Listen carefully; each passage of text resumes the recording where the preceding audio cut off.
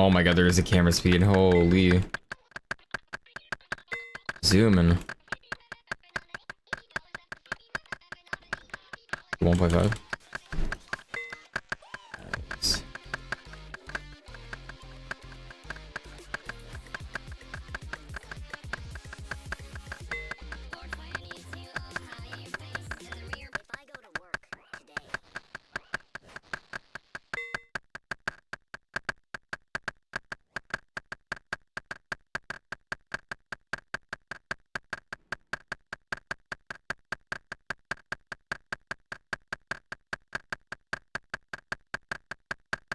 There's a topic I cover from time to time that always seems to ruffle some feathers and get people squirming in their chairs in anger because I have less than kind things to say about some of the biggest players in the industry.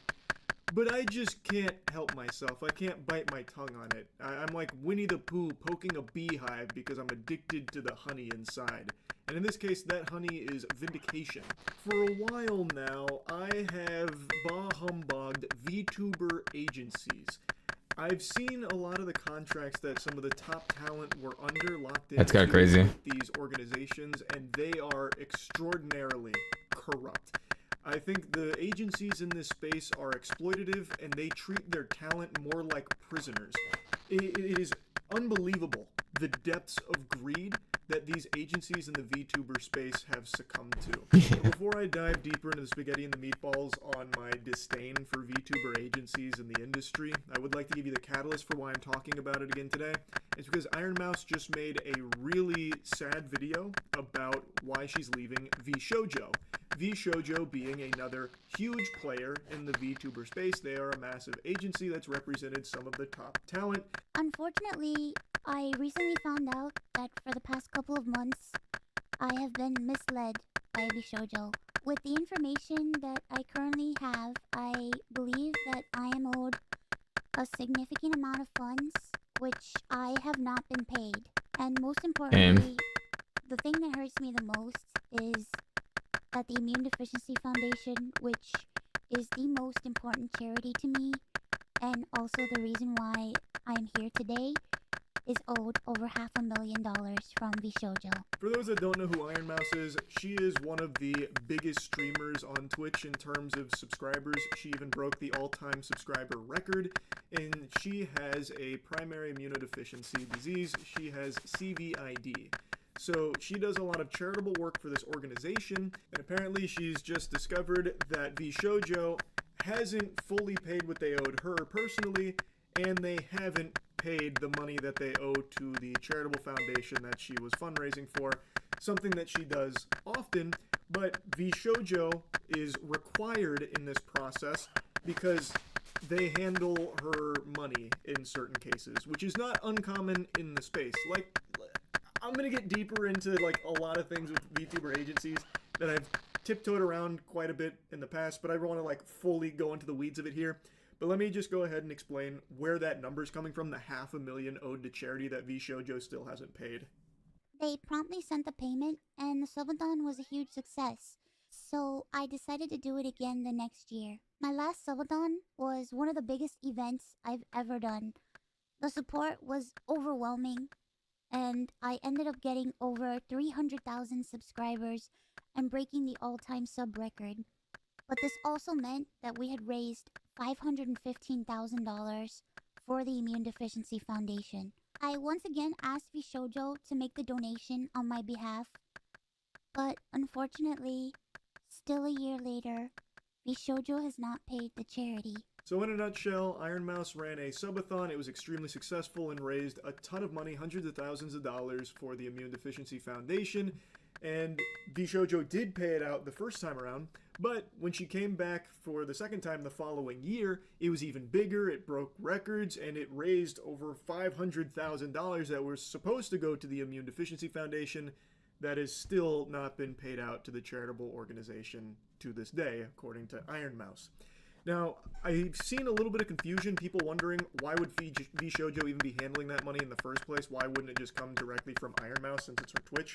Well, that's where you get into the really stinky territory where, in a lot of cases, these agencies they handle the finances of the talent. Like, they put their grubby paws on it before the talent does. So it's not uncommon in the space for the agreement between talent and agency to have the agency directly handle like their Twitch subs and their Twitch revenue and their Twitch ads, that kind of thing. And in the full video, Iron Mouse goes deeper into this, so I highly encourage you to check out the full thing for the entire scoop. But in her case specifically, that was actually kind of appealing to her because then she would be able to stay even more private because she really values her anonymity. So having the shoujo involved in that process was actually kind of a big deal to her. And for previous fundraising through Tiltify, it wasn't a problem, but when it came to the subathon money, since it was going through Twitch subs and everything, it meant V Shoujo was going to be involved in this process, and the first time it was fine, it apparently went off without issue, but this time, when the money was even higher, well, some kind of screws must have went loose over there at the V Shoujo headquarters. I guess that shit just fucking burst into flames or something, and they just haven't got around to it. They're still putting out some fires, and they'll get to it any day now. V Shoujo would be responsible for donating that money on her behalf, an obligation that they still haven't fulfilled all this time later, according to Iron Mouse. It's diabolical, withholding over $500,000 to charity, and also withholding money that Iron Mouse is allegedly owed as well. And what's even crazier is how unsurprised I am by it. Now, full disclosure, I didn't know too much about V Shoujo's inner workings. That was one of the few agencies I wasn't super privy to on like the behind the scenes of.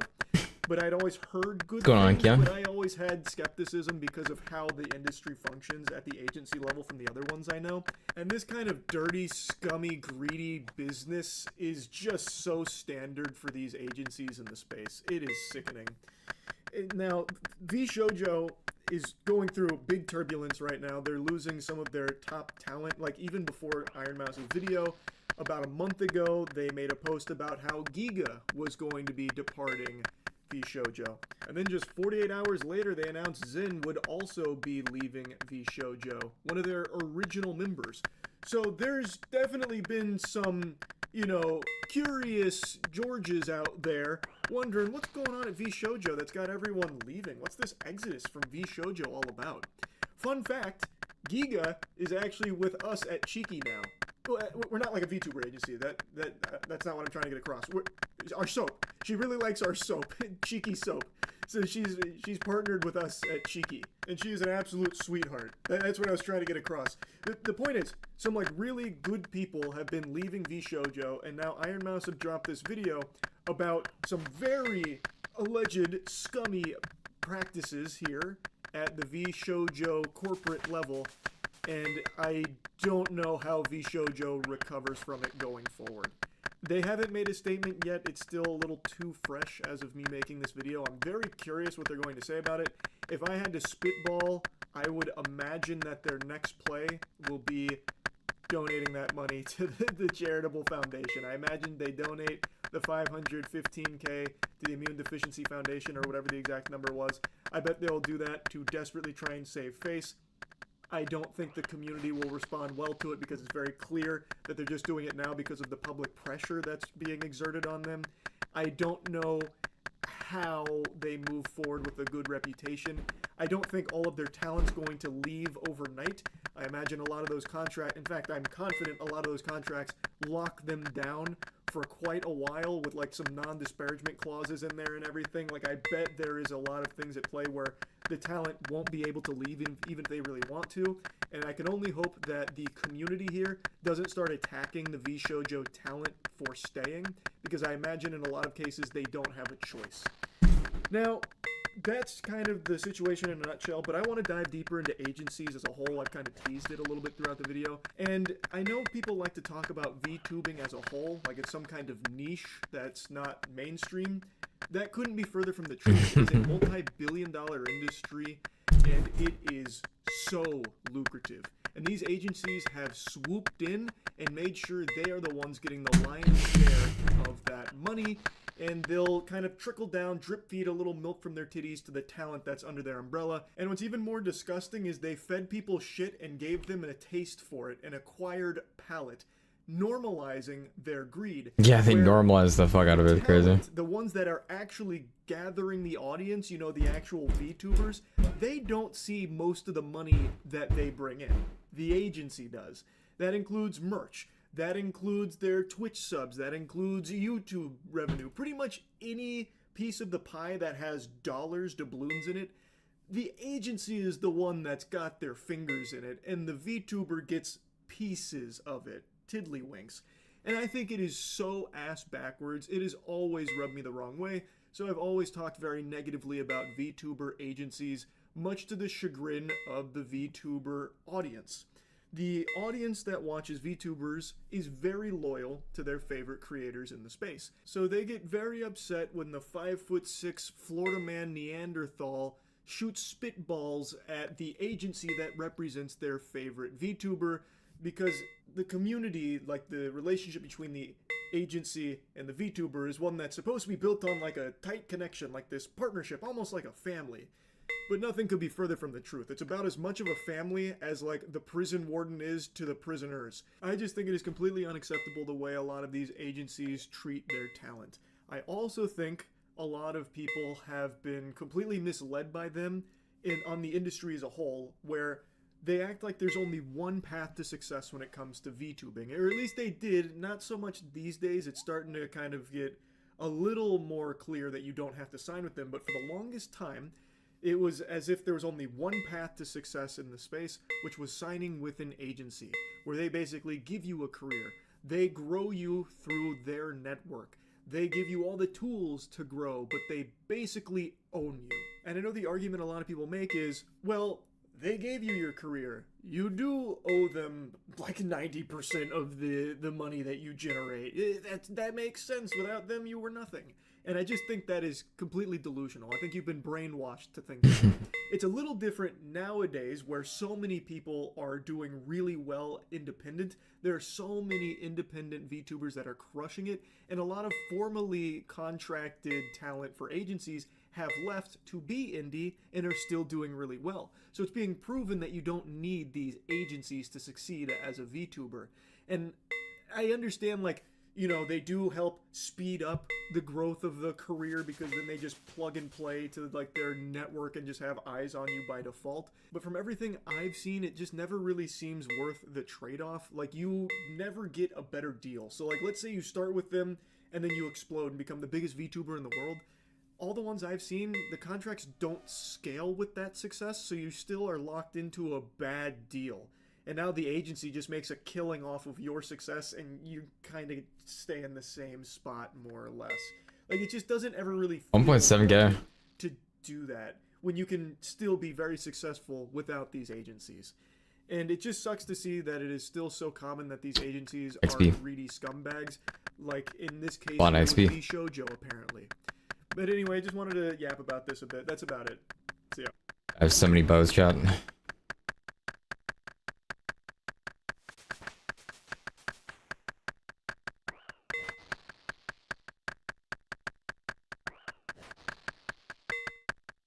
I have so many potential, excuse me, potential bows.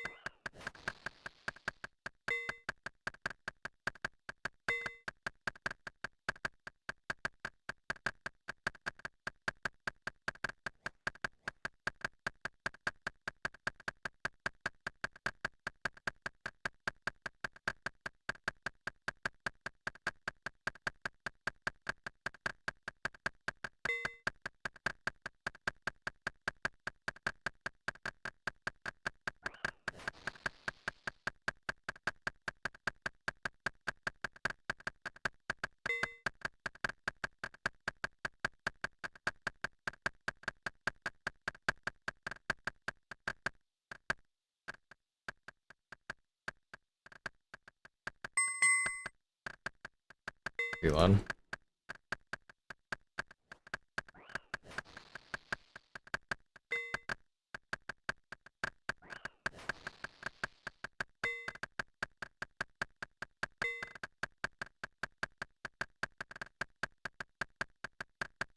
Sure, I can look up the OSRS sounds.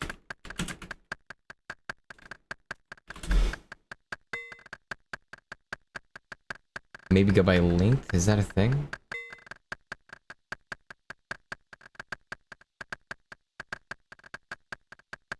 Sound effect files.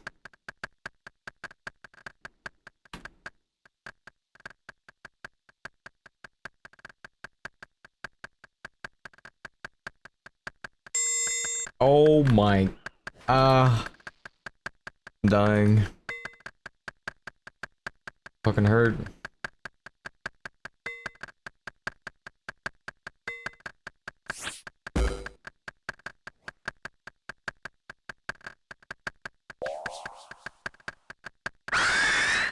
What the fuck? We need something under 1 second.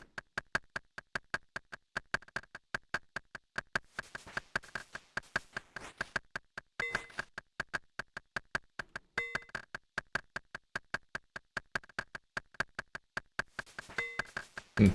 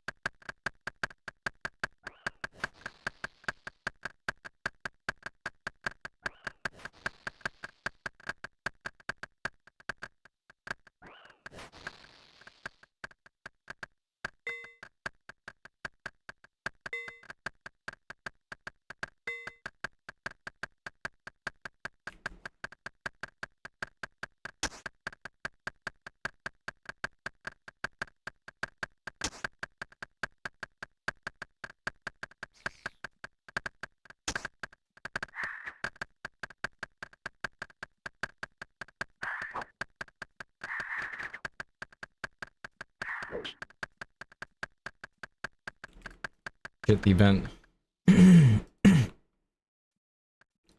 It's the top side. And top. Up.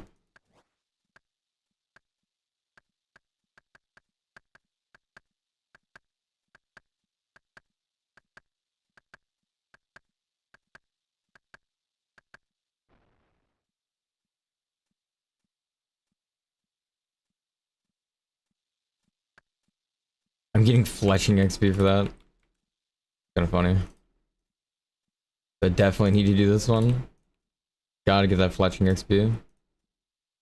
That's like a full bowcraft, I'm not even kidding. That is a full bowcraft every time I do it.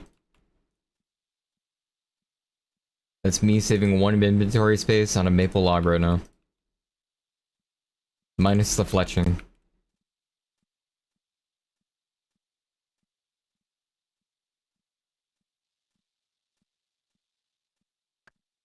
Oh.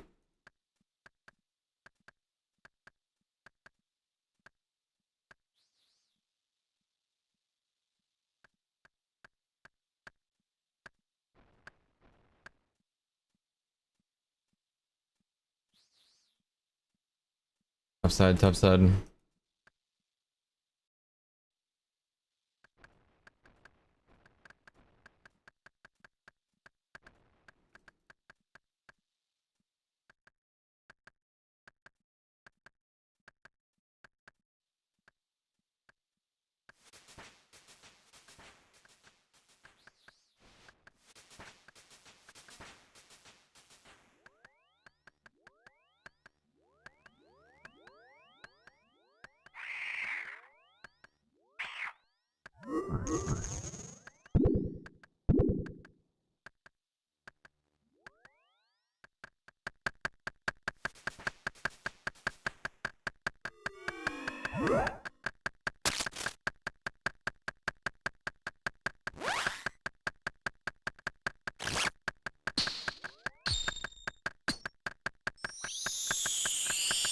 Holy shit. This is loud.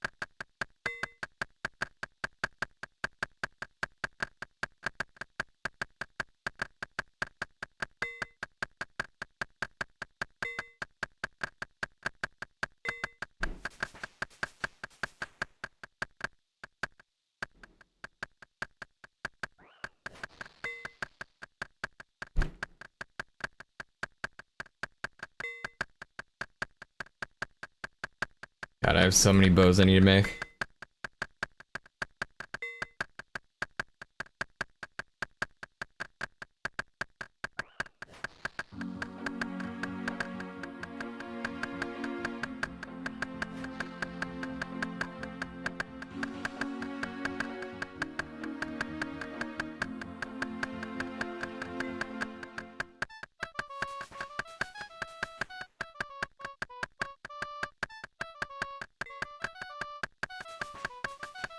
How'd that happen?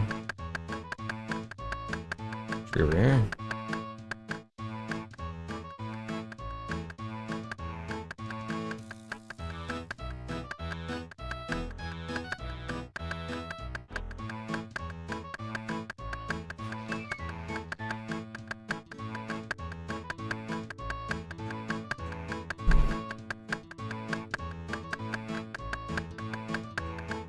I'm not even cutting.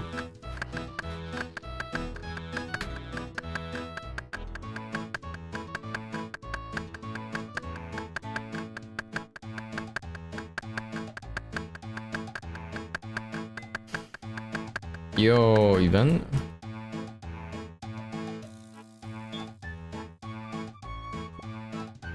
GMR?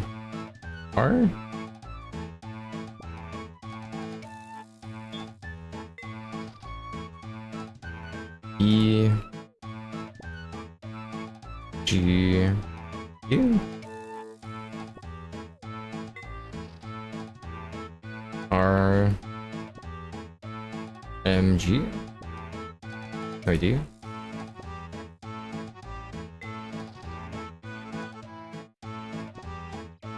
R M G.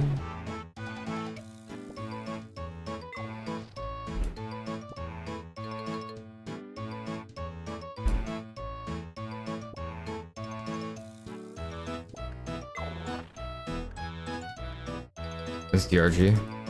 Fuck.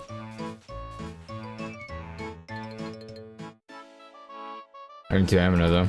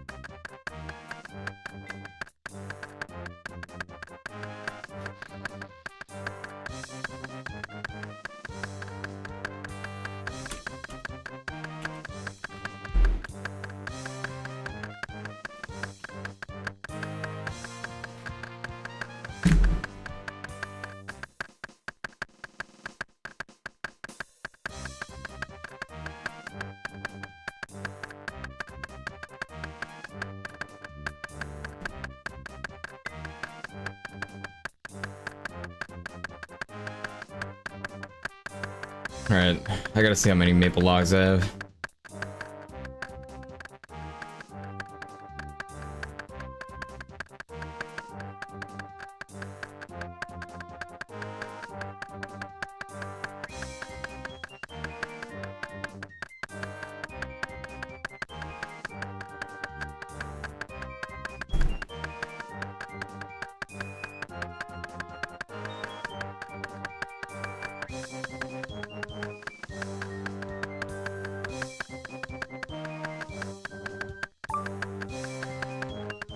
The heck was that noise?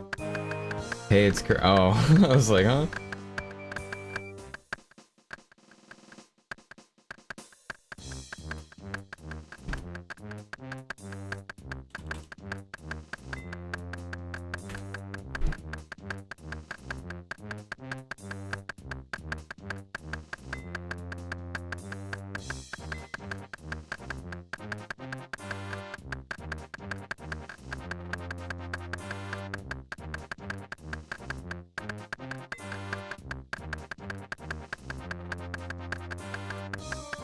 Wait, Curry, you actually play this game? What the heck?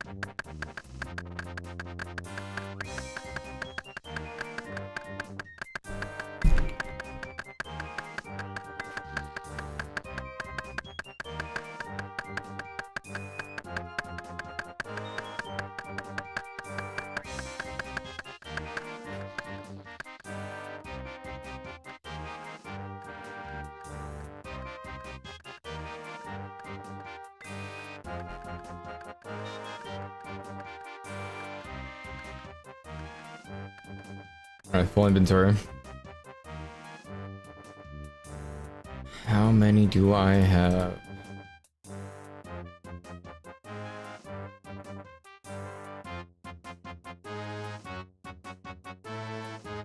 $781 maple log.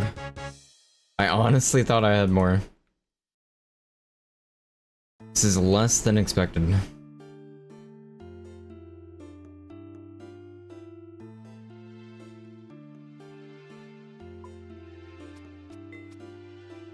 Alright, back to the maple longbows.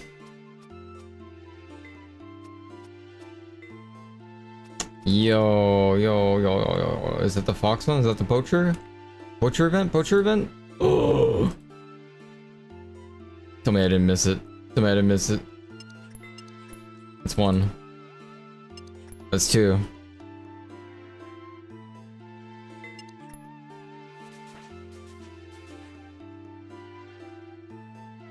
Come on, pet drop, come on.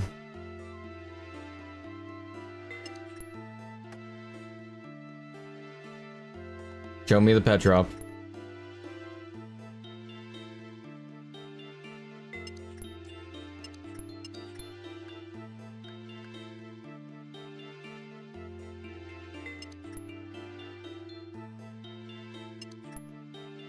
Pet drop, chat? Pet drop?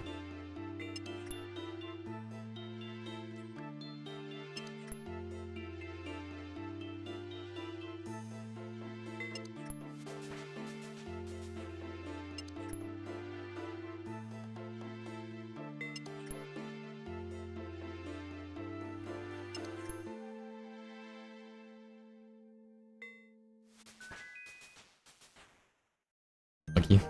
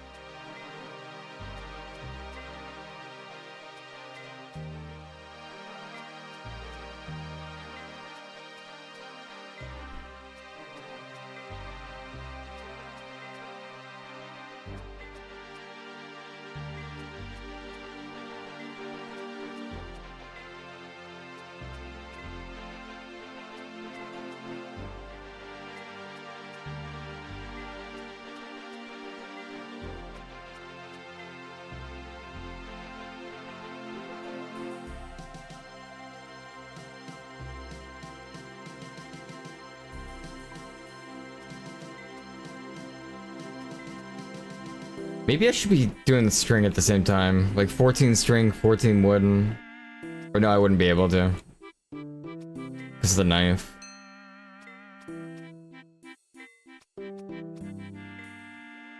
I could do 13 though.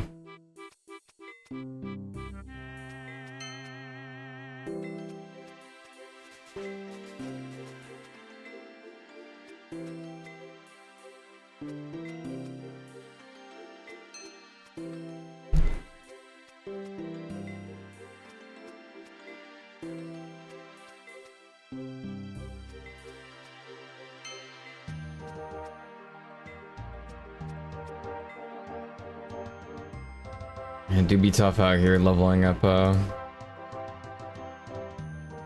fletching.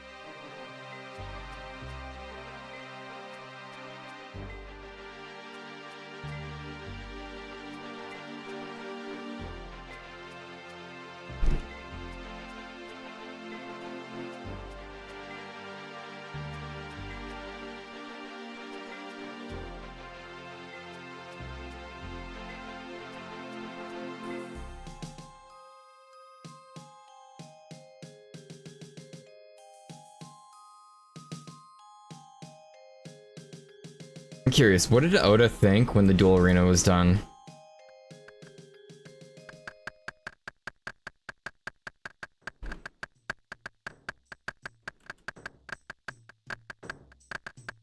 Wait, what the fuck? Oh?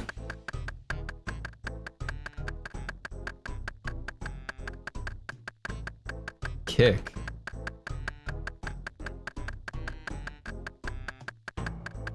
OTK OSRS event. Oh, did they tweet it? They did. Yeah, so we're doing some OSRS event. I don't know details. Like I do, but I also don't because I'm participating. I also don't really know anything in the game, so like. Oh no, oh, I'm done. Do they have any detail? Old school RuneScape is back. Quest, Chaos, IRL challenges. Yeah, I don't know a ton. Because I'm participating.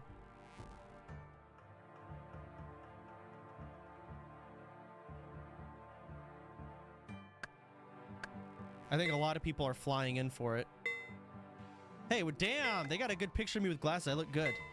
Oh, Jimmy's gonna be there. I actually don't know who a lot of people here are. I think they're OSRS people. Showbeck. Savix. Yeah, Oda Block is here. Nick. I think it's Mary. But yeah, I don't know. Big ass fucking event. I think in like 4 days, 5 days on the 26th. And I think we're getting like some special server. I guess Jagex tends to do that. And we're doing challenges. I think fucking Jagex people are gonna be there, even. It's a big fucking event. Damn. But I don't know much more because I don't know enough about the game to tell you anything. So.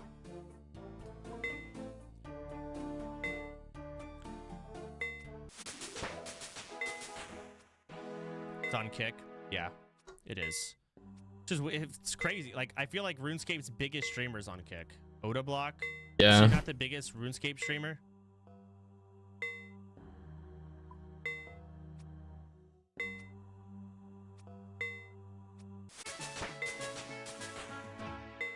Bodhi's also there. Yes, RuneScape's Bodhi's on Kick. all over Kick.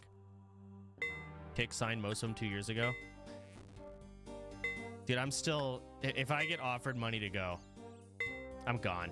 I don't know yet. Maybe. I still get fucking emotionally hurt when I think about Mixer. Because yeah. Like generational wealth. Damn. Generational wealth. And I said no. Damn. And about 2 months after I basically said no. Shut down. Mixer Never got shut released. down. Not Mixer. Was it Mixer? I think it was Mixer. Mixer shut down, and they had to pay all of their contracts out. So let's just throw a random number out there, like $10 million for I actually don't even know the details. 2, 3, whatever years, right? And I would only have to do 2 months. And I said no.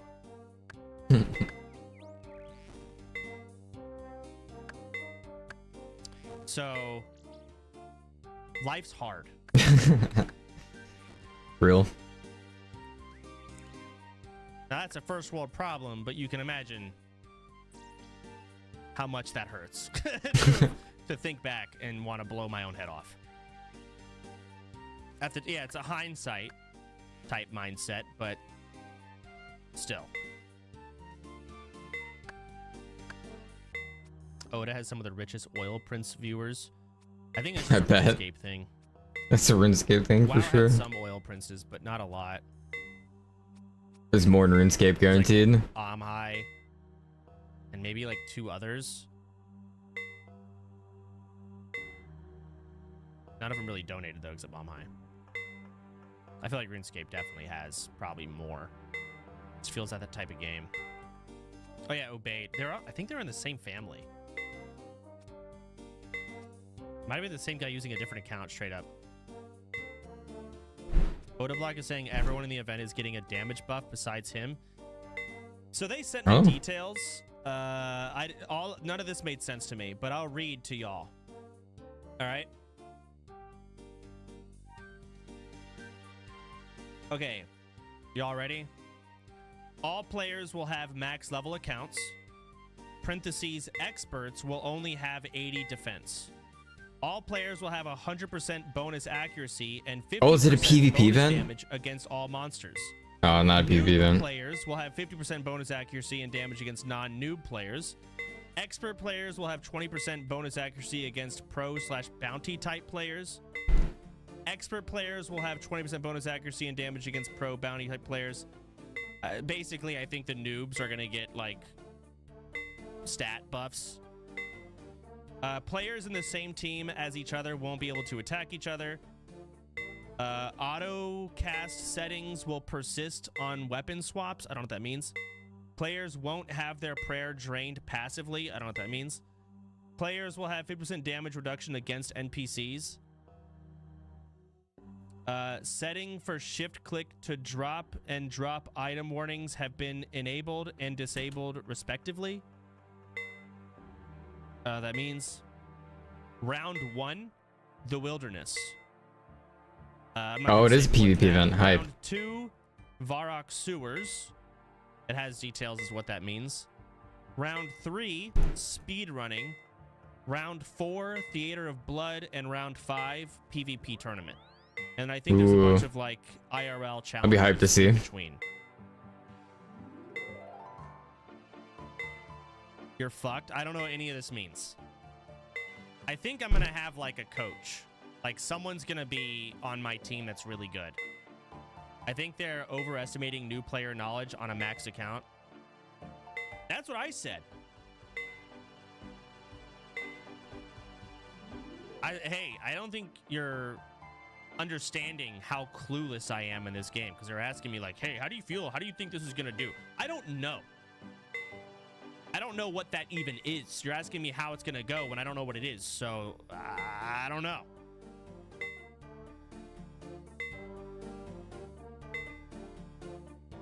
Wait. Poacher event, chat. Poacher event.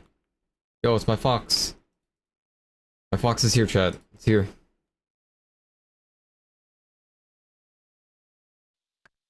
I'm a believer.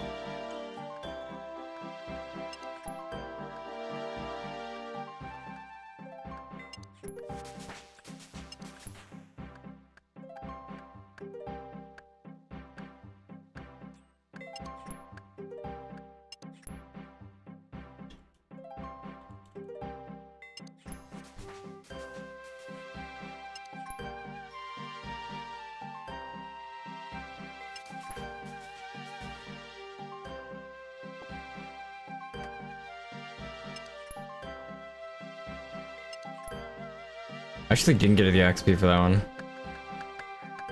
The last trap. Yeah, I didn't get anything from that. Got robbed.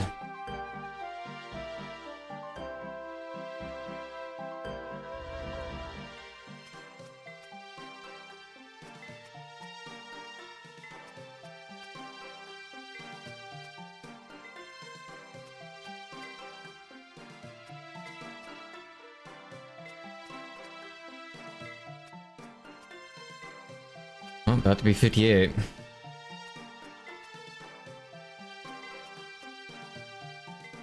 I feel like I've been crafting bows for years.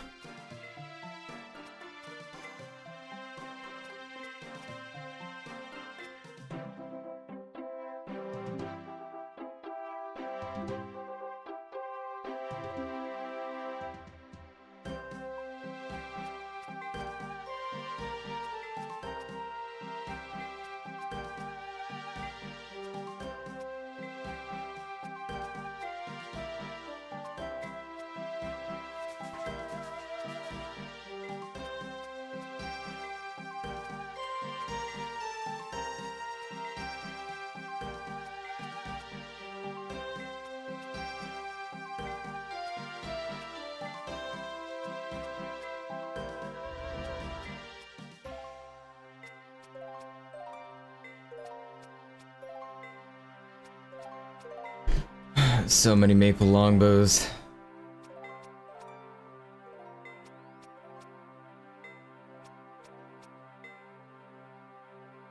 Anyone need a maple longbow chat?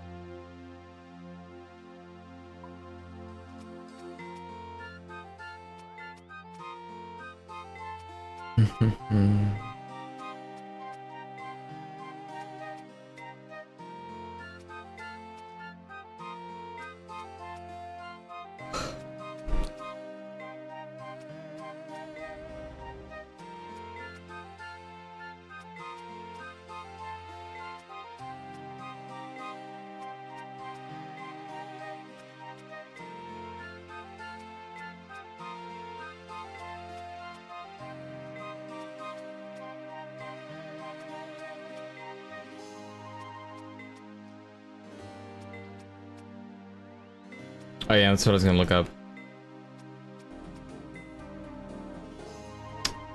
Yeah, we should get a Temperos event in there. Truth be told.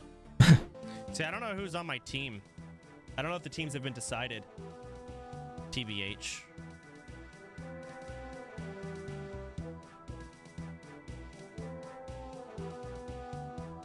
Who do you want on your team? I don't know.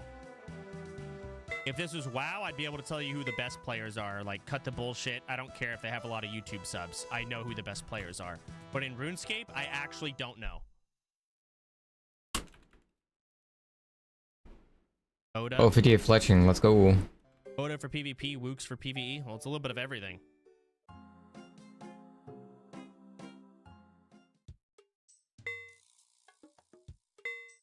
Mm-mm.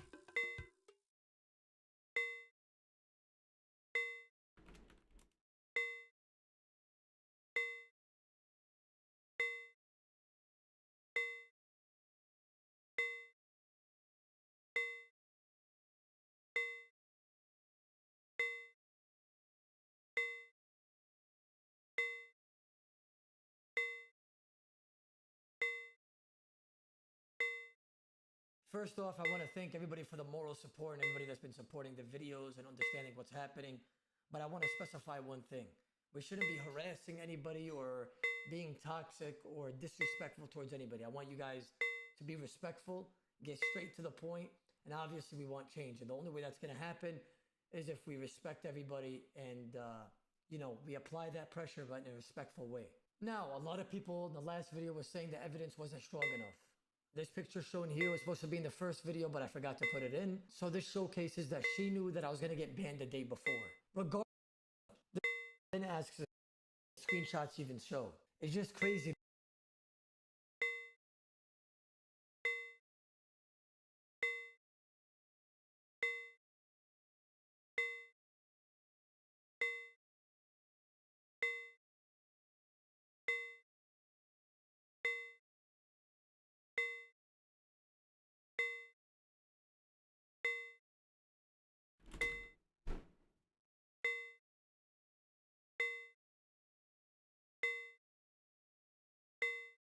I think it was this update, huh? About 3 years ago. Yo, subscribe right now and like the video for me. Come on, I'm only asking. It takes 2 seconds, bro. If you're on your phone, a laptop, computer, in any hole that you see. You know why? Because you can't get Zissy. Me, I have a whole menu of Zissy that I could get. I just don't the cringe. I don't even like honestly. Excuse me. Big Sage, how you doing? This guy just wrote, let me steal my grandma's credit card. I fucking quit, bro. This guy is stealing his grandma's credit card. Good shit, man.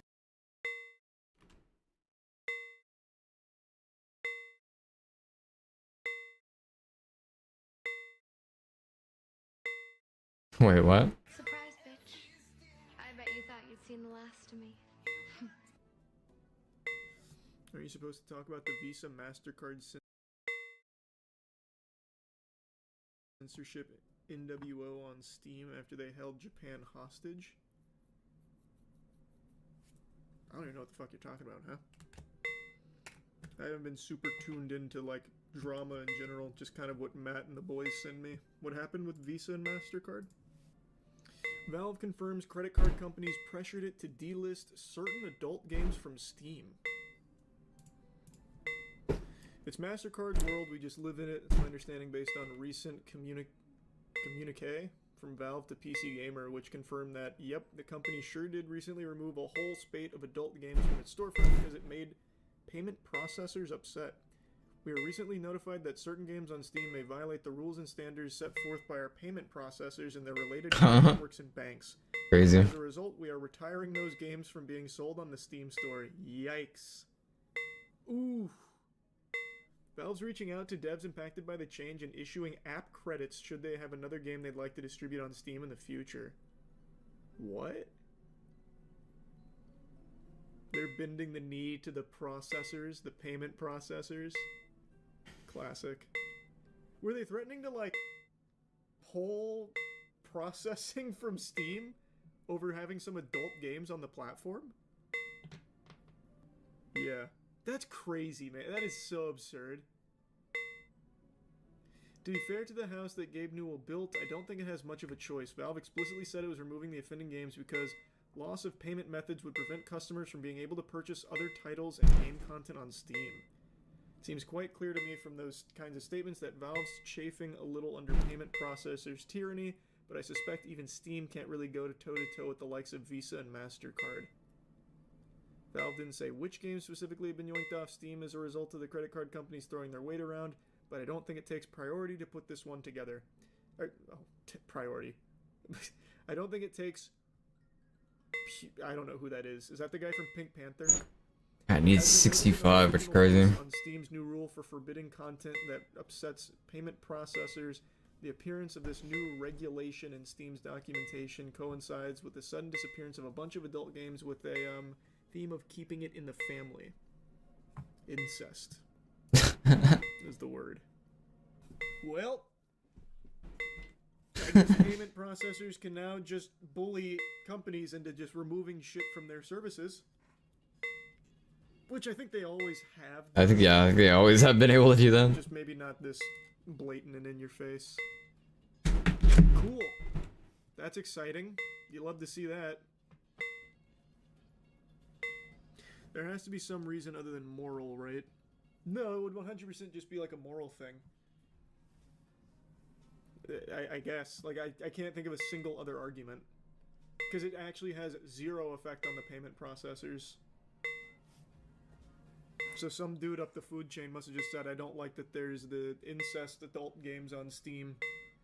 Let's remove our services from Steam until they get rid of that shit and bow to us. Sucks for the game devs, but I'm glad those games aren't going to be on there anymore. That's how it always starts. No, surely this act of censorship is going to stop. Yep. It won't spiral out of So control. it always starts. Surely these credit card companies that are acting as moral arbiters now are going to stop just these games I don't like. Surely that won't be used for more. Did payment processors bully OnlyFans before? Oh, didn't payment processors bully OnlyFans before? They've always been this way. I vaguely recall one of the credit card cartel like trying to throw their weight around in OnlyFans, but it didn't work out. And now I don't hear anything about it, so I'm guessing it didn't work. It did work? Did it? How about I just look it up? I don't know why I'm just asking. Just look it up.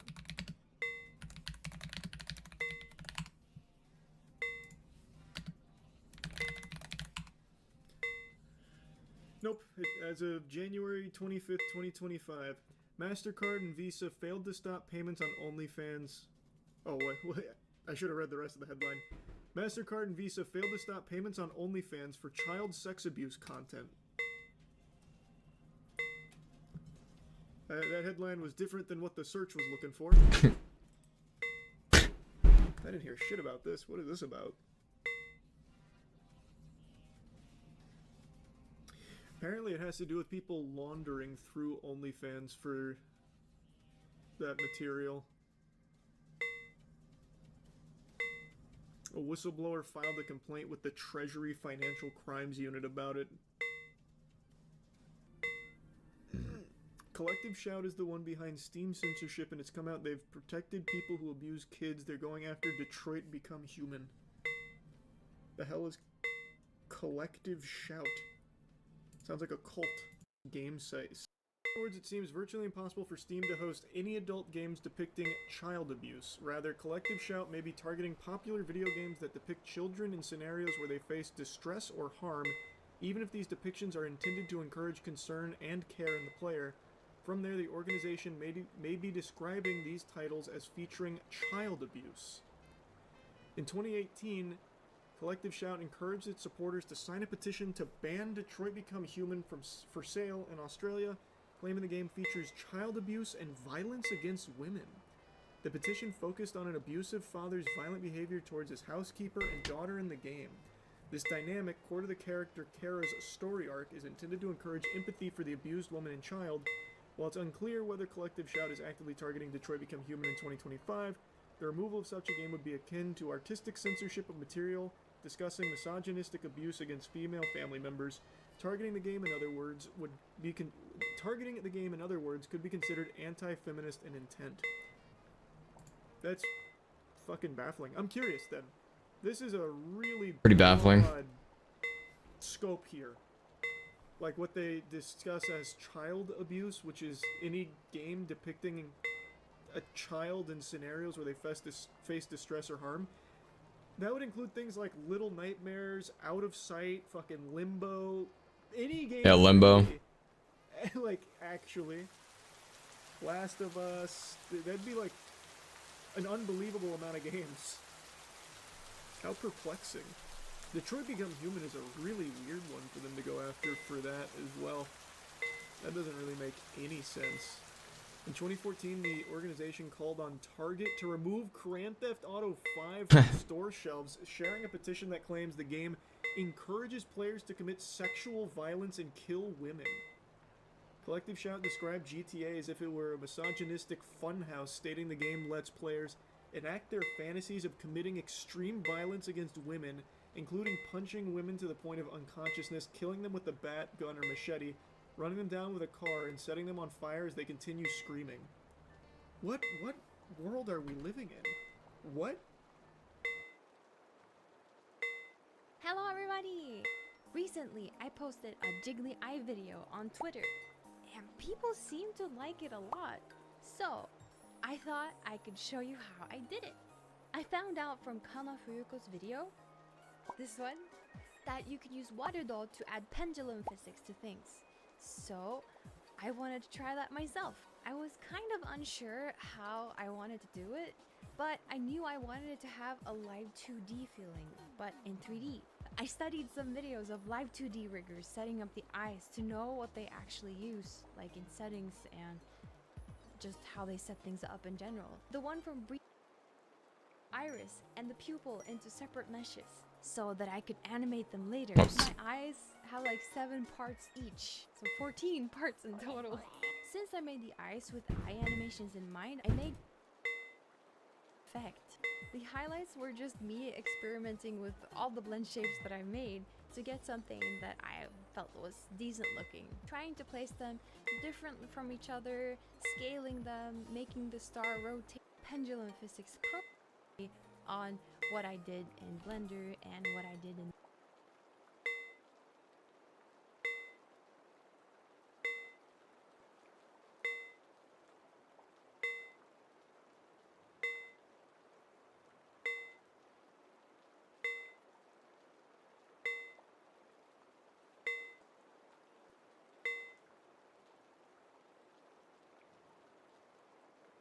So many maple longbows, man. So many maple longbows. I'm gonna be dreaming of maple longbows.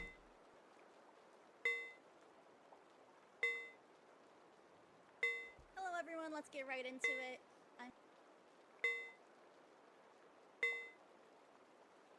Yo,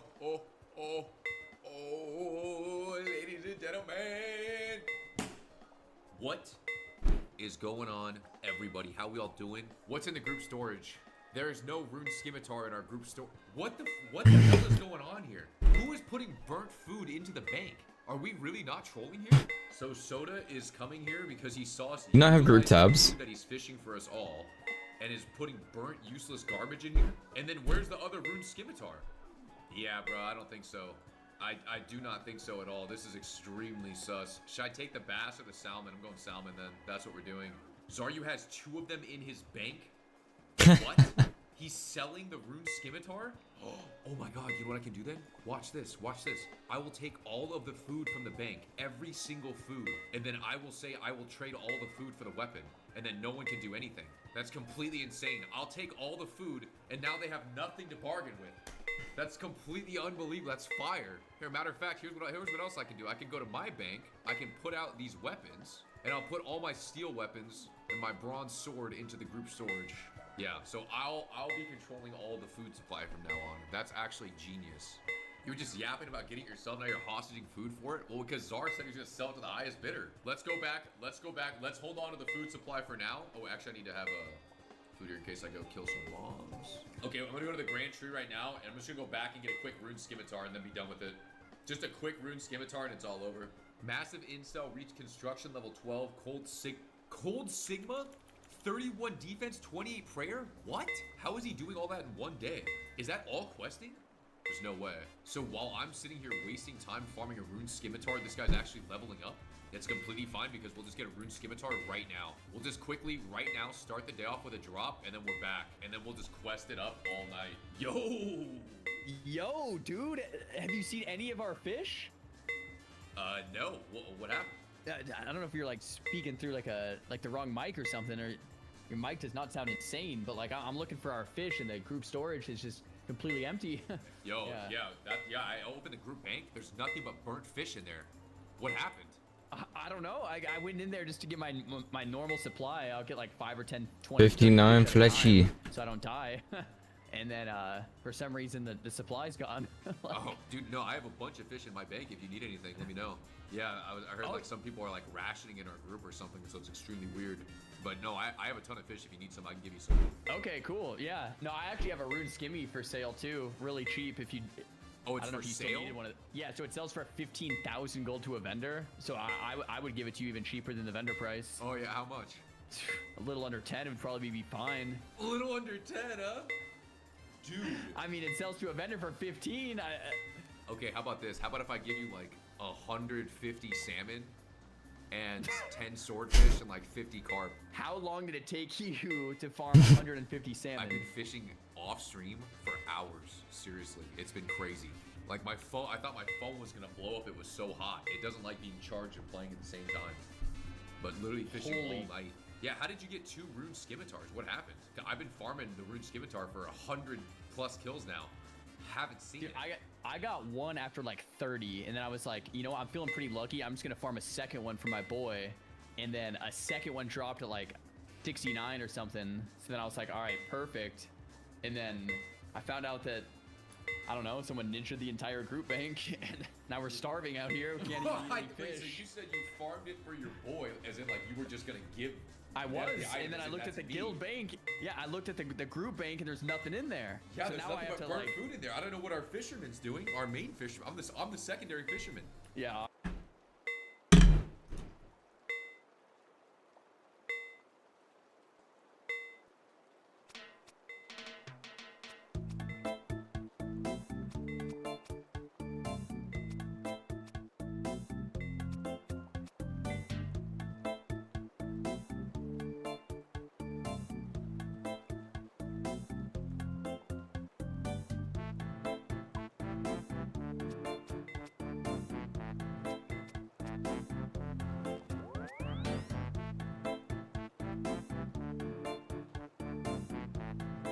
Okay, okay. 781 maple longbows. Holy shit.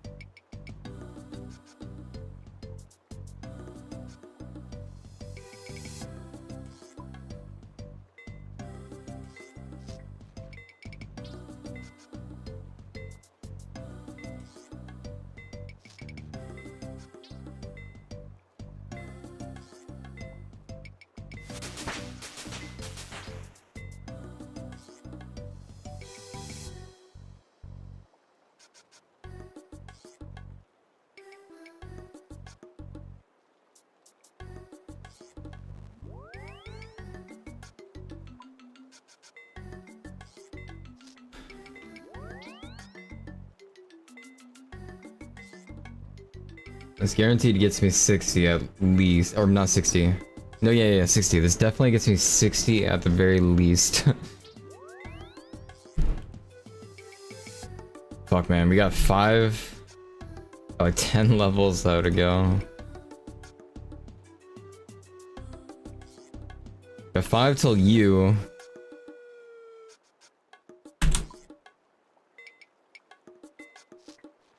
Which is good. We're more than 6.5.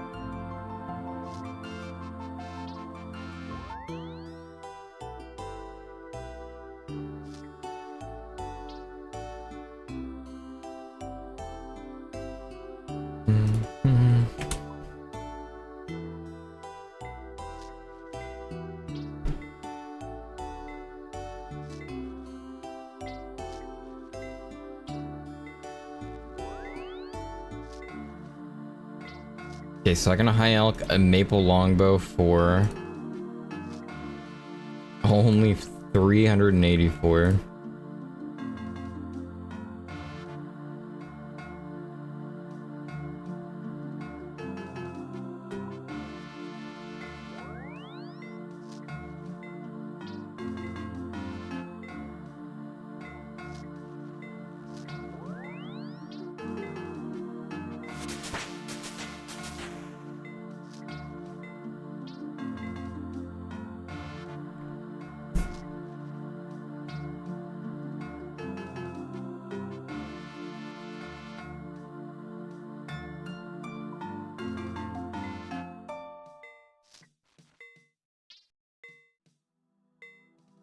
I'm about to be 65 woodcutting. Holy shit.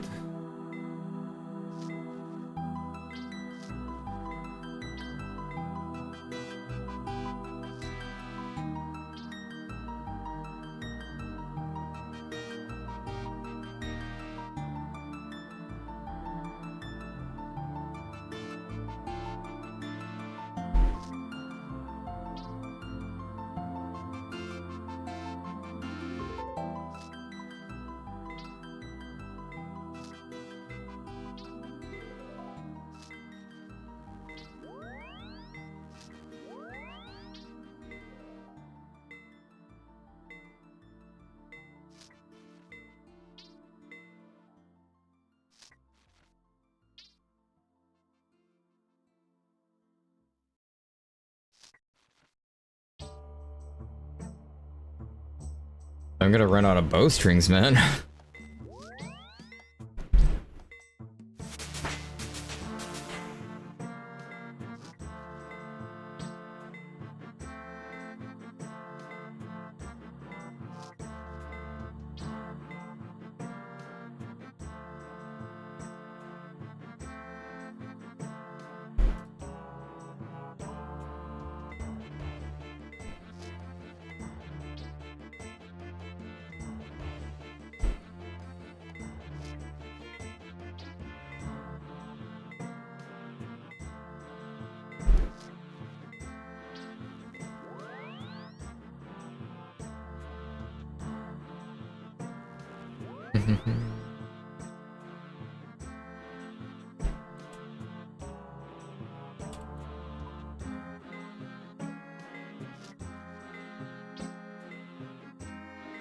Guaranteed 60 off this at least. We got 5 to go.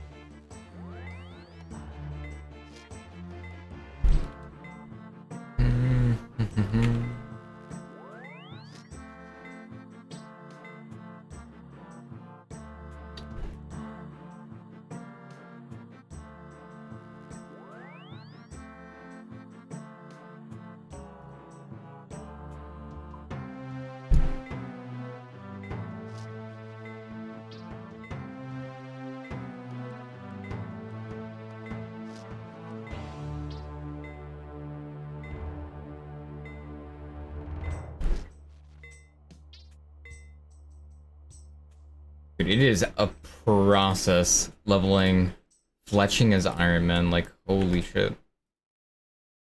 The amount you have to go through. It's crazy. Let's be honest, chat. Fletching was meant to be a bot skill. Buying bowstring. Have to go get all that bowstring again, man. I have to go get all the arrow shaft. I'll do arrows.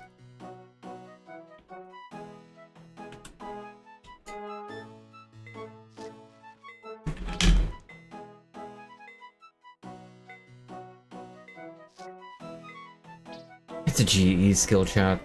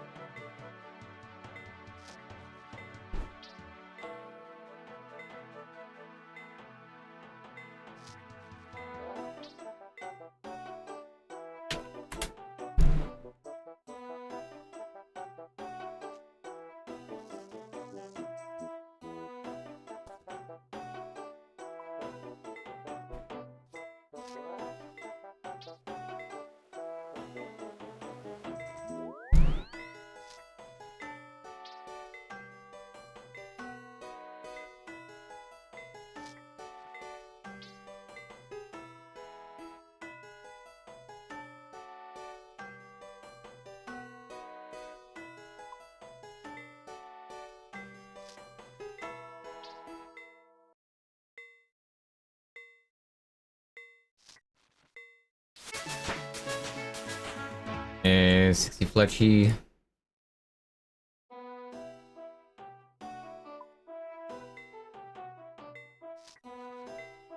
Big 6-0, chat. Big 6-0. I think I missed an event over there.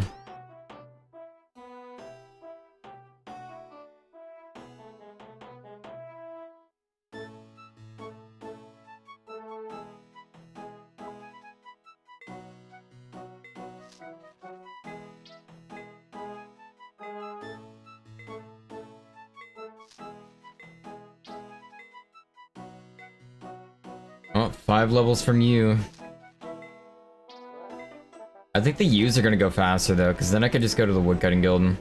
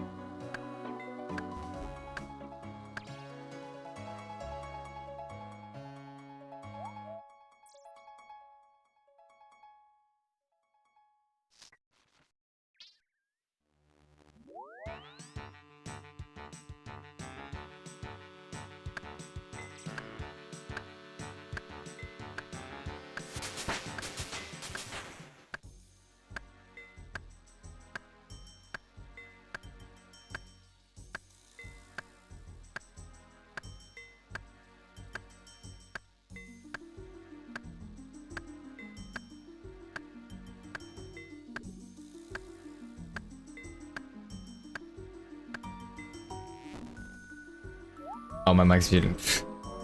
Yeah, we're in too deep. We're 60 flushing, about to be 61. We can't go back now. We gotta hit 70.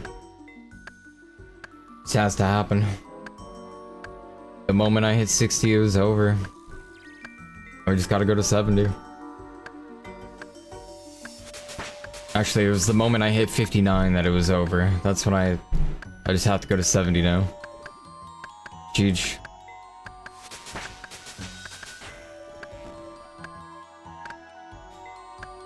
It's all still just so I can high alch the U longbows so I don't feel like I'm wasting my nature runes. That is the whole purpose of this. And it all started because I just wanted to level my magic level. But I also want to do it efficiently with my rune crafting levels with my nature runes. So... unlucky, gotta go to 70 fletching now, you know? GG.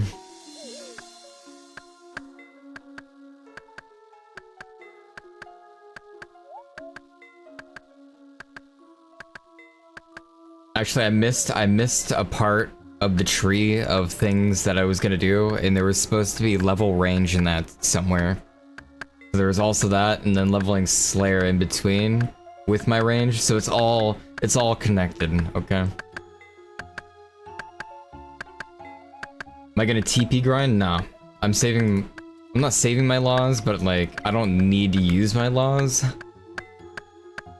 I was gonna Mage Brew for 1, so I need to hit 55. Is Mage Brew 3 or 2? But I was gonna Mage Brew at 55, so 56 and then 57 I get High Elk from the 2 levels, and then I was gonna High Elk everything. Noted from the U longbows. And that's how I was gonna level my magic. At least for the amount of nature runes I had in my bank.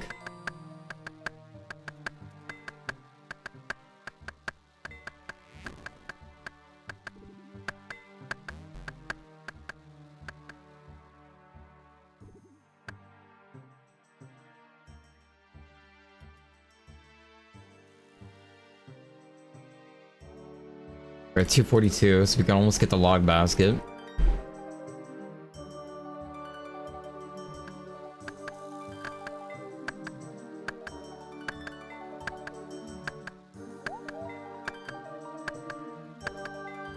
The magic pots? Are there like magic pots somewhere?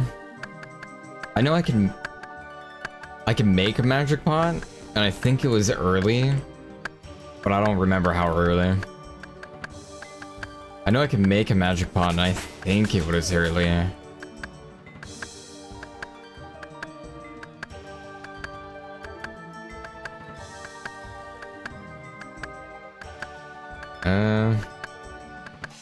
Wait, energy pots are insanely early. 26? That's crazy. I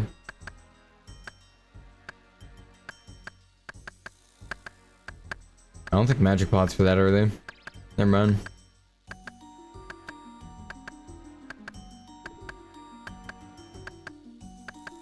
I meant the beer. Doesn't the beer do +2? Or am I wrong?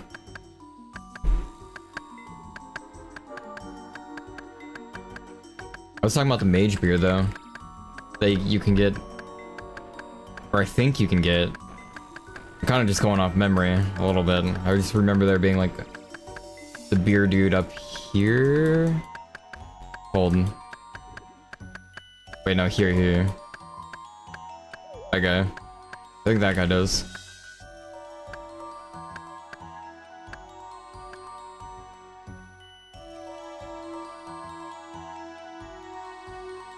I don't know if the guy at the Karamja Bay does it too. Not the Karamja Bay, but the Serum?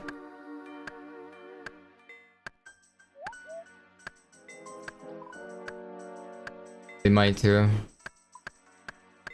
Not too sure on that one.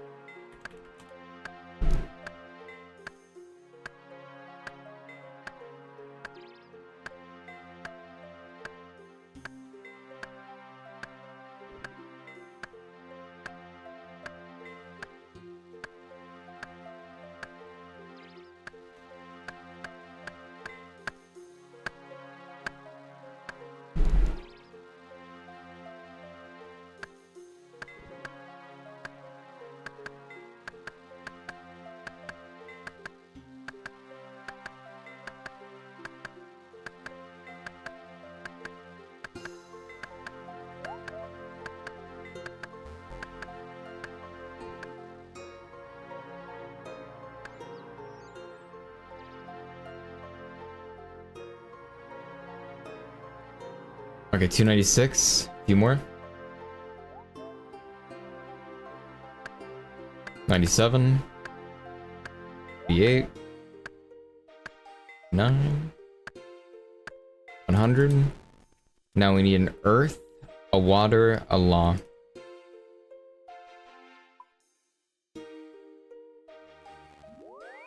Okay, I lied, it was there.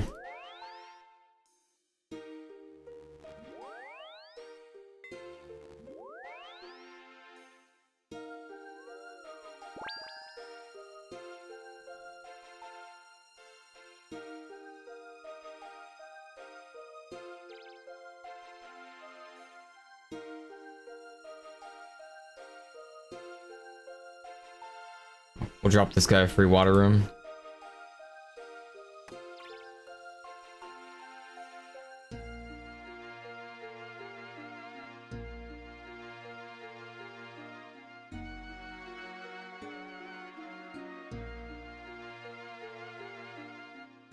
He'll need it for the forest fire he's causing.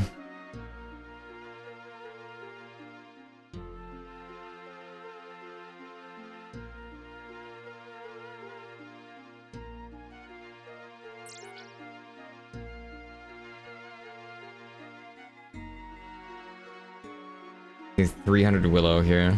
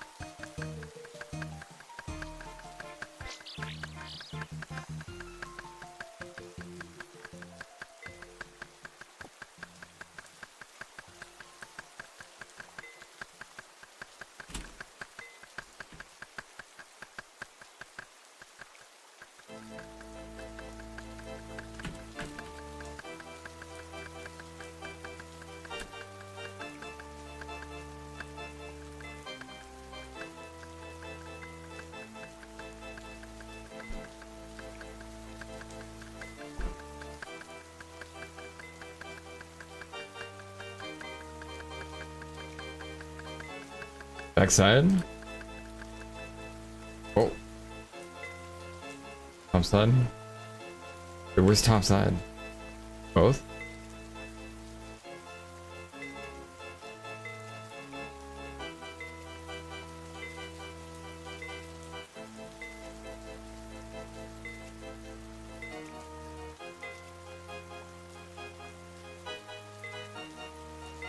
I'm just rage baiting chat. A little bit of rage baiting.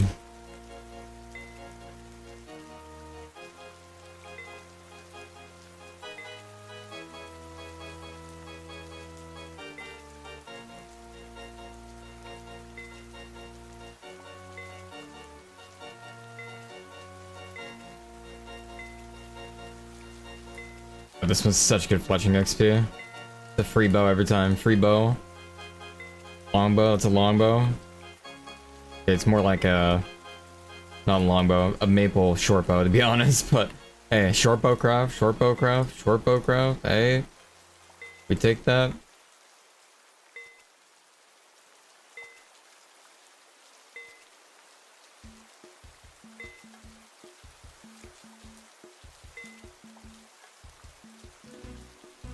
Free maple short, free maple short.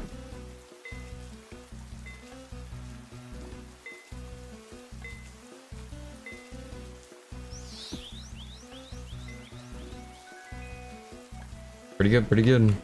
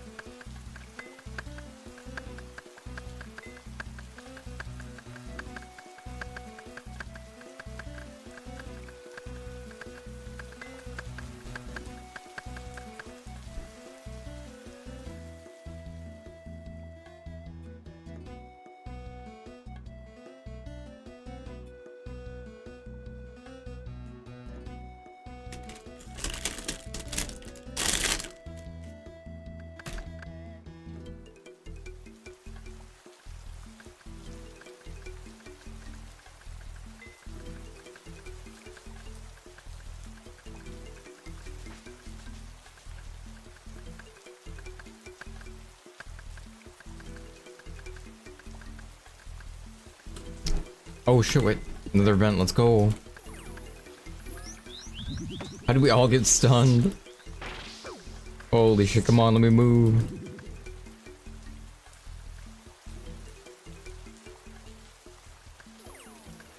I'm being bullied.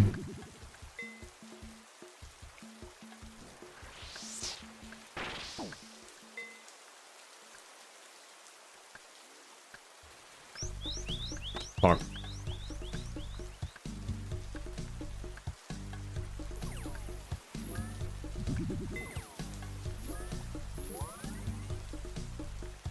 Still bullying me.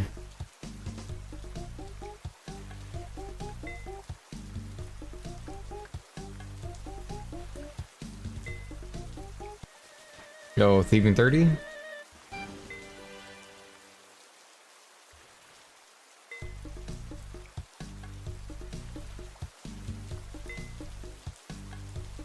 Fuck, I tried to stop that one.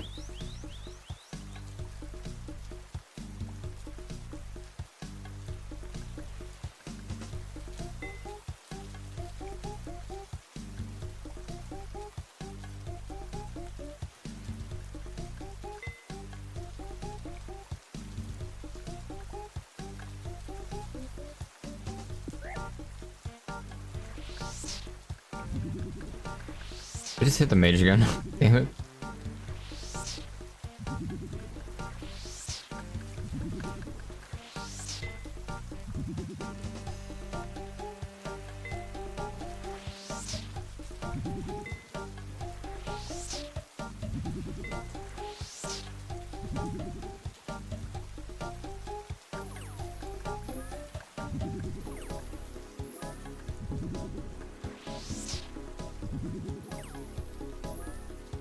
Get this guy off of me.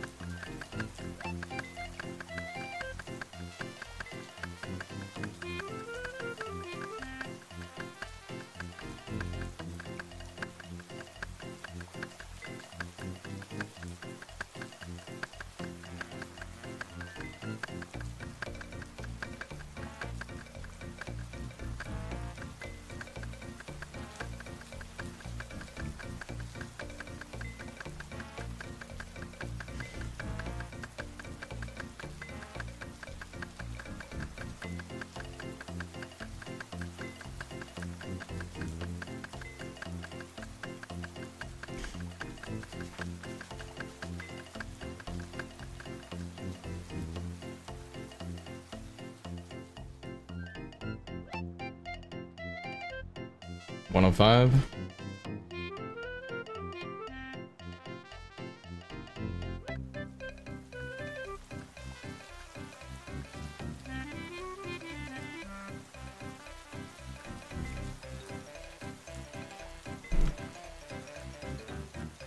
I want the fox pet so bad.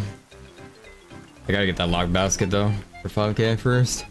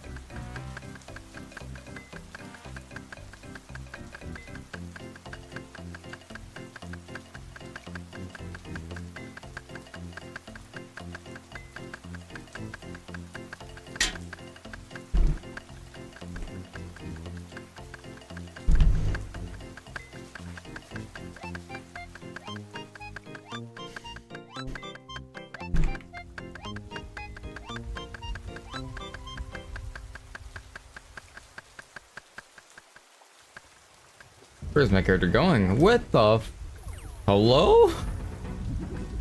No way I clicked that. What the hell?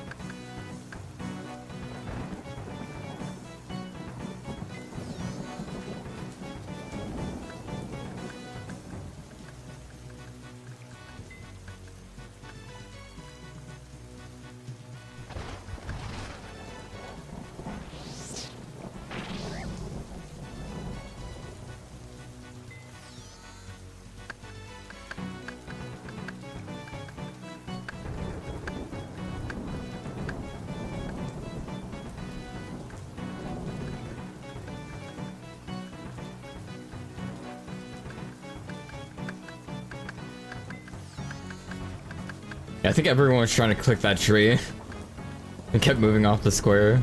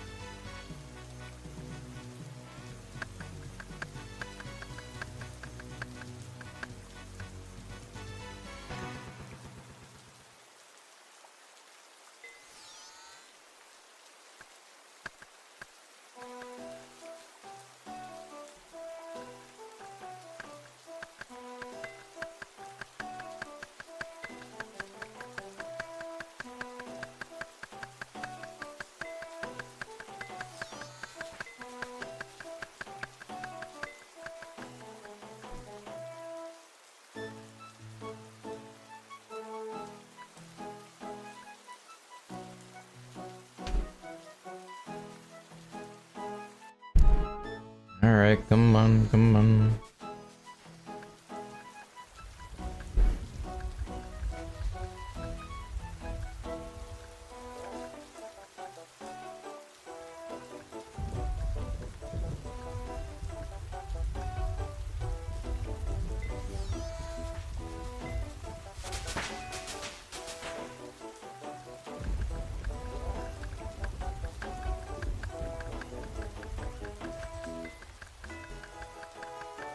What's the point in those circles if you can't chop real?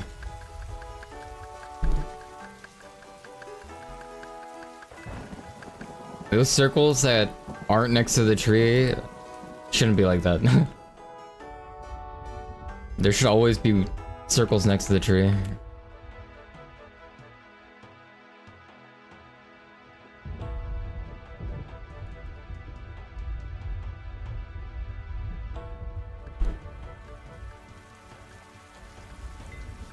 Is that a pet? That eagle's insane.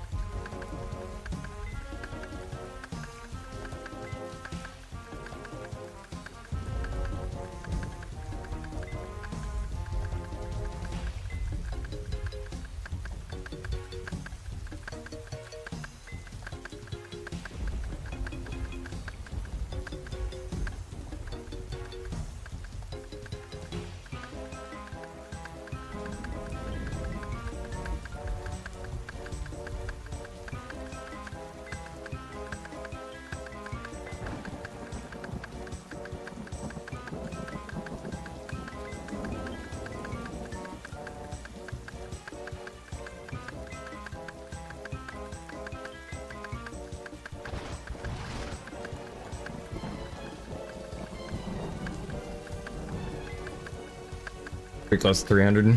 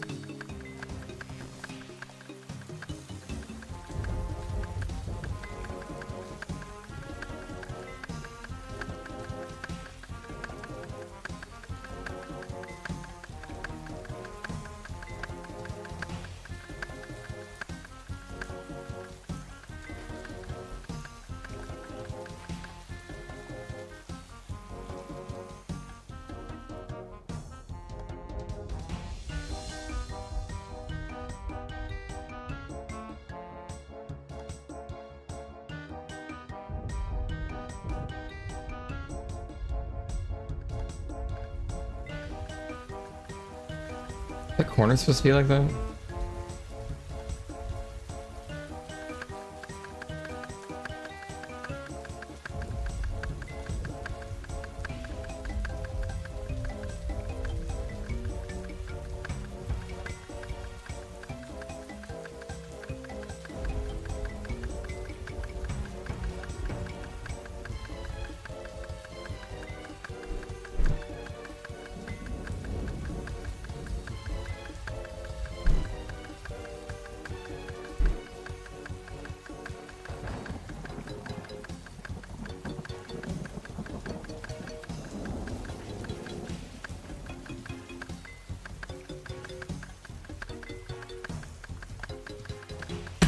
What the hell is going on here?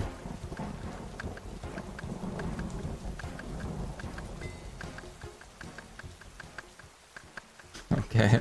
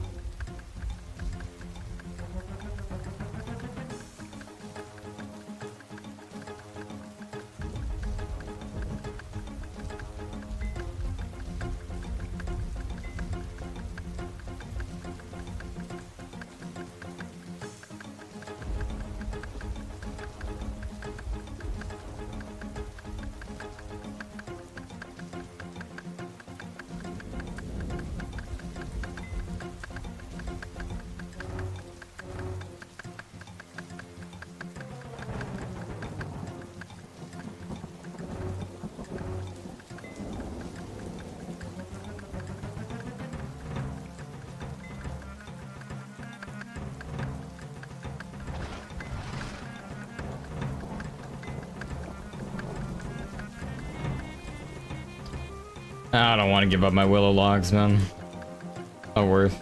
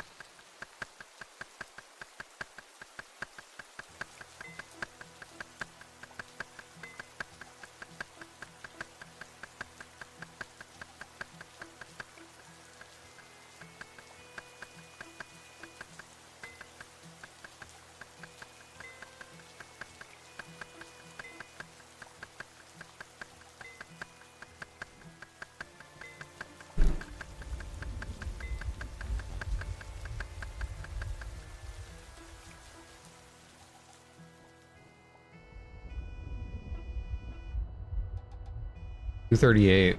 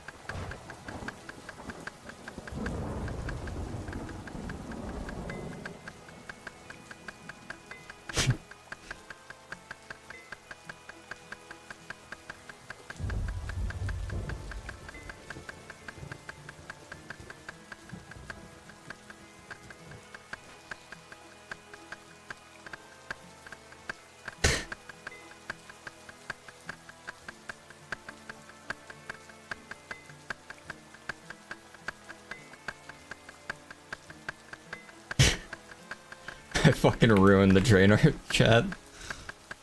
Oh my god.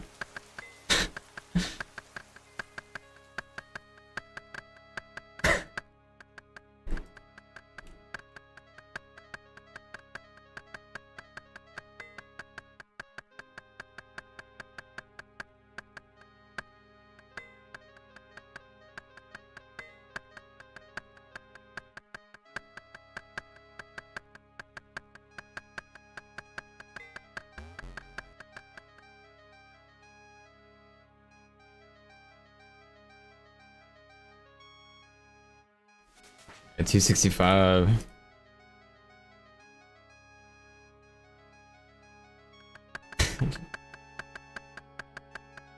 Like a tongue too.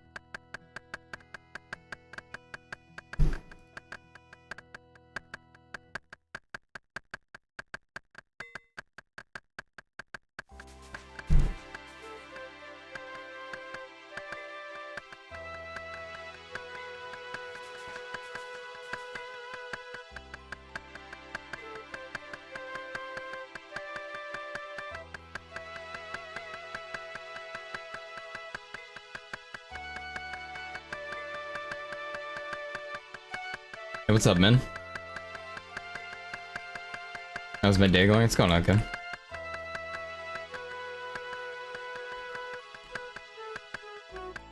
About to get log basket. I think I have enough now. 92. Event's fun. Yeah.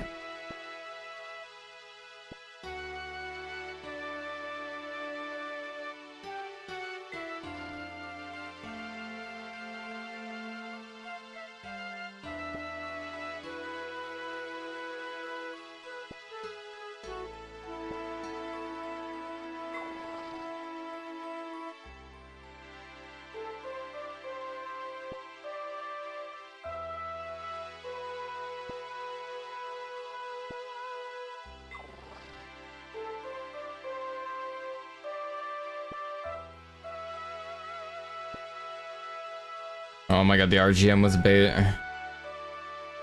It's BGM. It's gotta be BGM.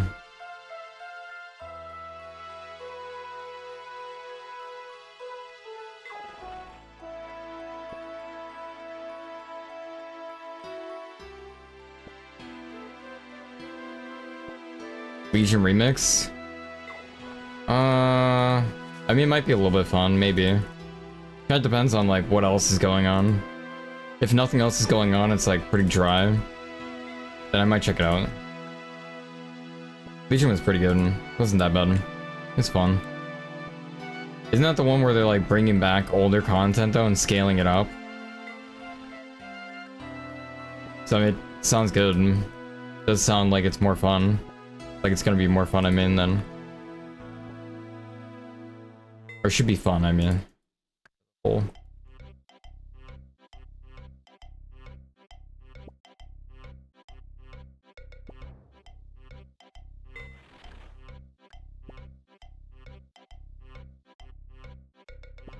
Aren't they doing more than just that though? Because I thought they were doing more than just that. I'm pretty sure they're combining like other content, then scaling it up.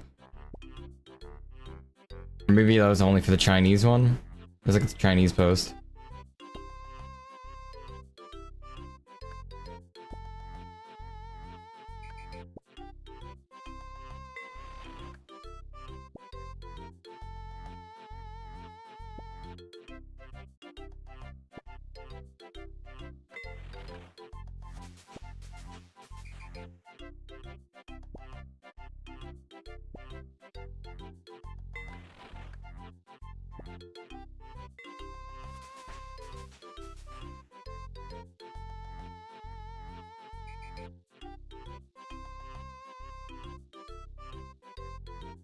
Alright, let's go get my loggies. My brain spanking new. Wait a second. Okay, I do have the amulet. I had to make sure.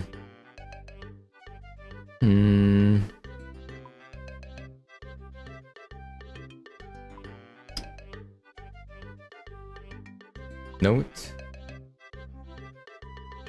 I fucked up, I don't have it. Good. Need 8 more.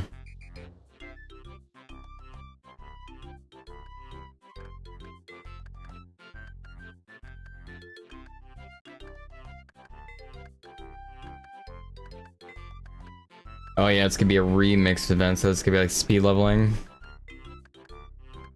So unless they open up character slots, I only have like literally 5 character slots on my account open. Like I don't even think, I'm pretty sure I have 0 character slots, I'm gonna be honest. Like, maybe I can make 1 character, then delete some for some more space.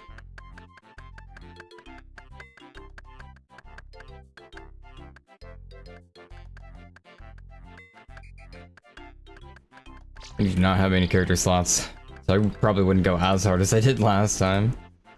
Last remix event, man, oh my god.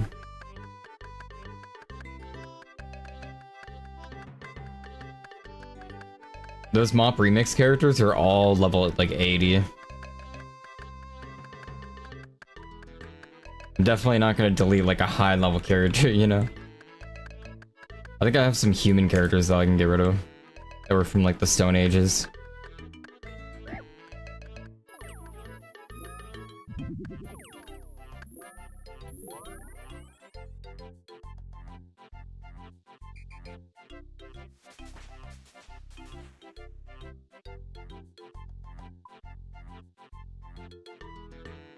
It's finally time.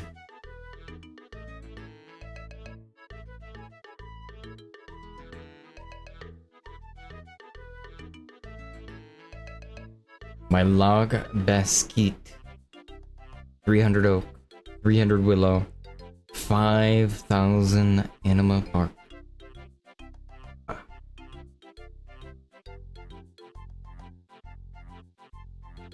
There she is. Look at us. Look at us. We're looking good.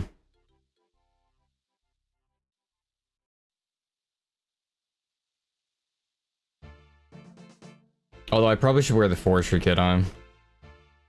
Kind of liking the way the log basket looks over the forestry kit though. I think it auto-fills in my bag though. Let me see. I'm pretty sure I can just fill some.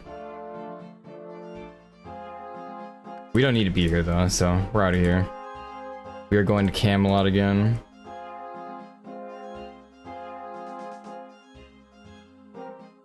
So we need air law. Singular air, singular law. But yeah, I'd probably try it out though. Oh a 5 air.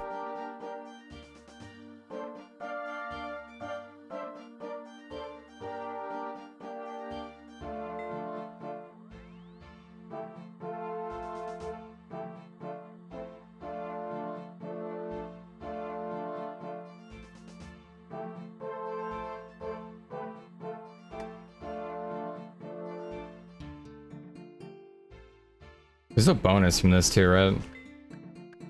I'm pretty sure I don't get a bonus of any sort, just a log carrier.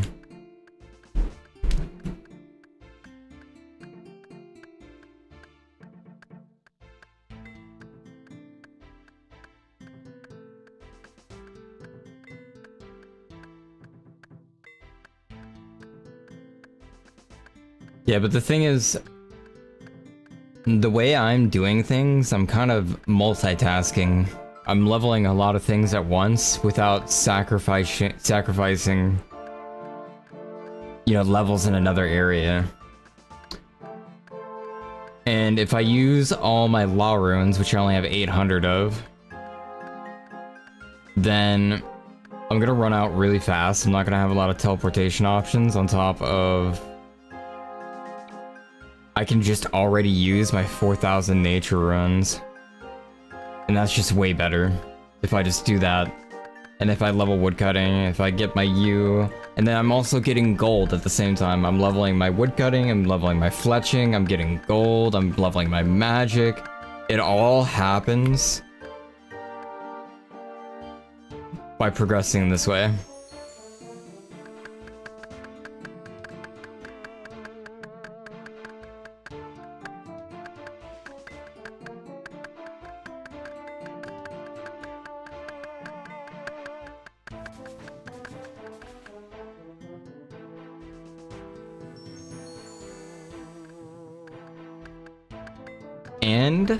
And I'm getting the forestry items at the same time. I wouldn't have my forestry bag right now, right here.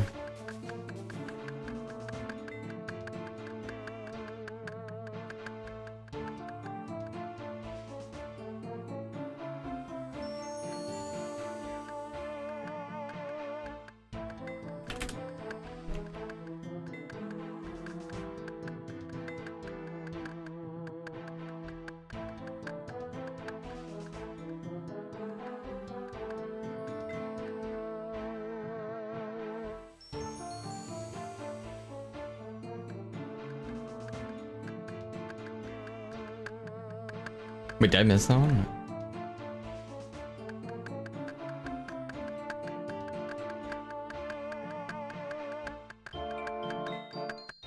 I need to get more poses set up.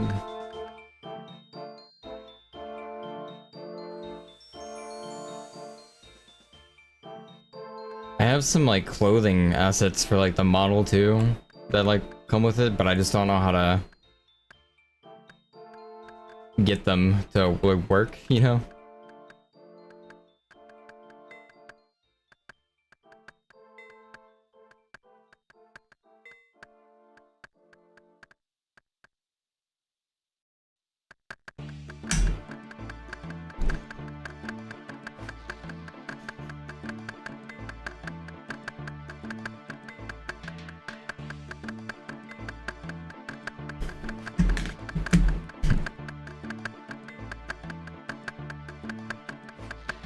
Yeah, I think it's really cute too.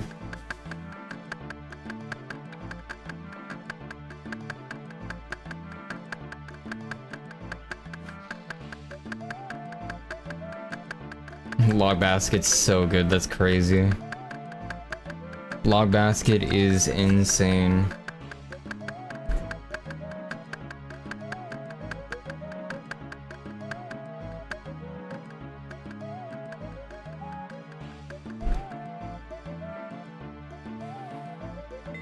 Have a button spasm? Wait, what do you mean? What'd I do?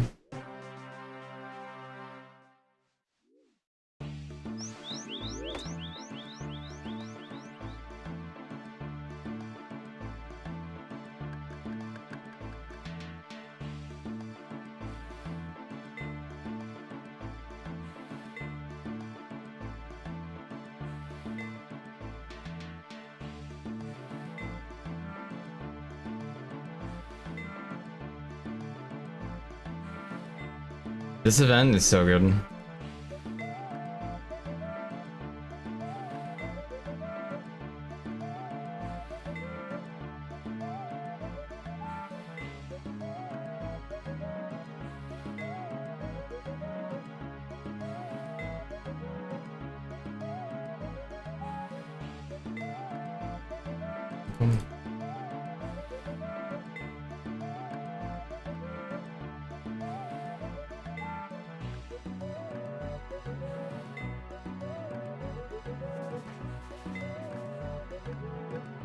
Did my model freak out?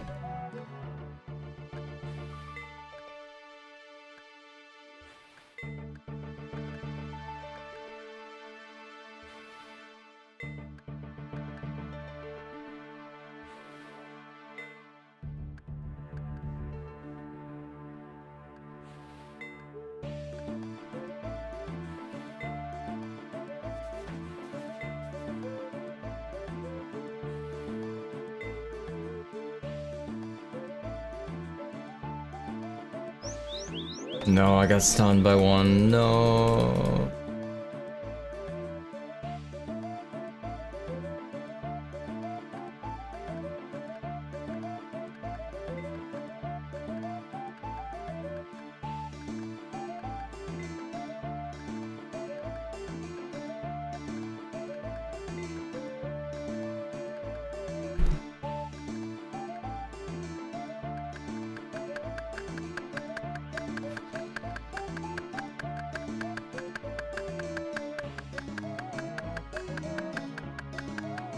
It's happening again.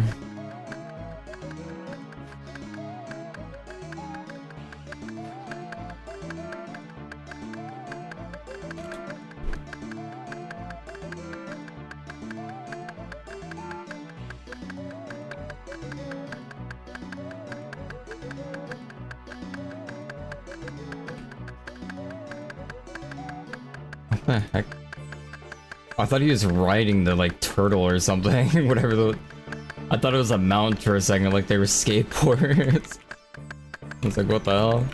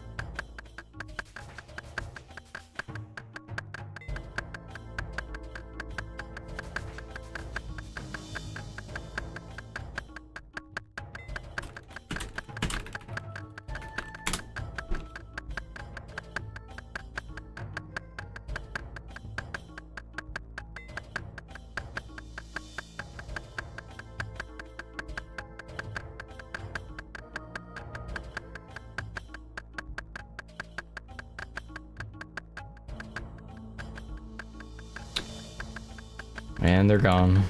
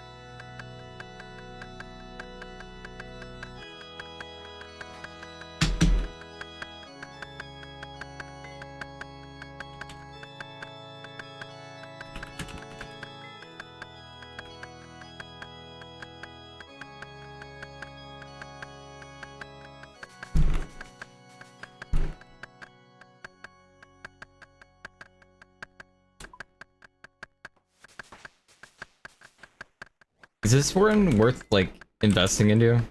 'Cause I really don't want to get rid of my maple logs, I'm gonna be honest.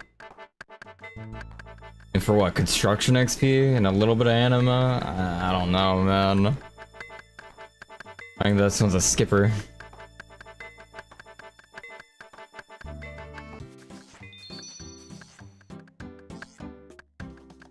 Oh, whoop.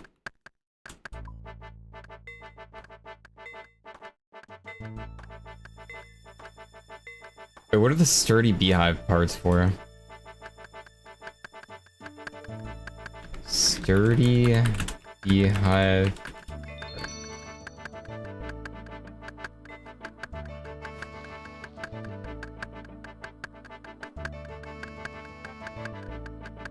Beehive construction. 10 sturdy. Oh. Oh. Hmm.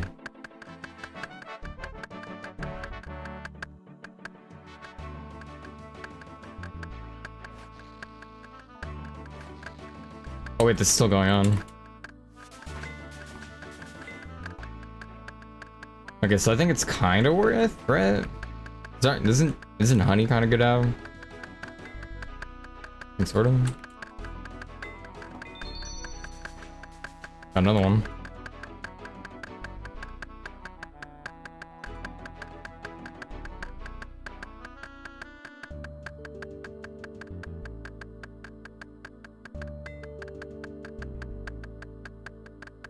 Kind of feels like you don't want to like overdo it on this one. Oh, I got a construction level, I think. Yeah, those are there.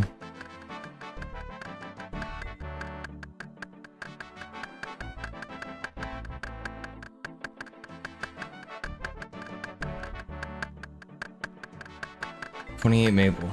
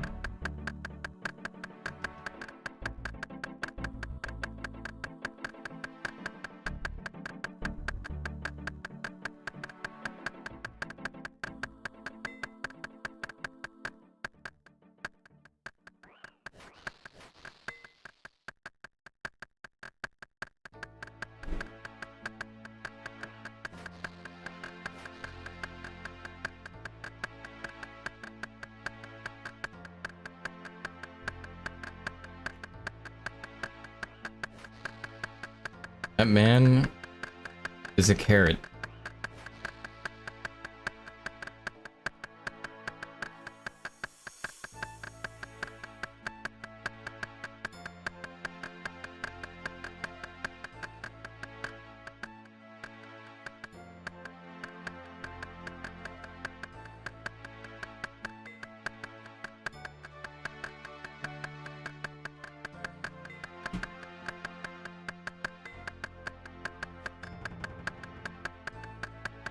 I want to scurry his pet really bad. This model looks sick.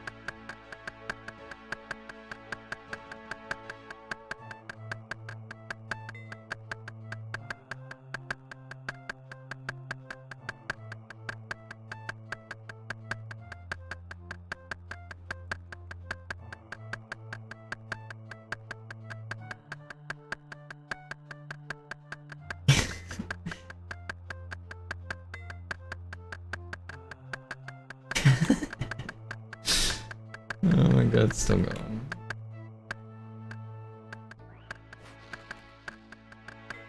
I think people ran out now. It's official.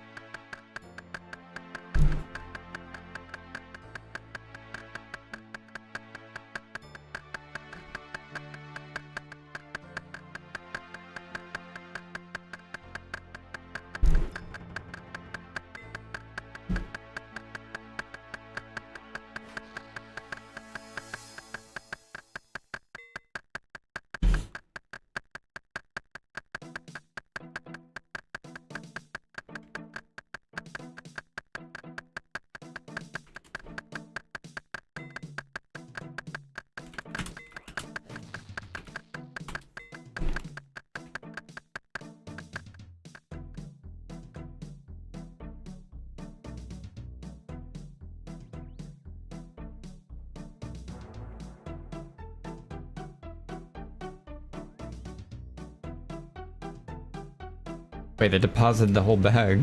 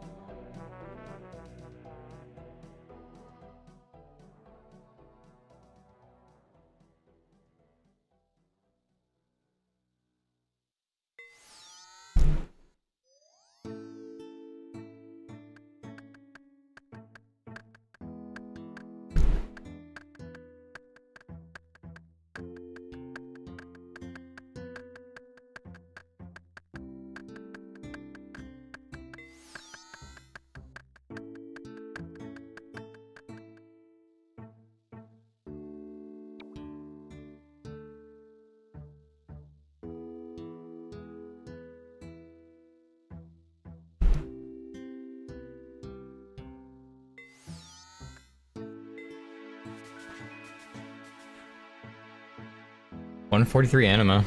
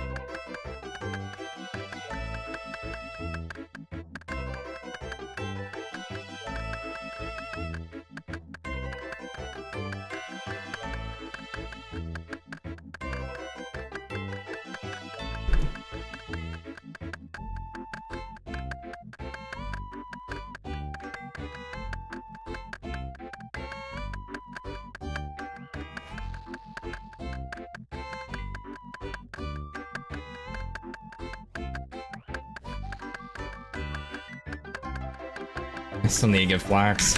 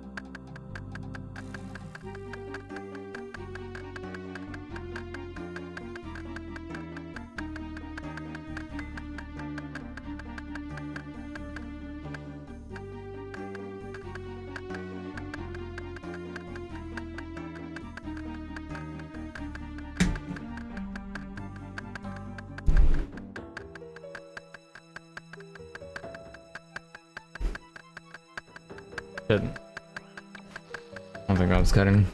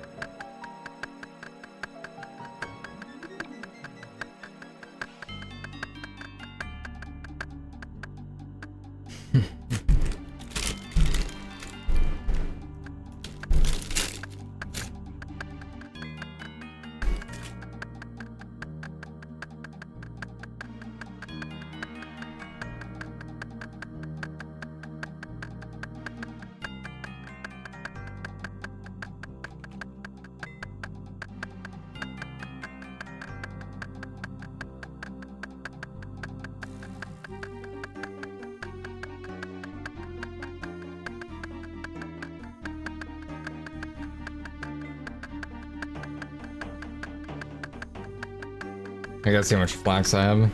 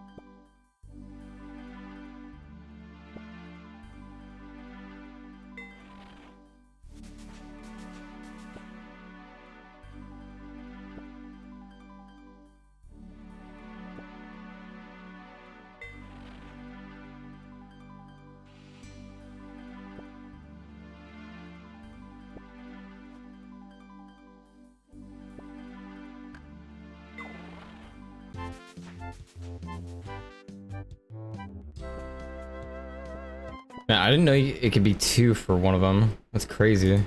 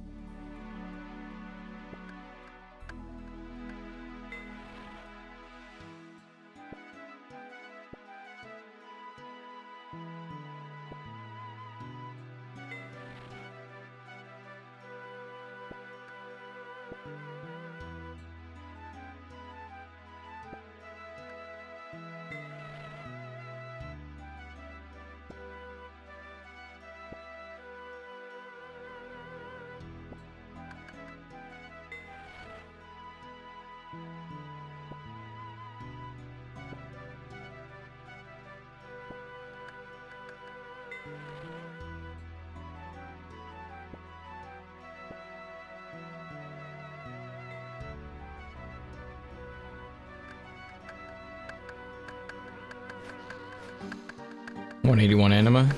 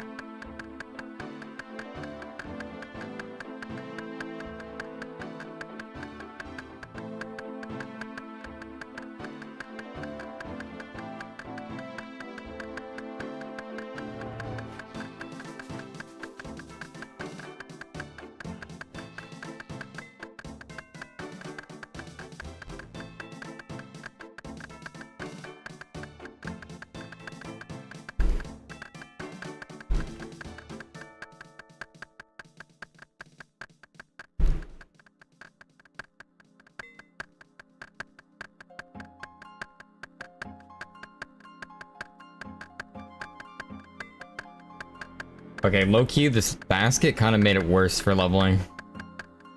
Like, it feels worse. Why does it feel worse? Because I'm not being as proactive. I'm not moving to the bank. I'm stuck at a tree longer. Stuck at a tree for so long, man. When do I get to move?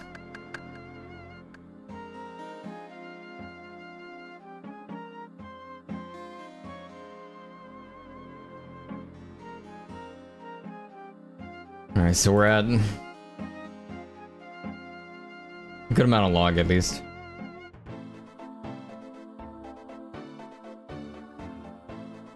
But it's time we do some flax picking. Back to being a flax picker.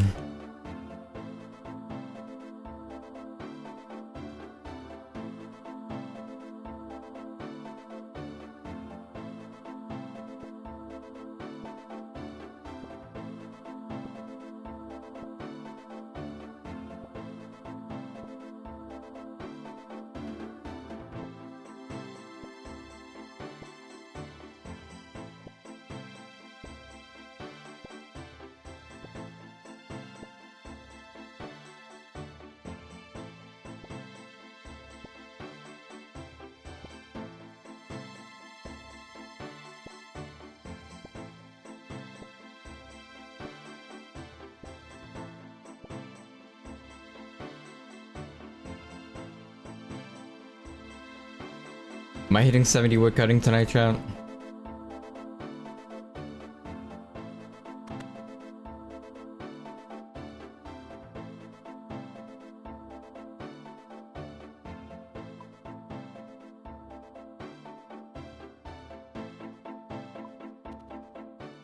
Did I say wood cutting? I meant fletching.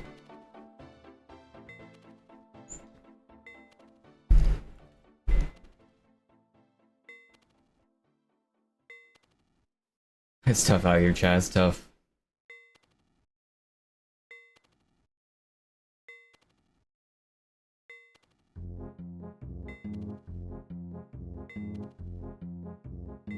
Alright, next. Let's see. Artie Cloak done. So I want to do fairy rings. Fairy tale, growing pains. I need to have done Lost City and Nature Spirits, so we'll mark that. Nature Spirit and Lost City.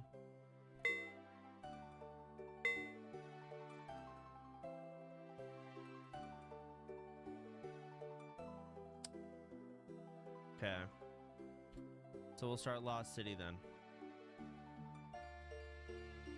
Bum, bum, bum. That's right. Bum, So, bum, bum. Lost City. 31 crafting. In order to get crafting XP, I was doing Elemental Workshop, I think. Wow, I got their late. I'm so Wood sad. cutting is 36. 36 wood cutting. All right. Wood cutting is currently 30. That's not long. You see Nature Spirit.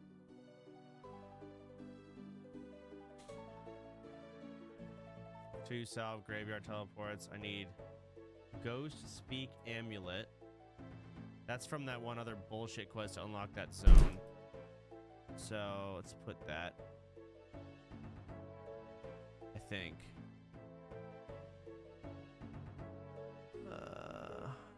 Also finish the Restless Ghost. Oh, let's put that.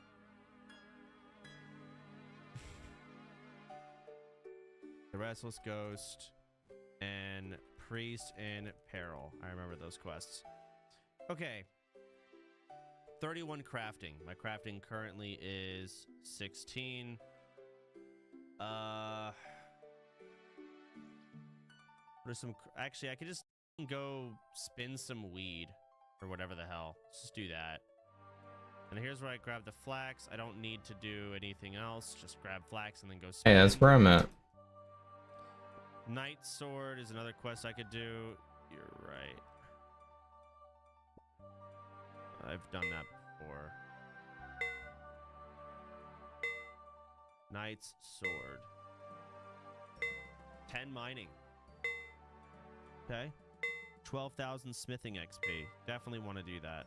It's easy. I need a red berry pie, 2 iron bar. Alright. I have to go all the way to this house over here. I think upstairs or something. Ladder.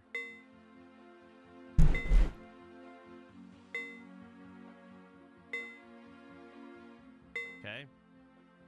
Incorrect. Fuck. You don't have any wool. Oh. Bowstring, golden wool. What do I make out of this? Bowstring. Okay.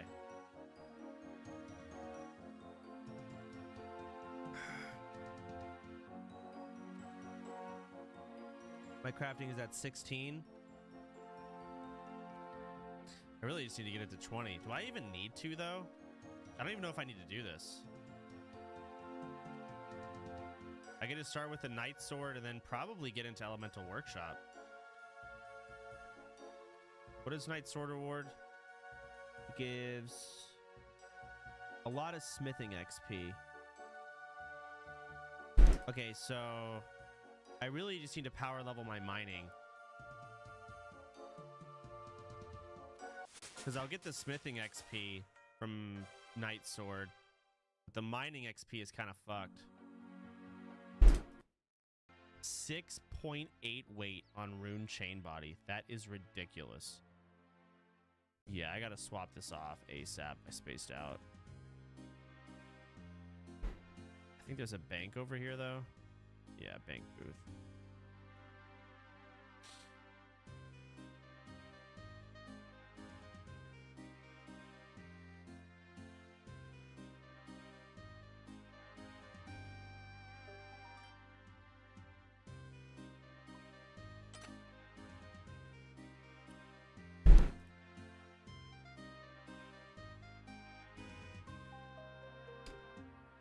So much flax.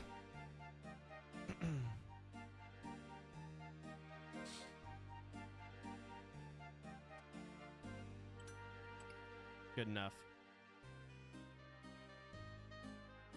I didn't grab my graceful legs, did I? Whoops.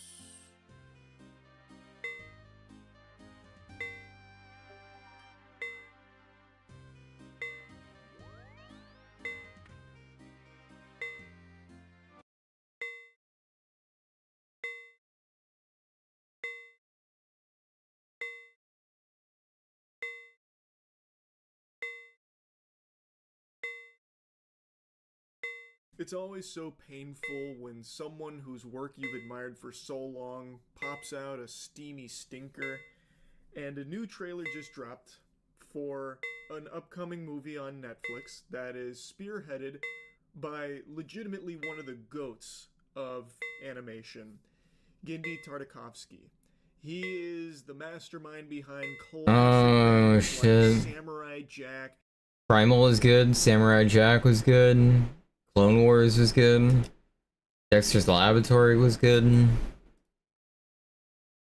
Dexter's Lab, more recently Primal, and a trailer just dropped for his newest project, which is a hand-drawn traditional animated film, the first ever produced by Sony Pictures Animation. This is their first hand-drawn animated film, which this has all the ingredients of a masterpiece. Like, you don't get this kind of shit anymore. Big budget hand-drawn 2D animation is a fucking myth in the modern day and age. It's real. More lost than Atlantis.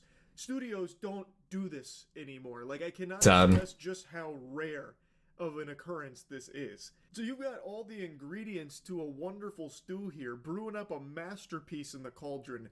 You've got traditional hand-drawn 2D animation that people have been salivating for years. The best. And you've got the GOAT at the helm, Genndy. What could go wrong? Well, it turns out everything. The project looks like actual dog shit. I'm not even trying to make a pun. That was unintentional. Point is, it looks really bad. Family, I'd like to introduce you to Bull. Oh, Nana! Oh no. All right. Who doesn't love their Nana? Oh no. Just why? Why? With great power comes great responsibility. Did Uncle Ben teach us nothing? Why use this gift, this treat of hand-drawn 2D animation to do this? An R-rated adult comedy about a dog that's about to get neutered, so he goes on a big adventure to use his balls as much as possible before they're gone. It seems like it's Sausage Party, but trying to appeal to zoophiles or something, with a really weird focus on dog asshole. Like, there is a big emphasis on canine butthole in this trailer. And when I was looking up information about this, there's like special mention of dog anus. It's very weird and strange. It's so disappointing, not only because it looks like something you'd be very embarrassed to sit down and watch, like it's like disturbing almost. Like, I feel like there'd be immense shame if you told one of your friends that you watched this movie. And it's very sad that one of the legends in the space, Gindi, is very passionate about this project. He's been pitching it since 2009. So this is something he's wanted for a long time, and it's finally come to fruition. But it's also incredibly disappointing because, again, traditional 2D hand-drawn animation, it's a shiny Pokemon in the modern climate of the world here. You don't get that gift anymore. It's like if Prometheus brought us fire, but we use that fire exclusively to cook Burger King meals. Like, what a waste of potential. Yeah. Gotta be feeling that, right?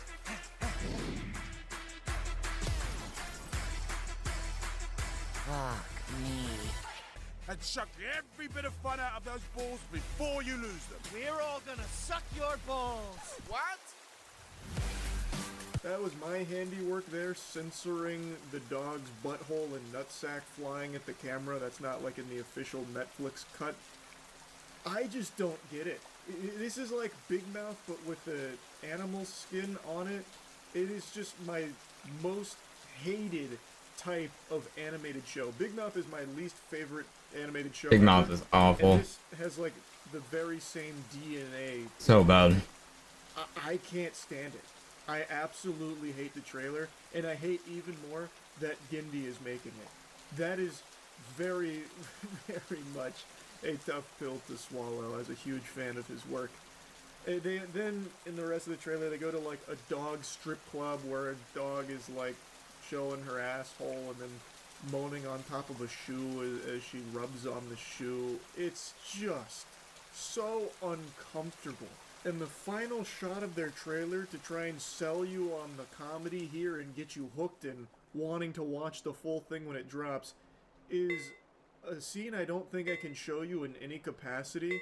It's a human's hand grabbing the dog's wiener, and then the dog says, "Yeah, that's my dick." What?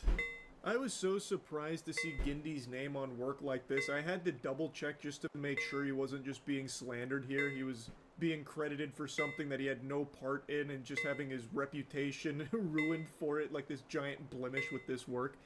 But no, unfortunately, it does seem this is something he has been pushing for fucking almost 2 decades now, since 2009. So apparently it's something that he's been very strongly enthusiastic about. He's been actively working on it since at least 2018, even though the idea was conceived back in 2009. It was something that kept getting, kicked down the road, but in 2018 it seemed like work started getting done. Gindi himself stated that it's really funny and heartwarming. It's not all about balls. We're trying to make it a character comedy. But, I mean, the trailer was actually all about balls and butthole. There was nothing else in that. I don't really know how you'd turn this into a heartwarming story. Even in just a minute and 30-second bite-sized appetizer, it was really yucky. And I couldn't imagine sitting down to watch a whole film like this. But Gindi really believes strongly in it. I don't know if it's going to be like a successful Netflix original film. It seems like every time Netflix releases a movie, somehow it finds an audience that will watch it, even when it is something that no one's ever heard of. You'll always read about how it did really well on Netflix. So I'm guessing there's just like a bunch of fucking drones out there that anytime a Netflix movie hits the platform, they just endlessly loop it or something. I don't know. So it might end up doing really well numbers-wise, but I have to imagine it's not going to be something that people look fondly upon. It's just weird. Like, no matter how you spin it, it's weird. But even things like Big Mouth, which I think are just revolting... I don't think I got any feathers from that. Find a really passionate community, like a really big and enthusiastic. I think I need 2 inventory spaces. So maybe the same will happen to Fixed. I don't really know. I think the most likely outcome here is that it probably won't perform super well for how much it costs to make, because this kind of animation is not cheap, which is why you've seen that it's been phased out almost entirely. 2D animation best. Probably will be one of the last oorahs of traditional hand-drawn 2D animation, and it's such a shame for it to go out on a whimper like this. Fuck me, man. Like, that's... It, like, this being the swan song for, like, a big-budget 2D animated project, that is, like, neutering an entire art form. It's so sad. But again, maybe it does pop off. Maybe somehow it finds a big mouth style crowd.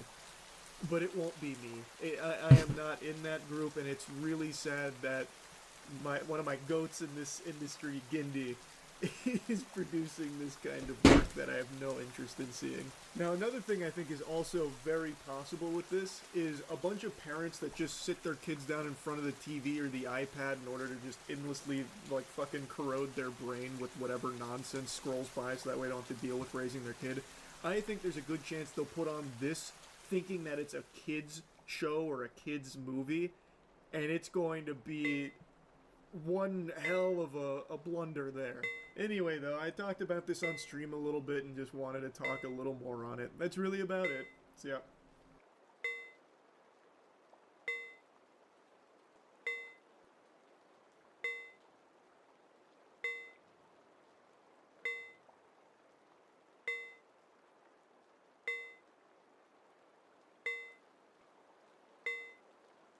The year is 2004. A new family just moved in across the street, so we invite them over to have dinner.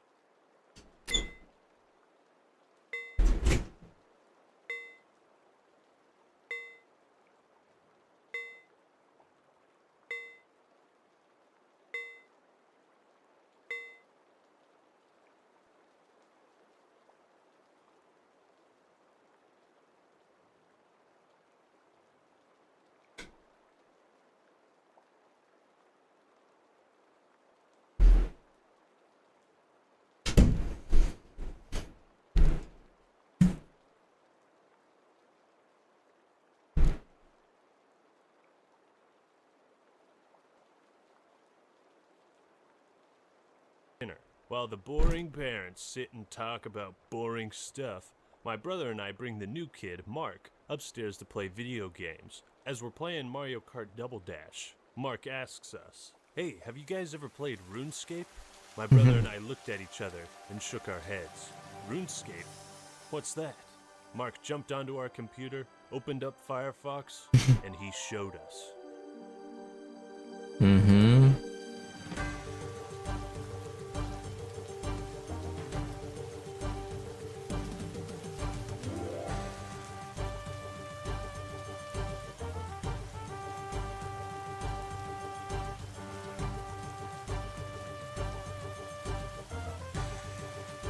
RuneScape. It was a world to get lost in, a world to explore, quests to complete, monsters to slay, wood to chop, ore to mine, and players to kill. A world not separated by any form of paywall. Well, except for the membership, but we'll get into that later. A game playable on just about every browser. So anywhere there was internet, there's RuneScape. Funny enough, this MMORPG is also coming to iOS and Android with PC cross-platform play. Shit, you can play RuneScape on a tablet now. I mean, the game was so accessible you could run it on your grandma's computer. And just to be clear, I'm talking about old school RuneScape, the one we all know and love. And since I had to start over and won't have time to grind my character alongside making this video, I'll give a source for any footage I use that isn't mine. RuneScape was the first time many of us had ventured into online gaming, but this wasn't like StarCraft custom games or Halo 2 matchmaking. This was something different. This was an entire world ripe for exploration and discovery. Looking at it now, you might think, wow, those are some ghetto-ass graphics, acting male. But back then, RuneScape was something entirely new. It was a living, breathing video game. The towns and NPCs would be the same, but when you'd log in, the people would be different. It was such an enchanting, mind-blowing thing to experience, and it was all something you could share with your friends. But man of acting, I didn't have any friends. Boo-hoo. Well, then you could make friends, my friend. There weren't many games like it at the time. It didn't have much competition, and thus many players would discover this new type of online community RPG game. But have you ever stopped to think, what was it that made RuneScape so special? Why did it become such a cultural phenomenon? Why was RuneScape so awesome? I aim to answer those questions and give a bit of my personal experience as well. Hopefully you feel compelled to share your experiences in the comments as well. So let's mine some copper, praise Zizima, and buying GF straight into this. The story of RuneScape, and I mean the development, is something of a dream come true for both the creators and the players. It was originally going to be a text-based game, then the first public beta was released on January 4th, 2001. At this time, the creators, the Gower brothers, were working out of their parents' house. Of course, since its first public release, the game would have countless changes, updates, and new content added. To think a game could be created by two brothers, with nothing more than passion, time, and an idea, could turn that game into a worldwide phenomenon is nothing short of a dream come true. Now, RuneScape Classic was the original version of the game, and was one of the first MMORPGs. Alongside it were other games like Asheron's Call, EverQuest, and Ultima Online. But RuneScape 2 was really what brought this genre into the mainstream. It broke and holds several astonishing records, such as most users of an MMO video game, the most prolifically updated MMORPG, most original pieces of music in a video game, and of course, the most popular free MMORPG in the world. Just the idea of what an MMORPG was, to many gamers, was something they'd never seen or heard about, so the appeal of RuneScape was trimmed into stone. Now, for most of my game reviews, I always bring up the negatives so I'm not just stroking the game's nuts for 20 to 30 minutes. But with RuneScape, I will say, without a doubt, I don't have many honest criticisms to make of it, other than the shady people in it, but not much wrong with the game itself. If something comes to me, I'll mention it, but any negatives this game had never really bothered me. I mean, if you didn't like the game, it's free to play, so no loss on your part. And I think this lack of critique that is escaping my mind at the moment is partially due to the fact that you could do whatever you wanted. Oh, yeah. Wait, there was one thing, was how annoying it was to be walking around doing stuff and see this, you need to remember to access this feature message. Dude, I'm 12 years old. $5 a month is my life savings. That was always a tease that frustrated the hell out of me. I mean, sure, it might have been a grindy type of game, but if you enjoyed that grind, then that's all that mattered. It was always satisfying in my experience, slowly building and working your way up, making a name for yourself, building and choosing your talents, unlocking new features and areas to explore. The game was a dream come true for kids and teenagers who didn't have any money to spend on video games or even a console. Being free to play and accessible through just about every computer meant anybody could make an account and play. A game not restricted by a rating system that people of all ages could immerse themselves in. To be honest, I booted up RuneScape for shits and giggles. I hadn't played it in years. Thought it would be fun to try it again. I thought I'd record some gameplay, get bored within 30 minutes, and then that would be the end of it. But I was hooked again. That wondrous, exciting feeling I got back in 2004. I felt once more, but this time with a lot more nostalgia. What was most impressive about RuneScape was just how big, open, and free it was. My friends and I were always enthralled by Morrowind when that came out, and this was like playing Morrowind and seeing other people playing Morrowind. For real? After doing the tutorial, you could go and do anything you pleased. Of course, you'd have to level up to stand a chance against higher level enemies, but hey, you want to go do quests? You can go do quests. You want to spend 3 hours chopping wood and light fires? You want to rock out above a pit and pretend you're a king? You could do anything, at any time. There was no main quest, and you weren't forced to do anything except the tutorial. Maybe you wanted to level up your prayer for a bit, then you'd go kill cows, cook some meat, sell some stuff, whatever you want to do, baby. The game had several events and festivities which gave players more reasons to keep coming back. It kept the game fresh and added new things for players to do. Even for this last December, they had a Christmas event.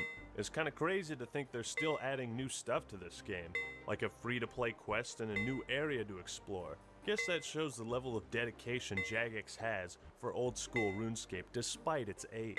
This medieval-themed world was different, unique, with memorable towns, NPCs, and quests to do. Al-Kharid was my favorite, and if you were the Yeah, that was cool. crazy sort, PK, beautiful. PK was actually my, or the Wild was actually my favorite. Every time I ever went there, I got my ass kicked. Wild was always so cool. Went to the Wildy after that, but I always heard legends of the great plunder that could be found there. I heard tales about sneak attacks, horrifying stories about players who lost the most valuable gear they had. Yeah. I heard many things about the mysterious and deathly lands known. So many of those videos. And that's so many. Idea to have a part of the world be specifically about PvP combat, and you could go there anytime. Now, one thing that was tedious was actually navigating through the world. I mean, once you got teleportation runes and spells and stuff like that, it was a lot easier, and it was pretty gay for Jagex to make an ability allowing you to travel the world faster, but made that a member ability. It was pretty tedious at times, but that wasn't a huge problem for me. What's funny is coming back to this game, things have changed since the last time I played. But I remember the world, I remember the names, points of interest, I remember the good spots for leveling up your skills, I remember the routes I used to take, I remember the world of RuneScape like it was the city I grew up in. I think that's the sign of a truly memorable game. Real. I played World of Warcraft and the Old Republic, some other MMOs, but none of them had the charm or were as interesting to me as RuneScape was. I was never so not even WoW, honestly. where I could forge my own not even WoW as I was with RuneScape. Alright, I actually have another negative thing to say about RuneScape. The combat could be pretty frustrating at times. I mean, how many goddamn times do I have to hit this chicken and do no damage? It's a fucking chicken! Die, you piece of shit! Yeah, the combat and movement in general was always kind of clunky, but that was part of the charm. Yeah, it's part of the mechanic. At its core. But there is so much more to it than just combat. I would never even mention that as a complaint, because that changed the core mechanical concept of the game as a whole and how it is played and interacted with. It is what makes it unique, and that's nothing that should ever be complained about.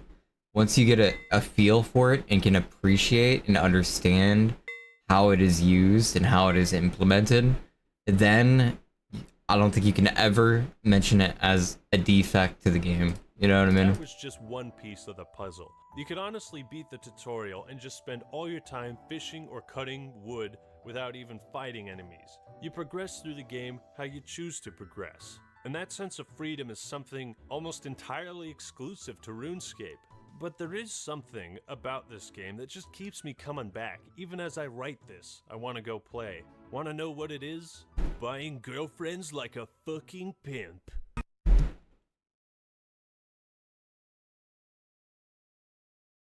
How did you just die? What happened? Progress. Buying where you have the fewest. Oh, it got muted. You probably had to take it out.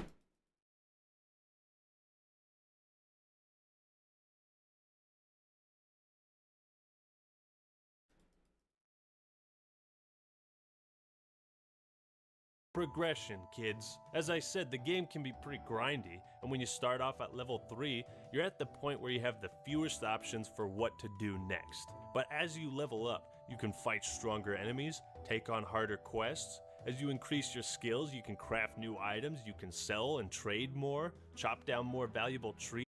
The waterfall quest makes that all very trivial, and honestly, it's not something a new player I feel like should ever do. I feel like they should get their hands, you know, dirty and play it this way first. The more you played RuneScape, at least for a couple levels, you know. In RuneScape, I guess that's what made it so addicting. It offered a huge variety of tasks, quests, mini games that it never really got boring. And that feeling of what's next? What can I do next? What ore can I mine now? That feeling of progression was so satisfying. I mean, you'd start off with some shitty ass chef's head and a bronze blade. You'd look like shit, and then you'd see some dude walking around with crazy-ass dragon armor, and you'd be like, Damn. I want me some of that. I Yeah, want for me real. some of that. Because the items had value, and players could see that. It'd give them something to strive for, because you wanted to be that guy walking around in dragon armor, looking like a badass. Another thing that made the gameplay and progression so fun was back then, my friends and I didn't really use the internet to learn everything about the game. In those days, Yeah, we so it was like created word of and mouth, discovered and we everything just, on our yeah, own. it's cool. Nowadays, I feel like people just look up everything about a game, and to me, that kind of ruins the experience. Yes. RuneScape was also a ground to compete with others. Yeah, in PvP, but also in buying, selling, trading. The higher your skills, the more you could do than other people in the game. You could set goals like, I'm gonna mine till I hit level 30, then I'm gonna make some dope-ass armor. And it was always rewarding to reach those personal goals you had. Again, having friends to play with, you'd be competing with them. And at the lunch table, you'd be able to either talk shit or hear someone else talk shit. It was something of a race between you and your peers. Kind of like how being really good at Halo or getting a nuke in Call of Duty was something that RuneScape was really big.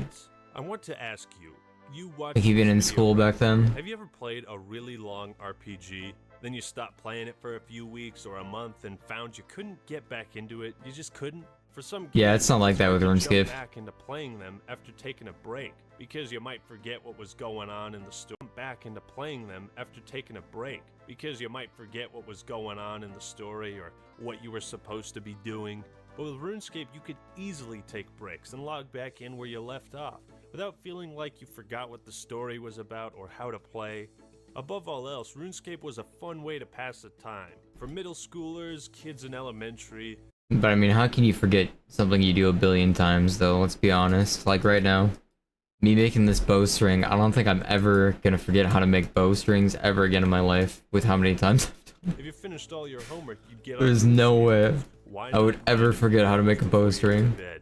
The game had a lot of Ain't no classic way I'd RPG forget how to mechanics. No matter what you were craft a doing, bow you in were this game. building your skills, building your character to be better. It may have had its fair share of cliche medieval tropes, but it was the way RuneScape incorporated all these ideas to make a truly unique and satisfying game. But above all else, the graphics in RuneScape were groundbreaking. Real. They That actually was a were. joke, okay? You're No, they supposed to actually laugh. were. There we go. RuneScape 2, RuneScape was actually, when it something first came out, it was kind of don't cool. Or try to fake. And that's charm. The graphics are timeless, in my opinion. Its style is like a medieval game, but with comedic elements. It's a chill kind of game. Doesn't demand a whole lot from you. It's classic. Nah, for real though, RuneScape 2, in terms of a browser game, remember, this was a browser game. Like, this was all doable in browser. It was honestly pretty good looking for that time. For being a browser game, man. A browser game. Fuck. You see someone Java, playing man. RuneScape, you know Java. exactly what it is. There's no other game that looks and feels like this. And it doesn't take itself too seriously, which would be hard to do anyways when your eyes are black slits and you've got a pink freaking beard. The armor, weapons, equipment might not have been as high-res as Skyrim's Ultra HD Mod 2017, but it looked cool. It looked interesting, and RuneScape showed that graphics aren't everything. It showed us that you can have The setting that RuneScape has is amazing. Or as like another thing. Like the mages and everything, the way they look, the dragons, the fucking demons, you know? Just all the mobs, like the monster design, the world design as a whole, it was all just so peak. The wilderness, the way they decided to, you know, do the wilderness, everything was simple peak. visual style and make it work. And that what matters more is the heart and soul of the game. I mean, RuneScape does look hilarious. All the emotes and the sheer ridiculousness of the way characters look, the running animation. The NPCs were always pretty goofy and funny. You never knew what sort of random nonsense you'd hear when you talked to an NPC. They all had character, and in a world as vast as RuneScape, that is quite impressive. Even if you hate this game and think it's the worst thing ever, nobody can deny that RuneScape has character. It's funny and creative. It parodies several of the medieval cliches, like Romeo and Juliet, and separates itself from becoming a cliche medieval game. Every single quest is packed with jokes and brilliant writing. It's glorious to be able to take a break from all the Writing's really grinding good. and get a few laughs while questing and talking to NPCs. But it's the music that really nails it for me. I mean, Yeah. you go to the comment sections of some of these RuneScape songs, and it's all people reminiscing. All people that love the game. Music was fun, it was joyous, unique, and catchy as hell. Even better is the game allows you to play which songs you want to hear. Again, I don't remember any other game giving you an option like that. The simplistic sound effects are pretty funny as well, they get the job done. It almost feels like something out of an old Atari game. Again, reinforcing that classic feeling. Part of RuneScape's charms were its quests. Other MMORPGs and a lot of other regular RPGs just throw a bunch of shitty, pointless quests at you that you could care less about, but not RuneScape. Again, choices. You had to seek the quests out yourself. You didn't have to do them, you weren't forced to do them, and you weren't thrown a million quests in your face. Other RPGs and MMOs create this endless cycle of grinding fetch quests, kill X number of monsters, or talk to this guy then that guy, and that gets boring and tedious real fast. RuneScape was special because its quests were better than that. They Yeah, I had didn't get meaning tedious. behind them. They I were mean, all yeah, they're unique. kind of They tedious, did but different things from you, whether you had to collect a buttload of random items, or you had to be this combat level, or be this good in mining. You could rescue a desert prince, or make balls of wool for a crazy farmer. Remember those penguins pretending to be sheep? Like, what the fuck was that about? You could kill the local vampire threatening the townsfolk, and all these quests could be done in any order you damn well pleased. RuneScape was special and unique for a variety of reasons, not the least of which were its charm and quality quest design. Over the coming years, RuneScape would spread like wildfire through word of mouth.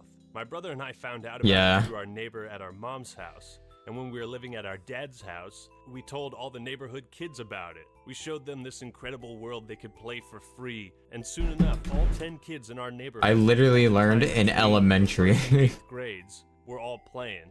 We had our own community. It was like our neighborhood clan. Even the girls liked playing RuneScape. That's how great this game was. So often we'd play outside during the day, then when it got dark we'd go inside and get on RuneScape and just do whatever. We all had stories to tell about our travels. One inside joke was our friend claimed she died in the tutorial, and we discovered that was impossible. One of my buddies used to lead the younger kids into the wild and kill them to take their loot, and this one time his mom got pissed at him for doing that to his sister.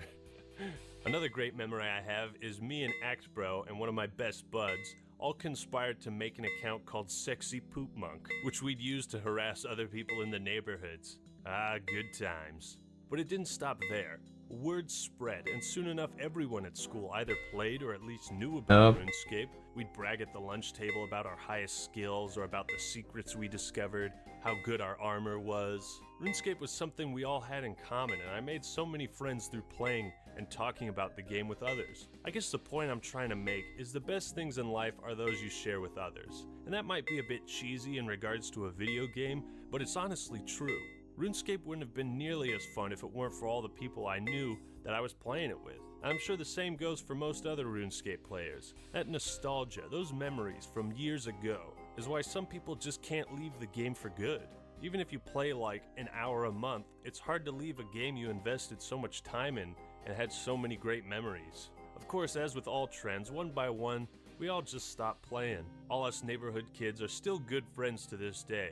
And even though we don't play it anymore, every now and then, we bring up the glory days of RuneScape. We bring up the nostalgic memories and all the stories and fun that came along with it. One of the best and worst things about RuneScape was its community. Sure, there are always people looking to take advantage of younger, more naive players. I myself lost my first account that had level 55 mining and combat level 42 to the stupidest fucking trick in the book. Some guy said, hey, if you type out your password, it censors it. And I was like, no way, let me try that. Next time I tried to log in, poof, gone.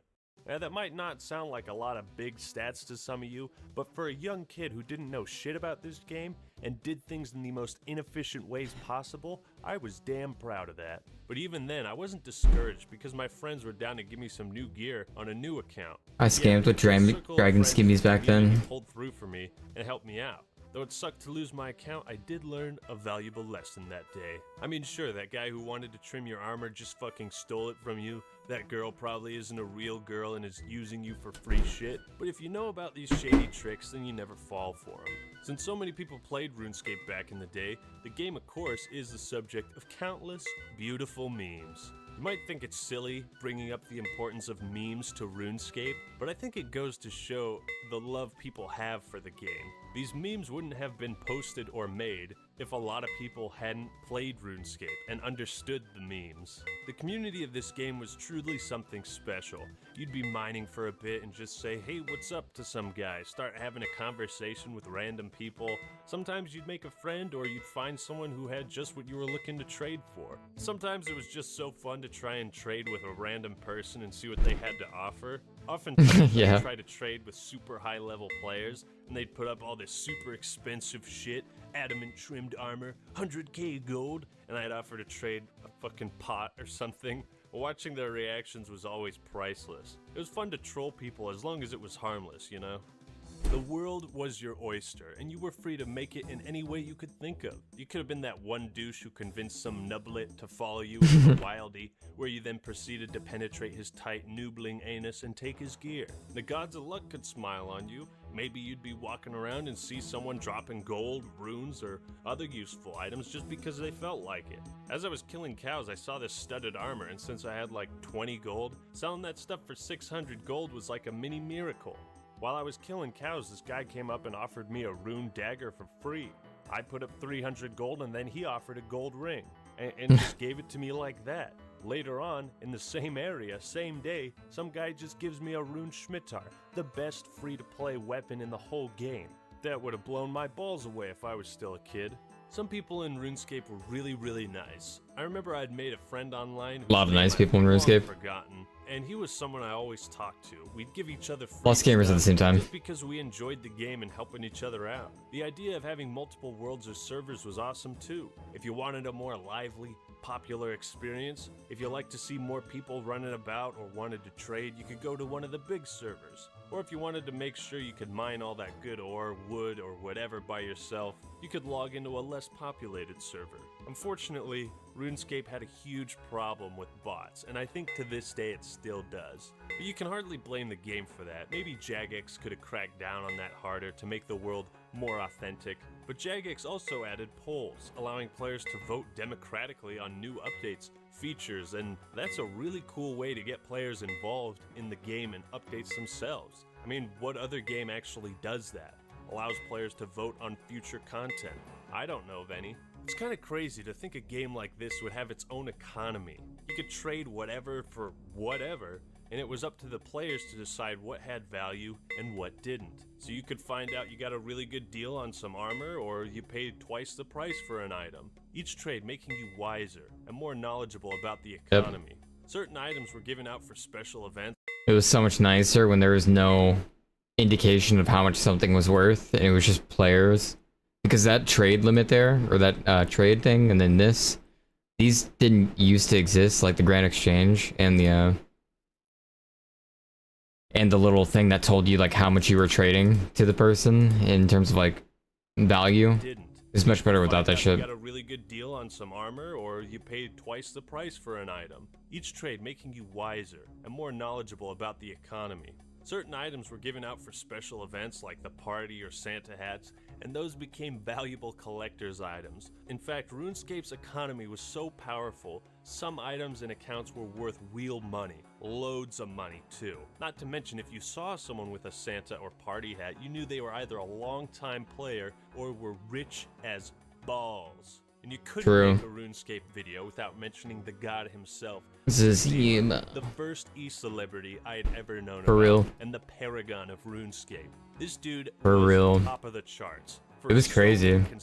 Everyone always talking about him back then. Everything. This one time I was Zazima was lucky enough crazy. just to see him, just to get a glimpse of Zazima, and he was being followed by like 50 freaking people, just all asking for stuff, just shouting, "Oh my god, it's Zazima," and I was just hoping that a slight bit of his greatness might rub off on me. For real. If you were good enough at RuneScape, you could basically become a god. That's another thing. The forums and leaderboards surrounding this game was always fun to look at. You could brag about being on the leaderboards. Back then it was. Skill or Now, get some tips from other players. still a little Even bit. Now, 12 years since I last played, I could talk to some of my new friends. It's much more magical before, though, I think, the leaderboard. And hear about all the memories they had, what they liked most about it. Especially since it was like always Zazima, like people were always talking about Zazima. Sharing of experiences and memories is what gave the game such a deep personal connection. And in the spirit of community, I invited some of my friends and Patreon supporters to come give their brief thoughts on RuneScape. Whenever I look back and I think of the best memories of RuneScape, it is probably questing with some of my friends that I had back in the day, really. My fondest memories were getting into a world that was like a fantasy setting for the first time ever. It was such an experience that I had never seen in any other games because I only played linear single player games on like PS2 or whatever at the time. My most fondest memories is just the adventure and the exploration of RuneScape, with like this whole new world that I could explore, discovering new places, discovering what's there. One of the things that pulled me to RuneScape when I was younger is that the world was still very mysterious. I didn't know like the most efficient ways to level stuff. I didn't know the most efficient money making guides. I didn't know the best gear. I just sort of it felt like a true adventure because I was sort of just going off on a limb and doing what I thought was best. I don't have a specific memory in particular, like one event, but I think it's more a collection of time spent with the friends I made on RuneScape. This was kind of before the day where internet forums were really big as far as like discussing, you know, your favorite games and all that. Yeah, internet forums were really big during that time, so it's like all your That's kinda- interaction came from the people you met in the game, and I can just remember True. countless nights staying up way past my bedtime, chopping stupid trees or catching shrimps or whatever, just chatting about little 12-year-old life with my RuneScape friends. And you know, that was I think important, you know, for my social development, but it was also just, you know, really fun times. Probably the best thing about RuneScape as a kid, I started playing RuneScape when I was in 7th grade, I think.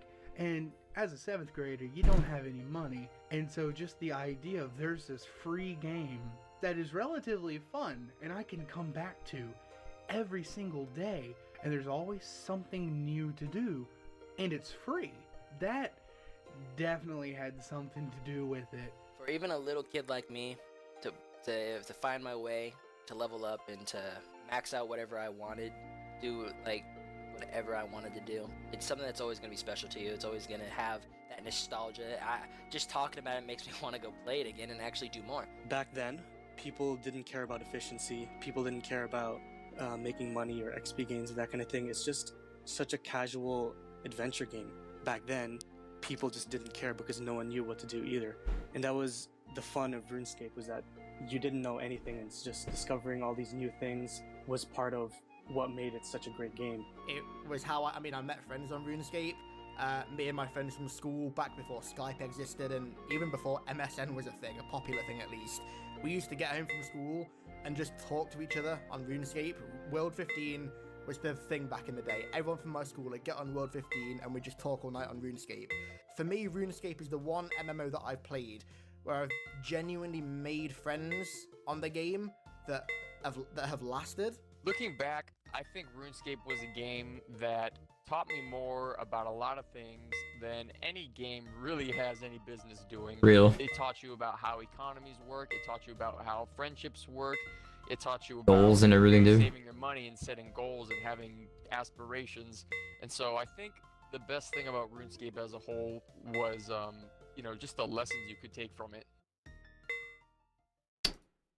Real though. Overall, RuneScape is a game that is truly one of a kind. I admit, without the nostalgia of playing it all those years ago, I probably wouldn't have ever touched it, but it's because I had such fond memories that I thought it worthy to return, that it still holds a place in my heart. As gay as that sounds, RuneScape was so awesome in part because it was simple to understand, free, and easily accessible. The game had a great community and an economy that made the world feel alive. It was the first time many players had experienced an MMORPG and discovering what that was. The economy was one of the greatest things about it, so it's crazy that they removed trading at a point and did like trade limits, and then started showing the gold values of like per item, you know, and started making this shit up, you know. It had so much charm. So ridiculous at that graphics, point. Sounds, music, quests, and characters. The world was so expansive and free, with so many things to do and so many things to see. Last but not least, the core gameplay was fun as hell. The grind was enjoyable, satisfying, and the progression addicting. After all this time, I never thought I'd touch RuneScape or get back into it, but I think I'll keep this new account. I think I'll keep playing, at least every now and then. And who knows, maybe some of you will make a new account or remember your old one. You'll hop on and hit me up. Maybe I can experience old school, classic RuneScape the same way I did 13 years ago, with all these friends and buddies playing it and sharing it with me. It's hard to describe a game that has impacted so many lives and made so many people happy, but I hope I was able to describe how you had been feeling all along. And that is why RuneScape was so awesome.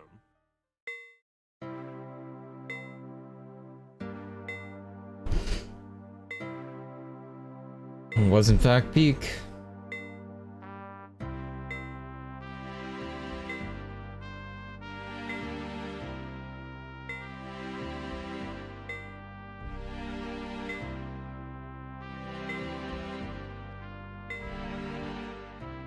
I'd like to give a big shout out to my patron, Squeaglies, who has just become a $50 patron.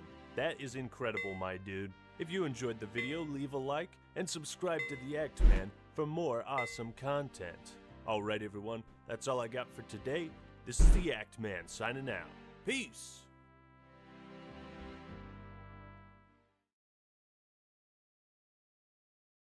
Welcome everyone! Wow! This Bad Guys trailer for something.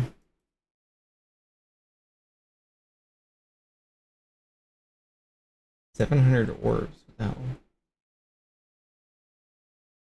5, 4, 3, 2.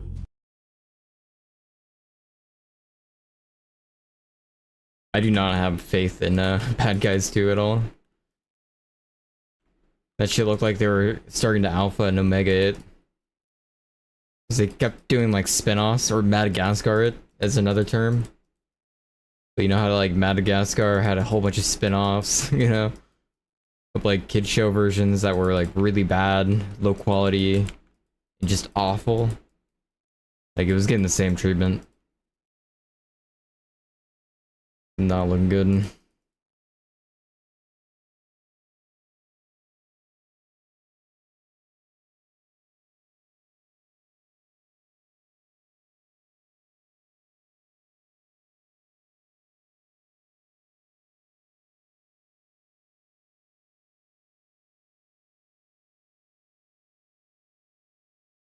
So are you still talking crap saying he beat you in a duel? That motherfucker just wants someone else to play mop with him because no one's playing it. Alright? Get out of here. Stick to the crabs, bro. I know you're not like talking trash about my crab killing because, dude, with the D-skim, like we're crushing these crabs. I know we're killing them way quicker than you with 14 auto attacks, 15s. I even got like 16. Wait, what? Hits. Combat levels going dumb hard. Like, wait, what the fuck? He's hitting for 16s? I'm just saying, DCM goes wild. I only have 45. This gimme is pretty wild.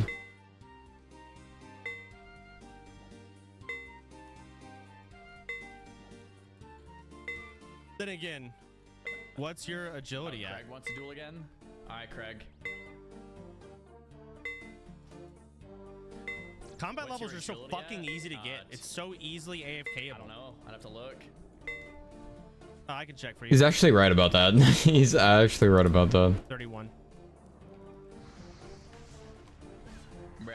The skilling is actually a little bit more intensive, I'm not gonna lie. I'm dying to the tentacle. Does Evo heal me in this X-Spec? Oh, it doesn't. In terms of like leveling, like AFK leveling, you know? They're doing more in the skilling. Before it even began.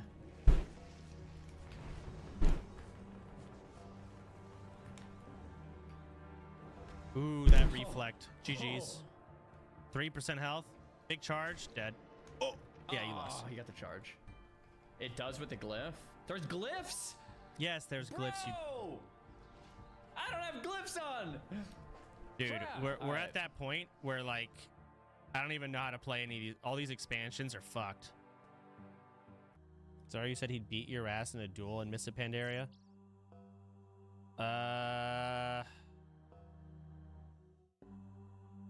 No. No. Duel, maybe. War game, absolutely not. Duel.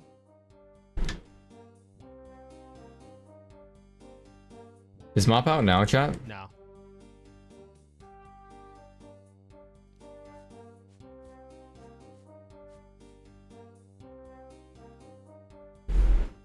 Like if I Oh, it is on. less, I just win. Cold Sigma is now combat level 79. Motherfuckers still just dueling out here. So whenever my PC goes na na na na, it's when I get a skill up in RuneScape, I think. Yo, Ab, thanks for the tier 1. Grad 62 attack. Yeah, do you see that? I got 62 attack.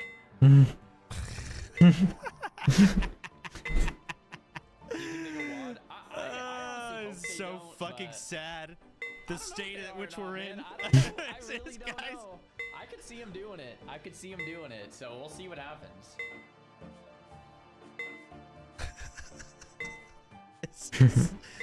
Dude, it's so cooked. Insane not to see Savix or Kusu streaming Mop. It is kind of insane. Yeah, all my friends are skipping this time around. So, yeah, it's definitely. I mean, I don't think he's gonna sit. Maybe he'll play Mop. Is Pika gonna play Mop? Probably not.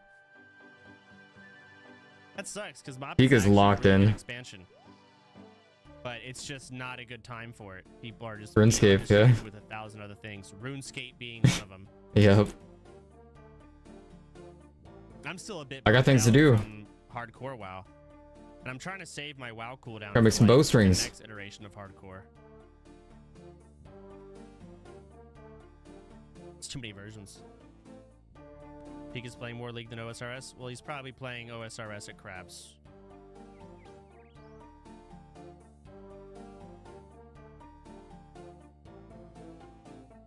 Season just ended. Retail's also burnt. I can see that. No, I honestly don't think Peekaboo's going to keep playing. I think he's done.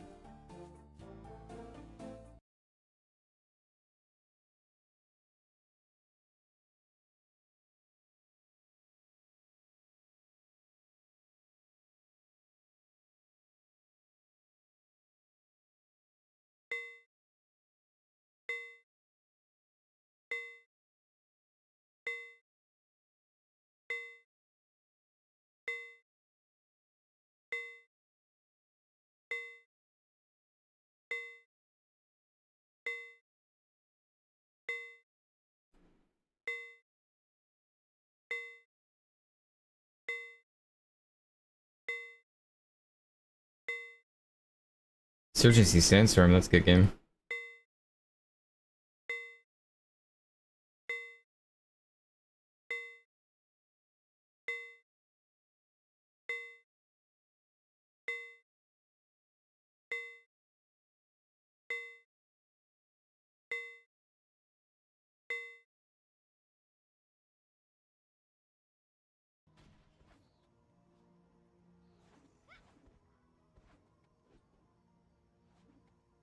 Holy shit, the bit rate.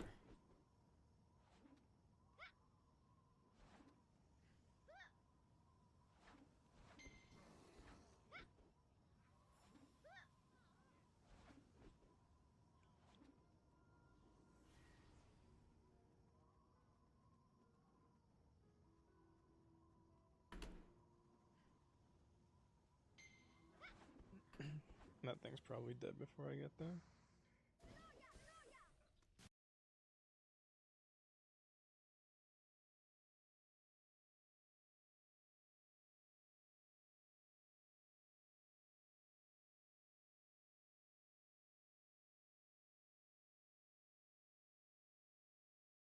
I think I have like 1K bowstring now.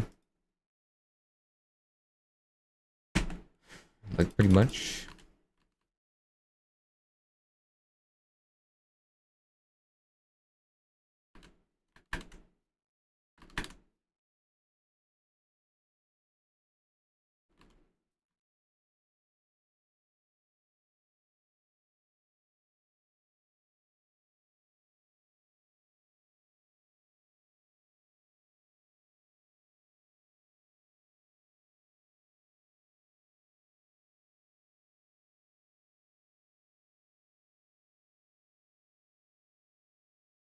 I could be playing mop though. Could be hopping on some mop.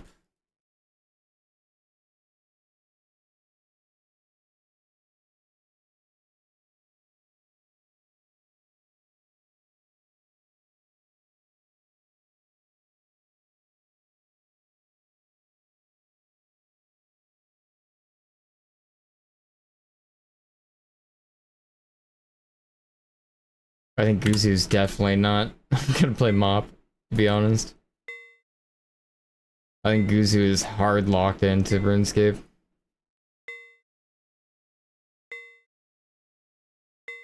think he's a goner.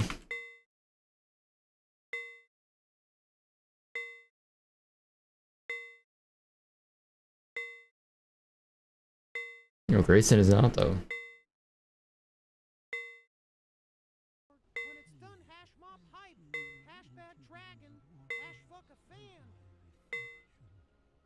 Is that dildos? Yeah, I mean, there is in a way, I know what you're saying, where it's similar to retail for sure, mop, in ways. But like, gameplay-wise, motherfucking, class design, all that shit, night and day difference.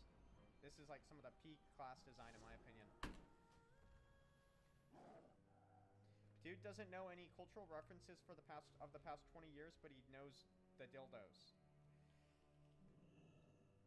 Have you ever considered maybe I know the dildos because of you guys? Maybe that's why.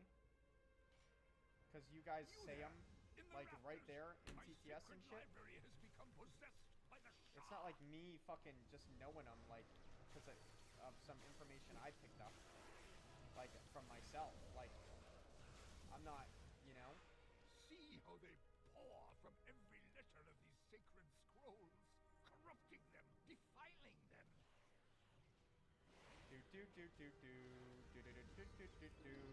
I just, the tank is lining the healer, he just bubbled, I got all aggro on the motherfucking mobs. Holy shit, dude, he bubbled and because...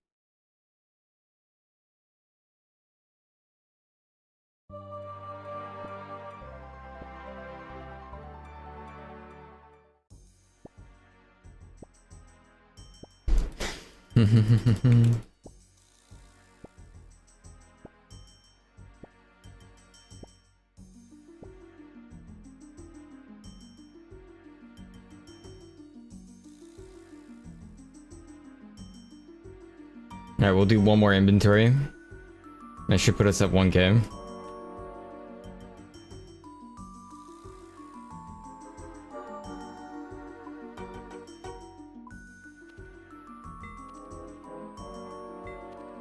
One showtime. The bad guys are back.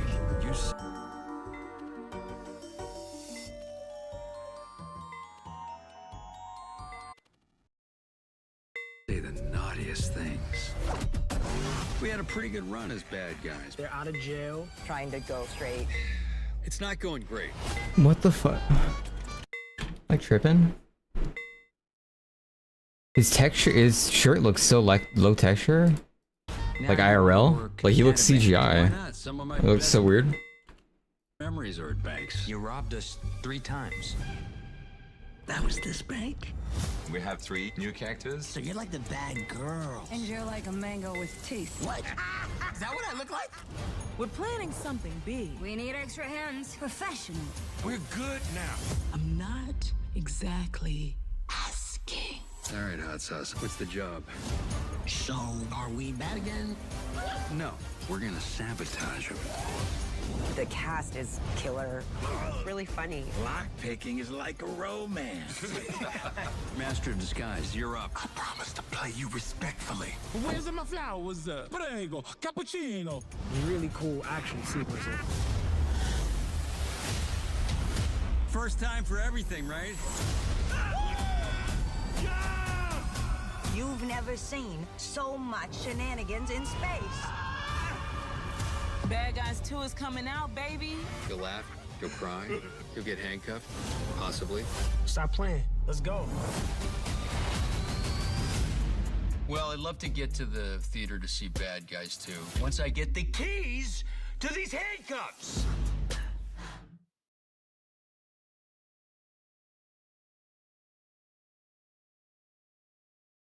I don't think it's gonna be that good. What the hell are orbs? I got orbs for doing that. What the heck? Orb balance? Hmm.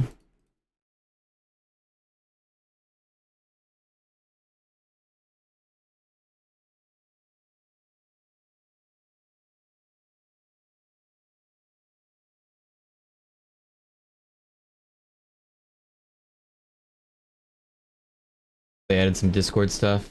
Oh, the paid stuff they kind of added there. The paid borders they had.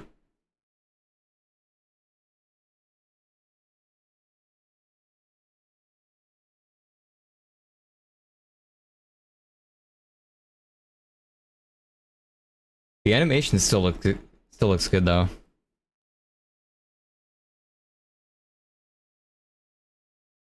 At the very least, animation looked nice. The characters.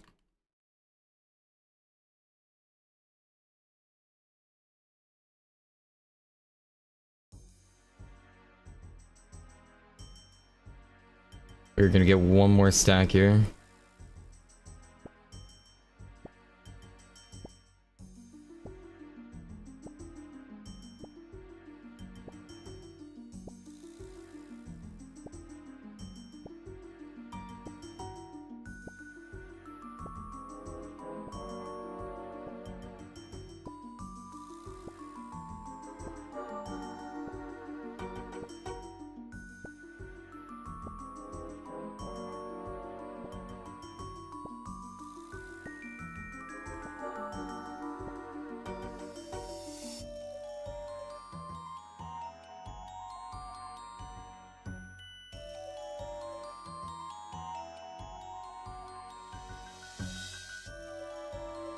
$66.5 wood cutting.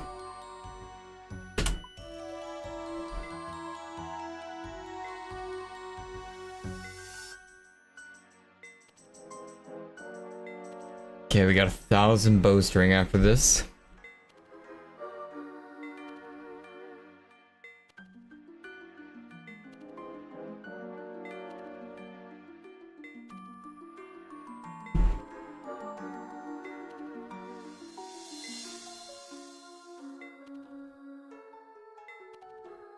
Honestly, I might get a little bit more bowstring. I want to mirror how many logs I have in bowstring. Logs currently.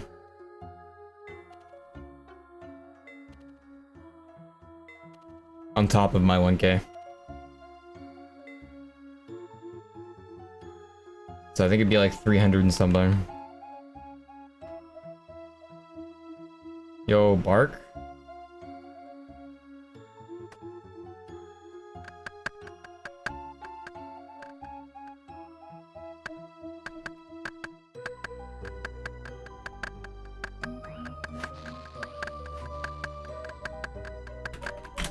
I don't have my axe on me. You, it's over.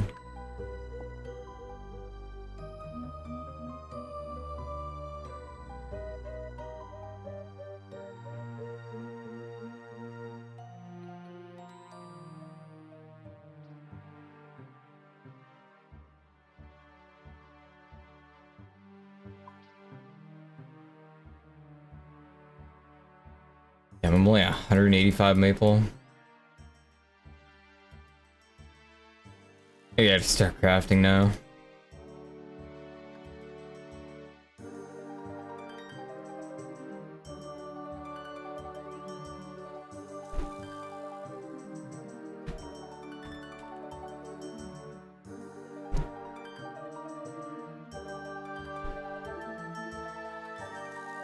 That guy just said he got 2 whistles. I don't want to hear it. I lose my mind.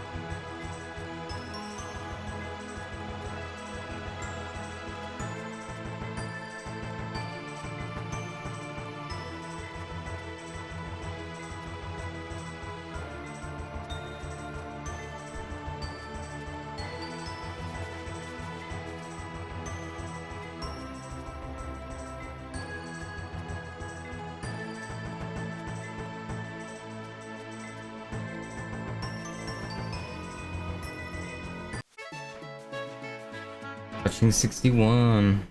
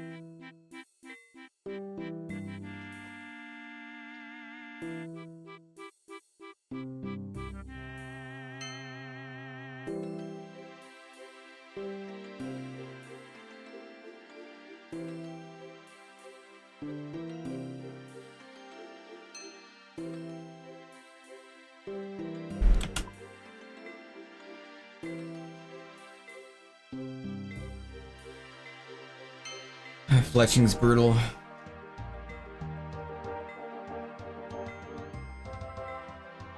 Fletching is brutal, chat.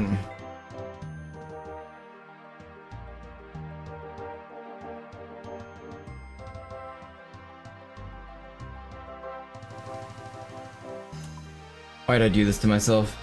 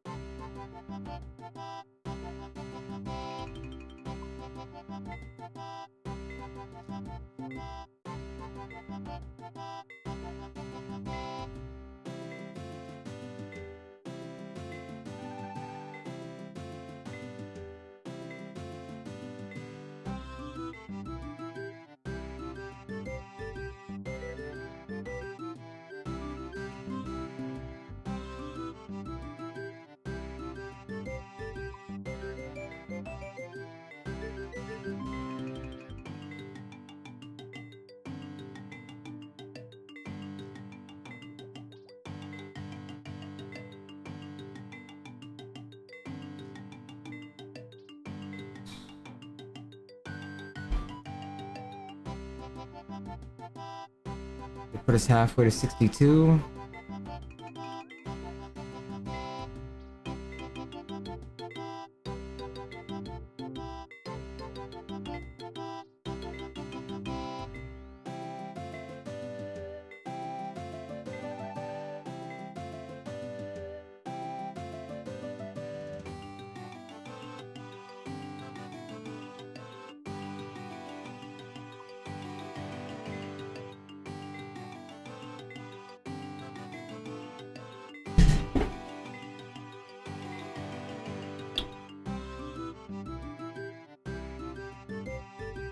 I'll be right back.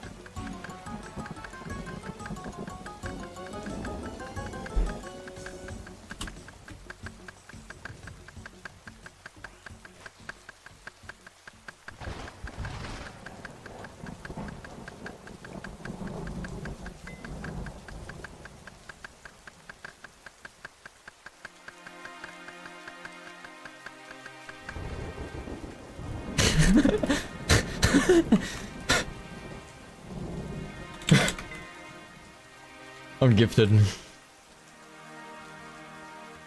Actual 15 seconds. Crazy.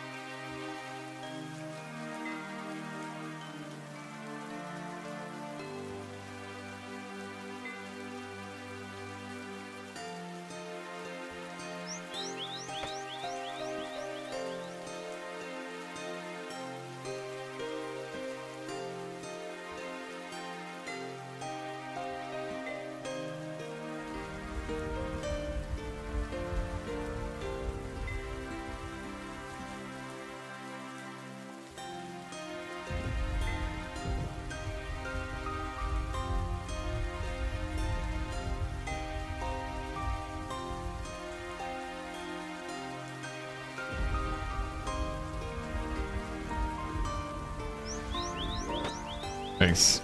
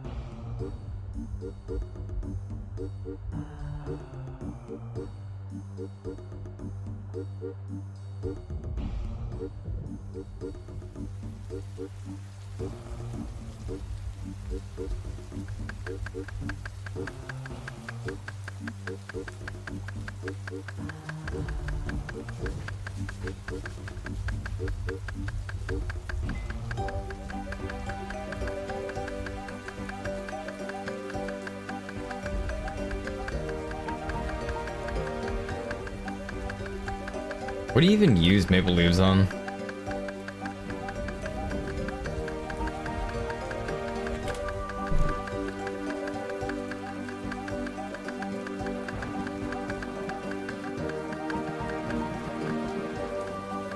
Oh.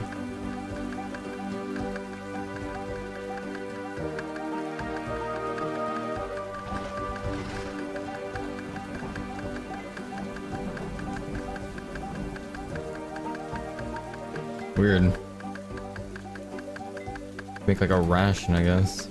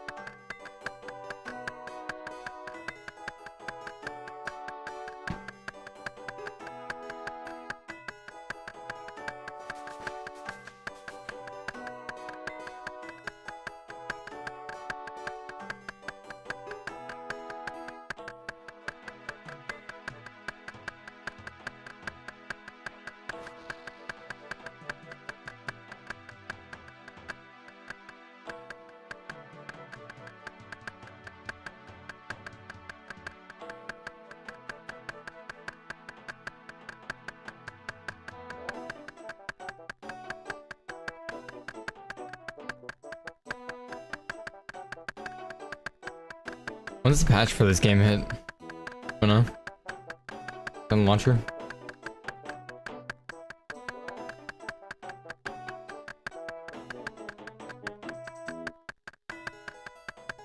Okay, so tomorrow.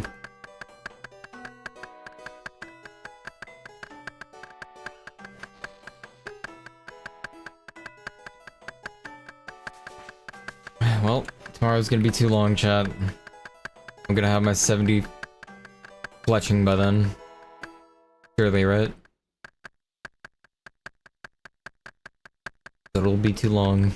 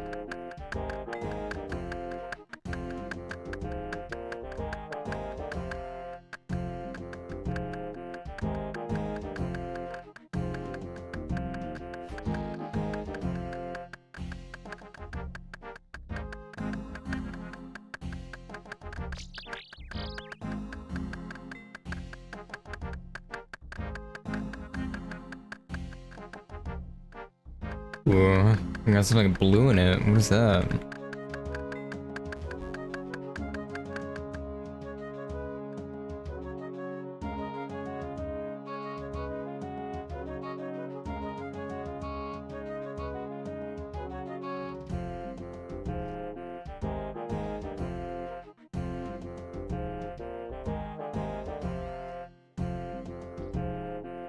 Bird egg? Wait, what do I do with bird egg?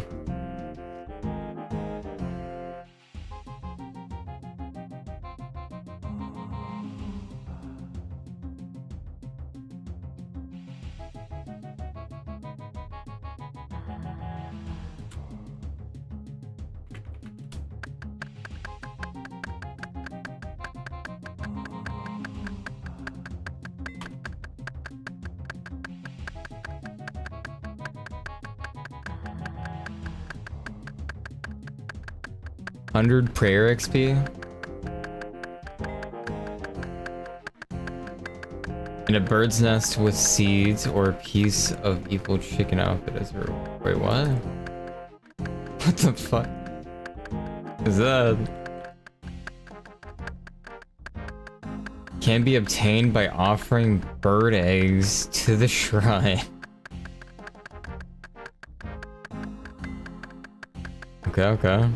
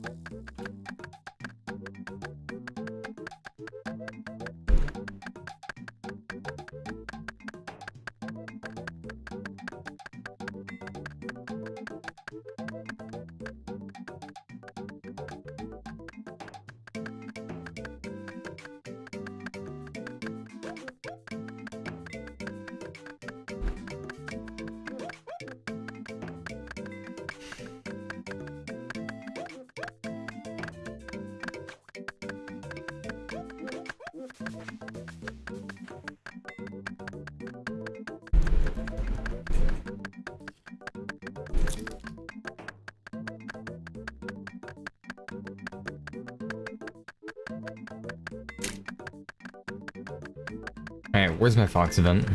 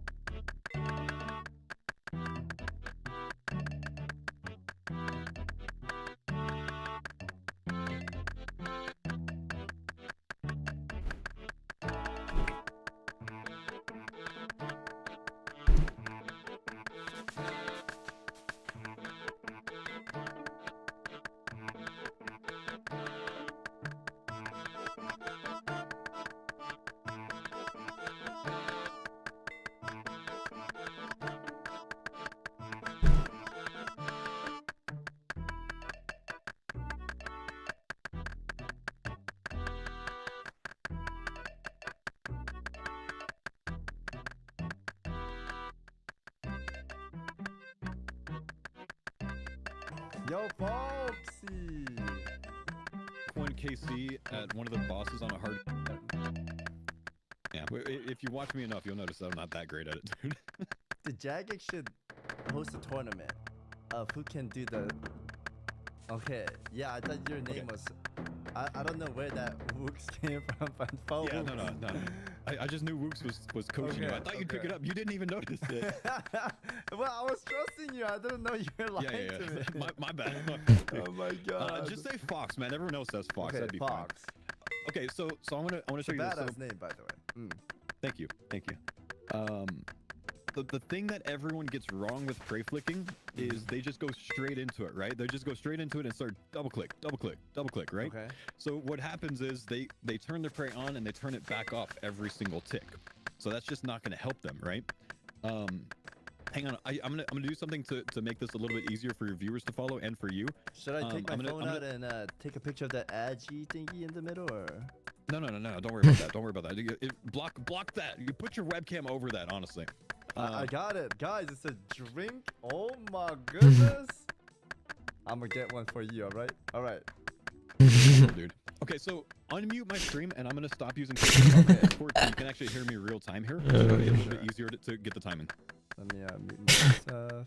So basically, the thing that people get wrong, like I said, is they just start double clicking right away.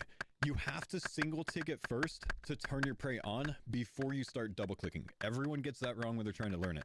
So it's always going to be a single and then doubles, right? And that's all it is. If you do that, like you have to, once you have it overhead and it stays up, you got the timing right. But if you start with double clicks, you're just going to turn it on and back off every single tick, and it's never going to protect you, right? So if you can't get that down to where you're getting the timing of the single and then doubles, or even on the prey tab up here, single and then doubles, right? Just turn it on, take your hands off the mouse if you need to, leave it on, and then start double flicking. You can go straight into double clicks if you turn it on first. Wait a little bit, and then just start double, right? But if you're actually trying to attack something, 67 woodcutting. Attack and then click.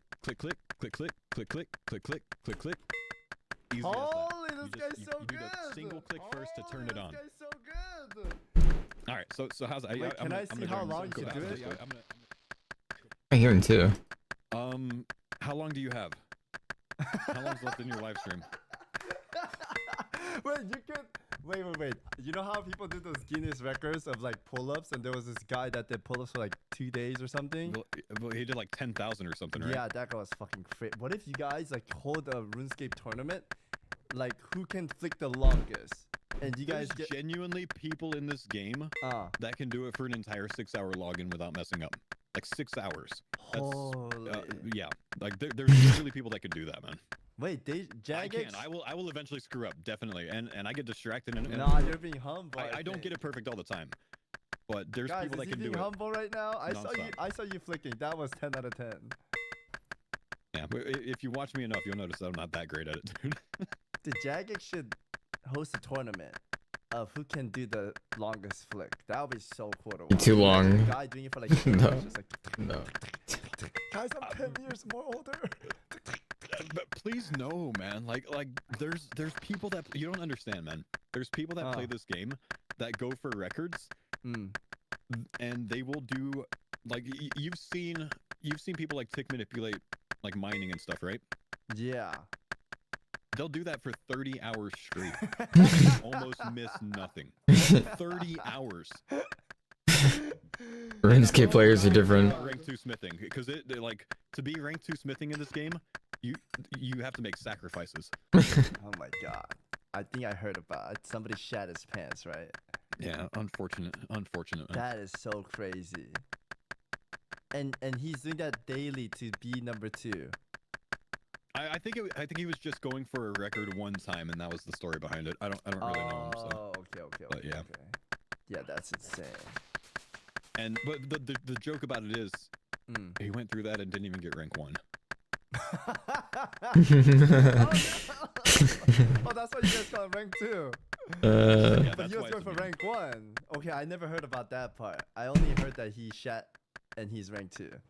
But he was going for rank 1, and then he accidentally shat because he was going for rank 1. Something along those lines. Okay. I don't know. I wasn't there, but That part is not I think translated he's well. banned. I don't even know if he plays anymore. Oh gosh. Okay. Okay. Fox, thank you very much for everything. I have one question then. You know how we were trying to decide if we should do PvP or not PvP server? Sure. If I do the non-PvP server, what will be the best way for me to make prayer pots? Because I was gonna do PvP because I'm like, it's confusing for me. Like I don't know where to get the seeds. If I heard like I should do birdhouse, and I'm doing birdhouse, but I'm getting no seed at all. So that was not. Yeah. So you're really not gonna get the Renar seeds from birdhouses. This is it's a good question. And it's a tough one as well. Okay. A possibility, like a long shot, is maybe looking at grubby keys. Grubby keys. Okay, I've grubby heard key, of yeah. these. Pickpocketing master farmers is going to be something that a lot of people tell you, but it's actually really, really, really bad because Jagex changed master farmers to with the Renar seed rate. It scales off of your farming level now, so it doesn't get good after 75 farming. And it gets really good when you're 85. That's when it caps out the chance. But before that, it's extremely bad. Okay. An idea for you to get Renars. Wait, what's your agility level? Because this is kind of a big one too. I am at 50. Okay. So Sinister. You sounded like that was bad. You can kill an NPC. I think it might be a 1 in 12. I'm only at 52, I think. Sinister key. Fuck. And that's a guaranteed 3 Renars, but I think you might need 67 agility to do it. That's kind of rough. That's pretty rough. I mean, That's pretty. Sure, I could probably. Definitely pretty rough. So, do you recommend Sinister Key or Grubby Key? So, Sinister Key, I need agility, and Grubby Key, what did I need again? Grubby keys, you're gonna need, I think, 57 thieving to open the chest. 57 thieving. Okay. But Grubby's the agility thing, right, Chad? Or Alternative is if you want to just train combat, you could just try to kill NPCs that drop Renar seeds. The Chaos Druids, I think I heard. You know, Chaos Druids aren't a terrible idea for Renars. They're genuinely not. You'll get a lot of herbs for. I remember doing it that way back in the day. Moss Giants have about Chaos Druids. 100 drop rate at a Renar seed, so that's okay as well. No, it wasn't the best. So if you want seeds, at your level, a Renar seed's going to be, worth 6 to 8 Renars probably. So okay. If you get Ultra Combos, you need to get Ultra Combos for it if you're going to plant it. But Moss Giants for Renar seeds at about a 1 in 100 rate, I think it's a 1 in 98 rate, that could be very good. That does mean you need to get 38 Herblore to make your prey pots. So you're going to have to do some questing there. I haven't even started on the birdhouses, chat. What would you recommend? I don't even know how yet. Moss Giant, or Sinister? I don't think I can do Grubby because I'm kind of far from thieving. I'm 37 only. But if Sinister is good, I could do thieving too. Level up agility to 68, you said? Well, it's 67 agility. 67. Getting 57 or whatever thieving is going to be significantly faster than that. Oh, really?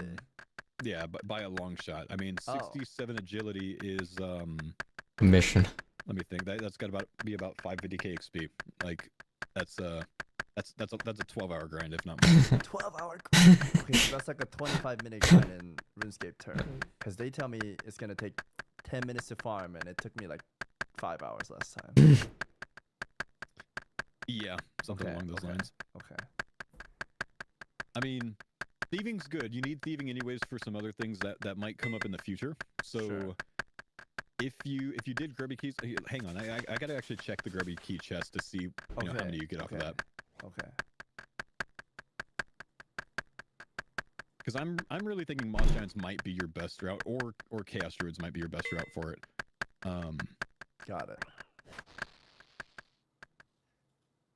Or if we don't farm any of these, I could just do the PvP one. Like, what do you think is? Or do you think I should just do the safe route so I don't get blasted? I think if you do the PvP route, it's gonna be rough. And that can cause you to have to get a lot of your gear back, and that might be more of a setback. I think the rate from grubby keys is probably not good enough for you.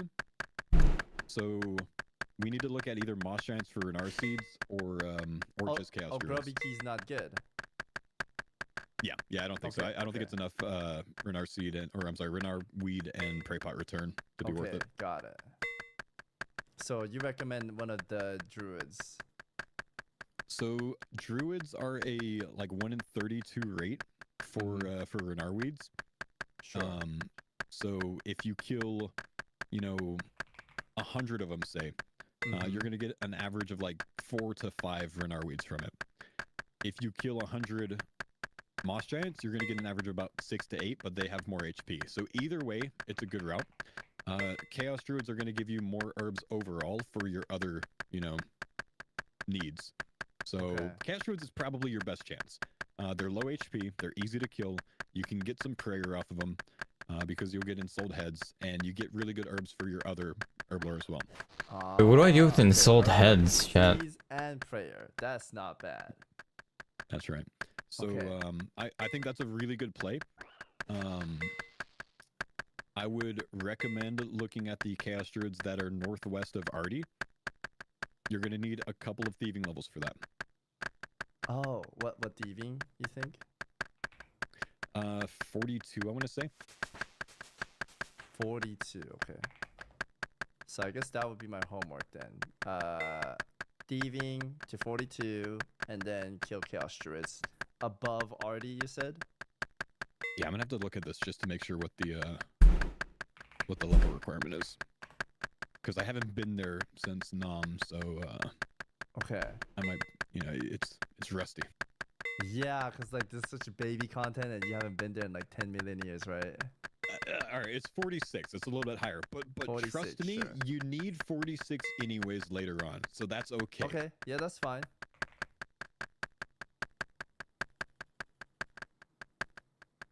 Got it.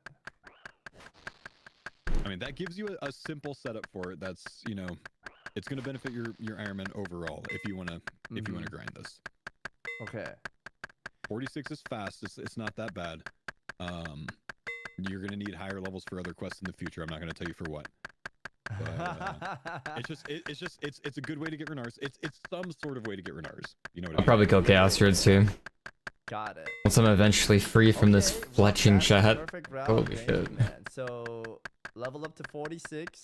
Kill This Chaos fletching. Druids, plant those bad boys. After I get those prayer pots, I could pretty much start Jed. Yeah. Well, you need the herblore level as well, man. Oh yeah, the herblore level. You're gonna need to do some work there. Do you think from questing I could just get it up to the level I need to create it, or? You can. Yeah, you're level what, 23 right now? You 23, can yes. you can quest and diary up to level 38. It'd probably be 30. about Okay, holy moly. 3 quests, maybe 2 diaries. Got it. Maybe 4 quests, depending on what you've done already. But yeah, I'm conflicted because I don't want to give away too much for you. Yeah. Because you got to figure things out. Oh, final event. Fletching event here. Backside.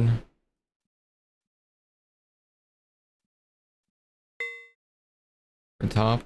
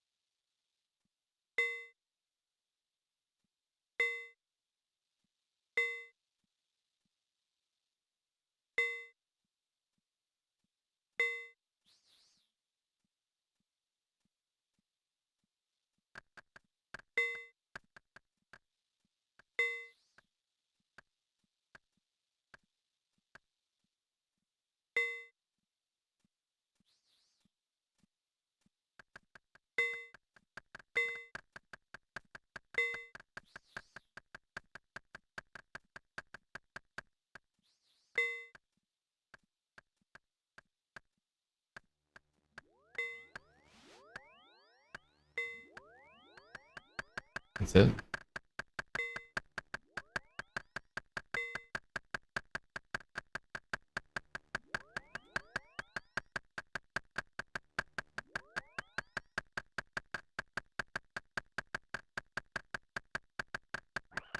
Okay. But if you want to lean on your chat, they can tell you which quest to do. Yeah. I just like I don't want to give you the No, right no, no. answers. You know? I'm not like Guzu Software. I like to ask chat when I don't know. I don't try to like. Okay, fair play. Fair play. Yeah. So yeah, it's not much that you need to do for it. It's just one small thing. Okay. Okay. Well, sir, thank you very much. Is there anything like you would add or tell me to like farm or do? Are you using a bone crossbow in the caves or are you using a rune crossbow? Right now, I'm using a rune because I don't have the bolt for my rune. I do have a Okay, rune. you're using the bone crossbow right now, but I need like a so rune once bolt you for start, this, right? well, you can get myth bolts. That's actually not like that unobtainable. Okay. You could get broad bolts, but that's a bit more of a grind because you got to get your Slayer up for it.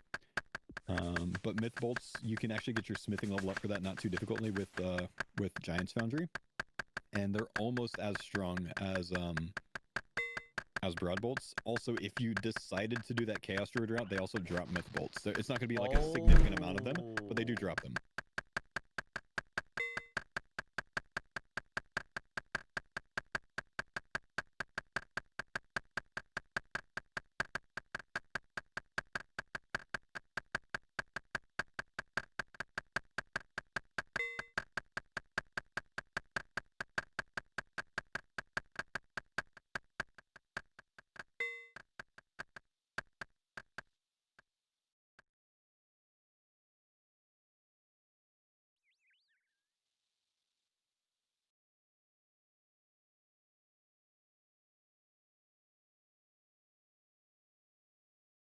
Okay, should be at least 500 now.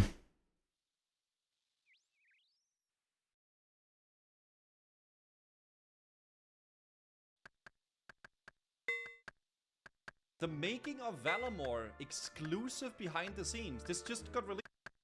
Let the game play itself. Interested bits of traveling alchemists and people. When playing old school RuneScape, the players have a certain. It's nice because like people do this anyway, and might as well make like a fun little event out of it. For me, I think this is cool. I think it's sick. Little mini event, you get to level some mining maybe as well. I'm generally not a fan of like AFK type content, but like RuneScape, you kind of just do that, you know what I mean? It's like kind of integral. Like there's crabs, there's safe spotting, you know, it's kind of just a part of the game. So them adding content like that, that's a little bit more engaging. You know, I was fine with it.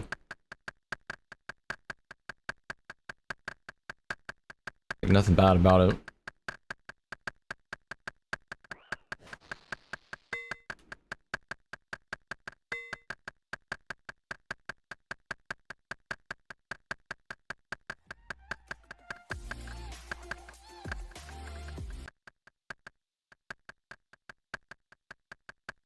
Did I read that name right? Did Noob's own RuneScape or something? Noob's own RSPS. Terrible name.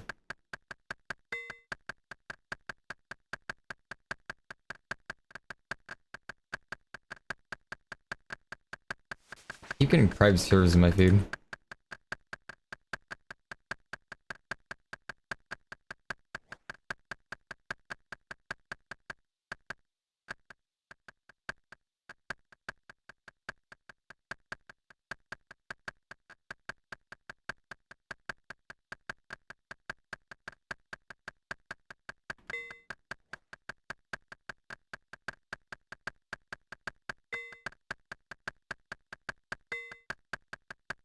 First off, I want to be transparent.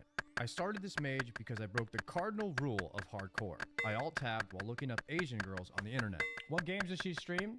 Just chat.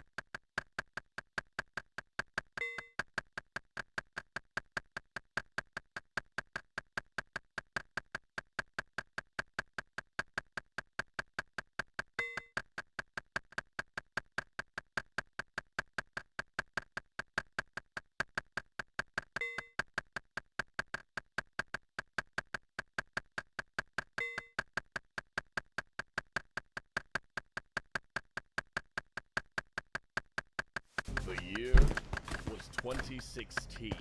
A year of absolute wallet destroyers. Doom, Uncharted 4, Battlefield 1, Final Fantasy 15, Dark Souls 3. Can't believe it was that long ago for Battleborn. Watch Dogs 2, Infinite Warfare, The Division, Gears 4, Blood and Wine, Stardew Valley. Oh, we weren't at the drive-thru. We were at the buffet. However, 2 games stood at ends, competing for online competitive dominance all in the same month. Overwatch and Battleborn. Both first-person shooters offer drastically different gameplay, but with all two. I love Battleborn. I love both these games, Overwatch and Battleborn. They're both great games. Gearbox's most ambitious game they'd ever created, it fell completely flat. It's one of their best games they've ever made too. Like there were some really good core concepts there, and for the abilities of the characters, the gameplay, like it was all very nice. It launched around some Titans, and yeah, it didn't get the marketing it needed. Nearly a month before Overwatch, Everyone was just sucked into Overwatch. few copies before the Titan fell. It unfortunately flew directly into mass criticism. It wasn't even like Overwatch that much, like at all either. Like they're completely different games. It's just like it looked very similar from just viewing perspective. From those expecting And people were memeing on it a lot. 6 and 7 spread across the board saw the game losing the majority of its player base before Overwatch even released. On PC, the game only ever saw a peak of 12,000 and within a month had dropped below 1,000. A year later, it received a free trial mode, effectively free to play, but the game just couldn't compete. By 2019, the game was taken off markets and announced it would be shut down by January 2021, rendering the game unplayable entirely. And thus, it died. Until it didn't. Through Project Battleborn Reborn, Yeah, they brought it back. Some other guys, like yeah. player aspect of the game. So I'm trying to get the multiplayer going too. sealed copy of the game on eBay with all 3 of its discs. Slap that code into Steam, and for the first time since Overwatch launched, I tried Battleborn. All right, let's see if this works. Story prologue. Single player's okay. Alani, Whiskey, Foxtrot. I don't know any of these characters. I'll be Alani. I don't know. All right, start PV. Hey, let's see if this works, huh? Let's bring you up to speed, shall we? It was kind of cool cinematic though at the start. Hell of a long time ago, a vast darkness would devour the heavens, and after years of, let's call it the longest chain of very bad days ever, only one star would remain. And this is where you show up. From among these heroes, you will recruit a force forged in conflict. You will direct and train them, and through you, there is hope for light. Wait, so what kind of game is this? The Battleborn. Wow.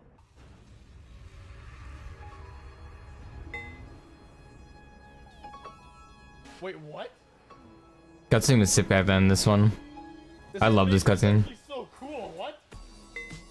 The music went hard with it too.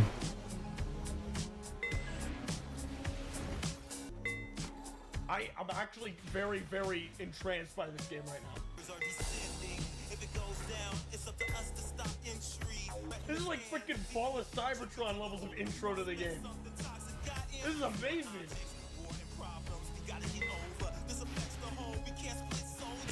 I don't understand any of this because I don't know anything about this game. But like, this seems way, way more refined than I was expecting it to be. This game was a hidden gem. I'm not even kidding. Like,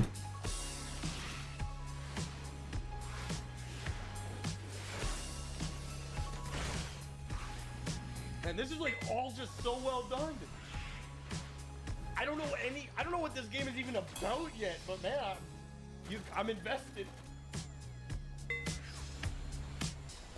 I sincerely apologize, Battleborn. I was not familiar with your game. Galt, you read me? Glad you could join us. Hey, I owed you one. That and I'm never one to turn down a shot at crapping all over Rendain's plans. Upload the mission data to Melka's rig. Man, this game actually looks really clean. This isn't it. Okay, so I've got freaking Zenyatta power. I gotta not compare this game just infinitely to Overwatch. So there is a run? Oh, that is a sprint, okay. There's crystals to pick up. I don't know if they mean anything in this version of the game. You can really feel the 2K Borderlands energy with this. So I have 515 crystals. I have 1 augment available. Soothing Mist Splash Zone. Nearby enemy allies are healed when Geyser erupts. Sure. Well, I still don't understand exactly what this game is. Fish out of water! Fish out of water! Okay, so I'm charging my water bubbles by hitting people. I do not even remember that character. Who the hell? My abilities? What does this do? What does that do? What is that? Is that okay? Low key, I don't remember that character at all. Okay, what does this do? It heals me? I still don't understand any of my abilities. Can I team bonus? There's 5 players? The story was co-op. Wait, before you finish that sentence. Surface. Wait, what? She's still talking? Oh, pick up extra life. Health full? Score. Oh, whoa. Okay, guys. Okay, we're gonna use this ability. Don't know what any of my abilities. This game had more content than Overwatch 2 release. You don't know what this does? It's a way. That's actually a very cool ability. Holy. M3 assault drone. All right. I am trying to understand what exactly this game is about. Popcorn at the ready, everyone. The show's about to start. I can see they were trying with the writing. They were trying. Are those explosives? Oh no, these are. The multiplayer is way better. Story was kind of I boring. can't believe they actually managed to bring this back from the dead. It feels illegal to play this right now. To be powered to extend the bridge. The boss fights were decent though. Oh, he's on one. Oh, he's not. I said get back in there. You go back. Glorious. This guy is. He's playing a healing character. As a healer, this guy does way too much damage. The windows above. They're coming in from the windows. Okay, but I'm dealing with them coming in from the doors. All right, guys, here you can have another one. All right, we did it, right? That's it. That's the way. That was actually my character right there. That was my go-to character. That allows for ricochet damage. It had a ricochet weapon, and he's also, this person has like a, he's kind of like Sasuke. You know, he's got the little bone dude behind him and does shit. Choose it immediately. And guess what? There it is. That guy. CCs people. My ultimate cooldown is like Nutty. 1. And there's Big AoE damage. That was his ultimate. Oh, scary Veil Walker. Dude was sick. And when he melees too, he melees with like his dagger, and then he'll like swap over to like the little Sasuke thing in the back. You know, I don't know what it's called. It's like demon friend slashing. It's so cool. Good. Okay. That was sick as fuck. Of course not. Big. The ricochet weapon was just fun using too. I didn't see his name. What was his name? And you're stunned, and they'll put you in the ultimate there. We just beat the crap out of you. Get him. Okay, if I can knock him back into the wall there, yeah, now he's just standing in my ultimate. What is he gonna do? What are you gonna do? He's just stuck in my ultimate. You idiot, you fool. Now you're getting, the game had to make him immune. I was killing him too quickly. Punch him right in the thing. Oh, he just imploded. He's dead. That game was all about the PvP though, the like actual PvP mode.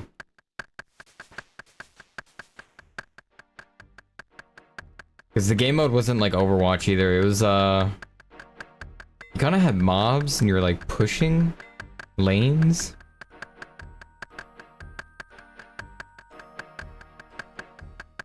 It was just kind of more brawly, like a brawly PvP game. Holding points too.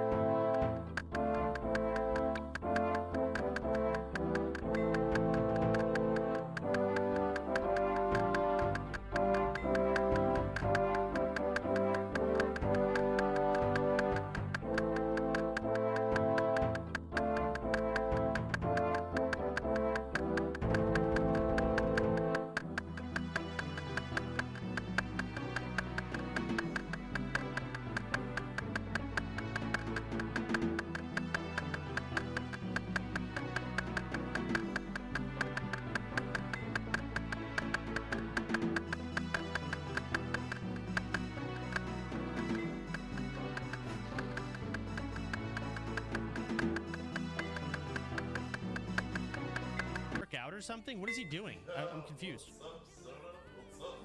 How is he reading me? Is he okay?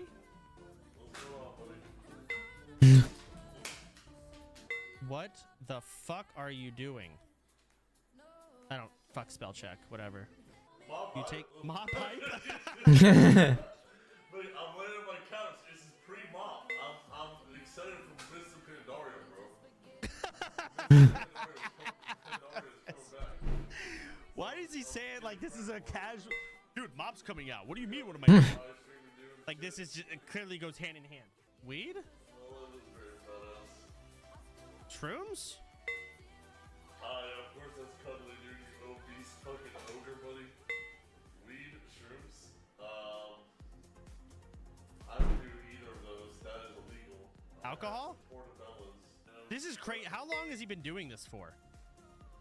An hour and a half? Okay, I'm going to the VOD. I gotta fucking dissect this. This is crazy to me. At what point did he lay down on the couch like that? Because there's no way he's done an hour and a half intro of this. Okay, he's standing up at one point. What? It's getting weirder. How? I'm watching myself. Okay, sorry. What the fuck is this creature? Oh my god. Okay. Cameras off. Spotify. Like some of the best communication. Shirtless. Still wet. Didn't even do do a good job at drying off. You guys are doing great. And I never sucked Blizzard dick. But like you guys are doing a great. Okay. For the Lord of Jesus. So this makes sense. This is streaming. Whatever. Lord of Jesus.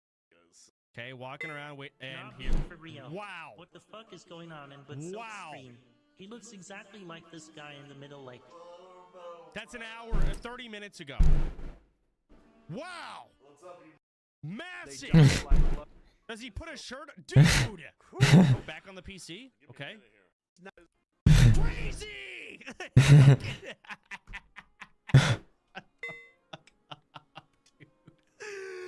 Oh my god, what a character. He does not care. Like my head's like falling off. Oh fuck, that's so fucking funny. Dude. By outside, I literally mean like, dude, like go sit on a couch outside. You guys ever go sit on a couch outside? What? Best in slot, guys. You talking about a shirt? How bad do you guys want to go outside, dude? Let's go outside. Let's do this UI stream. We never went outside. He said, let's go outside. It's fun. Now I'm caught up. I get it. What was your plan? Hold on. Did you plan out your stream today?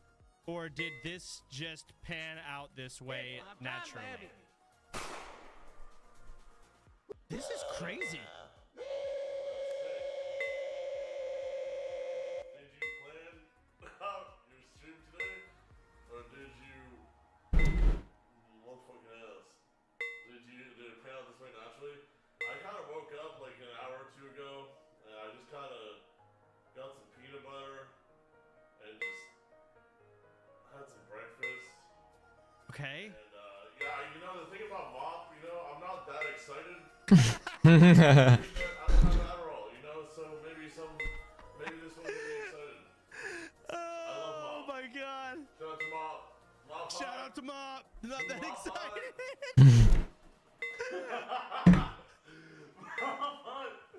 MOP hype, guys, let's go. MOP hype. This is. I'm trying to do a UI stream, guys. I mean, we're all here for a UI stream, obviously. What is a UI stream? Obviously, we need to do a UI stream. Like, look at this. Like, look at this, guys. So I play a feral jury, guys. All right. So what's a fucking Dominoes. So guys, I gotta fix this. I gotta. There's no way he's Tonight sober, right? in 1 hour. Okay, so this is the goal.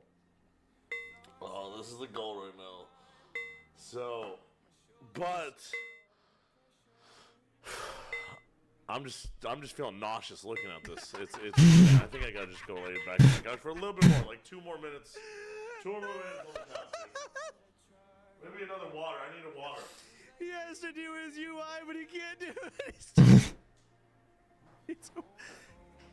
Dude, that is crazy.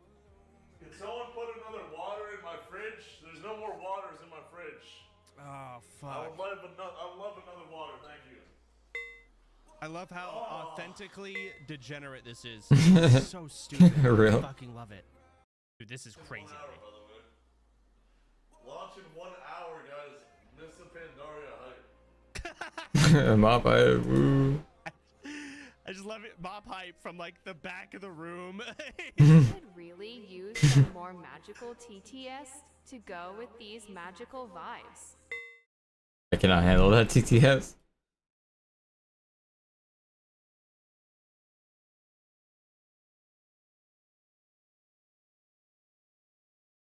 Lynx Titan is undeniably the best RuneScape player of all time. In a few short years, he blew past everyone to rank 1 on RuneScape's high scores. But then, he vanished without a trace. Lynx Titan is still rank 1 on the high scores, but nobody has heard from him in over 6 years. How did he reach rank 1 so quickly? Where did he go? And how much longer can he keep his rank? This is the incredible story of Lynx Titan. Our journey begins in 2013, not yet in old school RuneScape, but RuneScape 3. At the time, Lynx Titan went by a different name, Forsberg888. Yeah. He was one of the best players in the game, even back then, and was in the top 200 of the high scores. By now, he had already I like reached Lynx level Titan. Lynx 99 Titan's way better. in all of his skills, but wanted to take things even further. In RuneScape, most skills end at level 99. Once you've hit 99, you've unlocked everything the skill has to offer. Reaching 99 only requires you to gain about 13 million XP in that skill,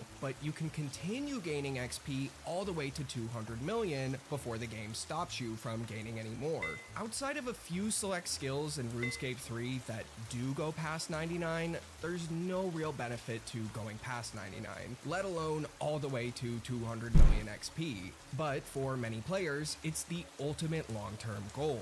Whether it's for prestige, competition, efficiency, or simply the satisfaction of seeing the XP counter reach a number that will never increase again. Now, Forsberg didn't just want to get 200 million XP in one skill or a handful of his favorites. He wanted to get 200 million in all of them, a feat that only one other player, Suomi, had ever accomplished. But soon after Suomi got 200 mil all, a new skill was released, Divination. Suomi had no plans to go for 200 million XP in Divination, so the next person to get 200 million XP in every skill could take his spot as rank 1 on the high scores. Forsberg could be RuneScape's next rank 1 player, if he worked hard enough. But this is a grind that would take billions of GP and thousands of hours of time. Luckily, he was rich from his years of playing the game. Forsberg started in 2005, and since then had accumulated billions of gold through a few different methods. He had invested in a yellow party hat in 2009 for 450 million gold,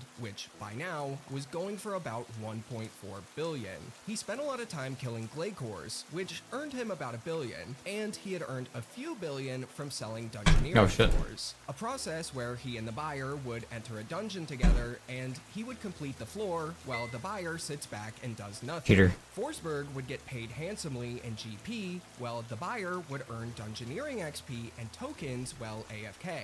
If only something like that existed for agility, I think Forsberg would have been RuneScape's first trillionaire. Forsberg was even a dicing host for a while, which for those that haven't heard of them, were essentially human slot machines. He made some decent money doing this, but he soon gambled away most of his earnings with another host. I guess that old saying is true, the house always wins, even if you were the house 10 minutes prior. Forsberg still had a lot of money, but he was quickly burning through it on his journey to 200 mil all. He could do what many others grinding for 200 mil all did, take donations from other players, but Forsberg wanted to earn the money himself. Luckily for him, he would soon discover his best money-making method method of all when in February of 2013, a little game called Old School RuneScape released. Before I discuss that though, I want to talk about today's sponsor, HelloFresh. Dig into their biggest menu No yet. need.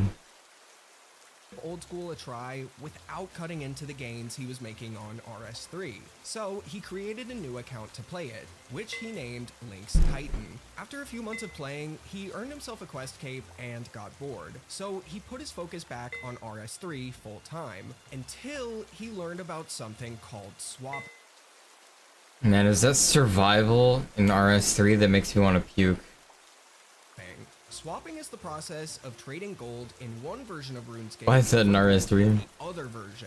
For example, let's say you have 10 million gold on Old School RuneScape, but you're primarily a RuneScape 3 player. I mean, Hunter, yeah. Instead of letting it sit unused, you could find a trusted swapper to exchange it for RuneScape 3. I don't think I can stomach doing Hunter in RS3 too. It sounds painful.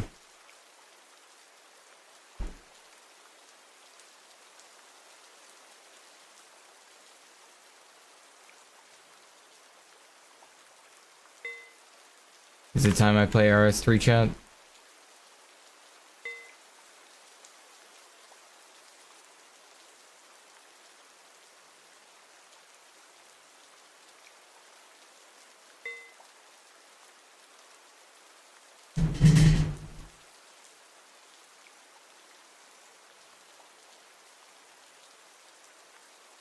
No, you can't though.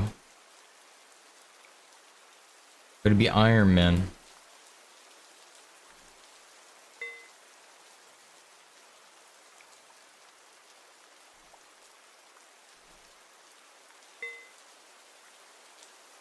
There's no way I would play a non-Ironman.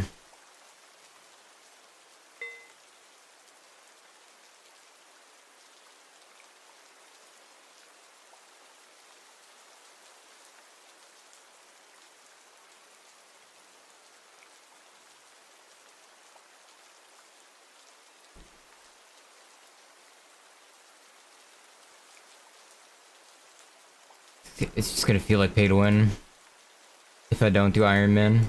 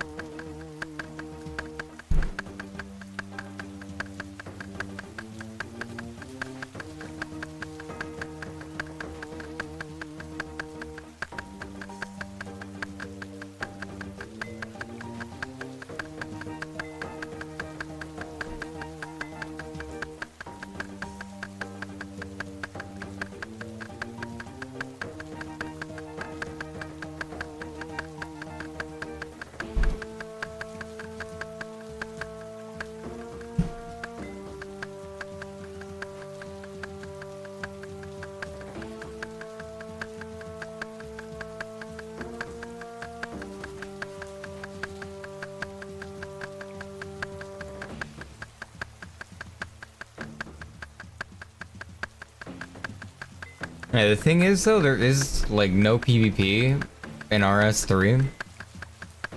So I think I'd only want to do an Ironman. Like if I did try out some RS3.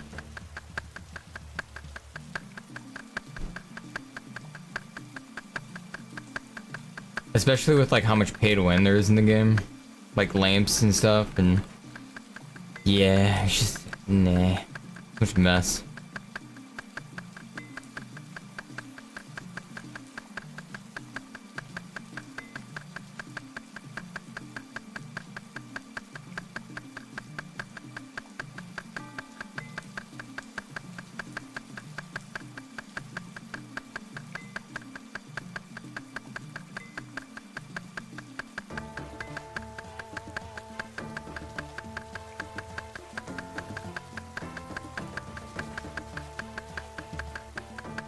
And the way I see things, anyone who's a non-Iron Man character, they bought their levels.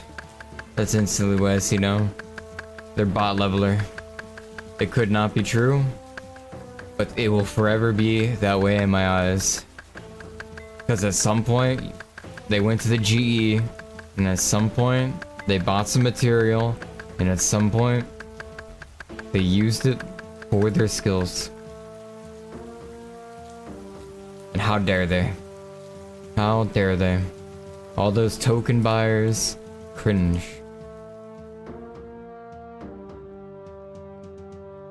That's how I see non-irons. Nothing will change my view.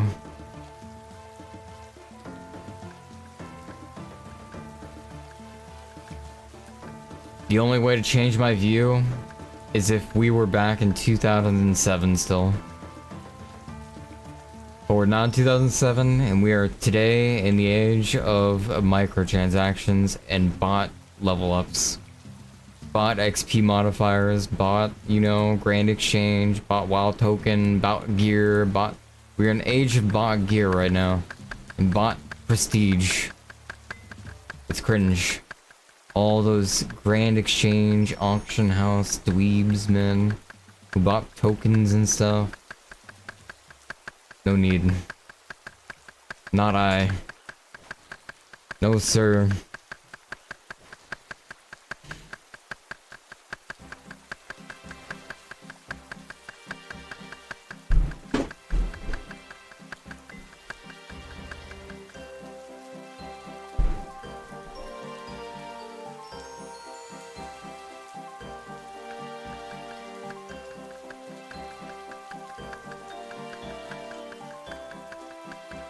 If the PvP was alive though, then it'd be more of an incentive to have like a regular account.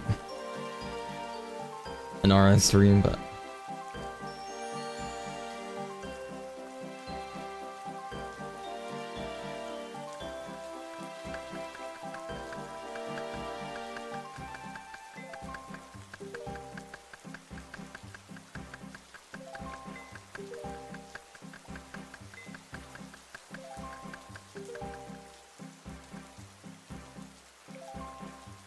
I mean, nothing, but, like, anytime I look at a normie account, I'm just gonna assume they bought a WoW token, you know?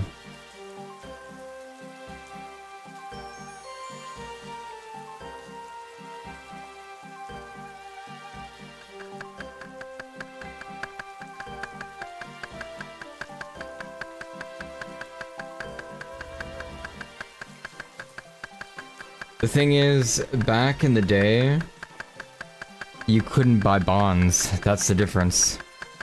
Now, you can buy bonds. Now, there's the Grand Exchange. These are two different systems that were implemented before, or I mean after, you know, I don't know before or after what I was trying to like go in terms of like...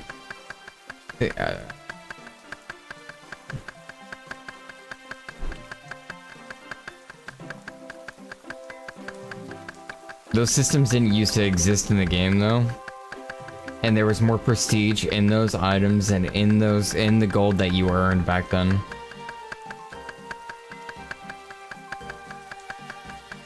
What's the issue with bonds? It's pay to win. Bonds are pay to win.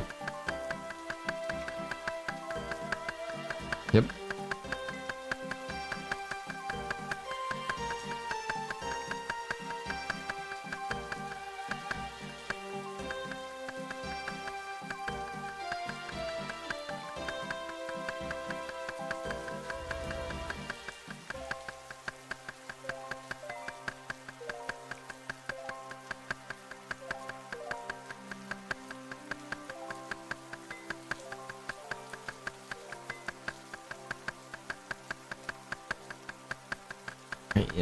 If you're using...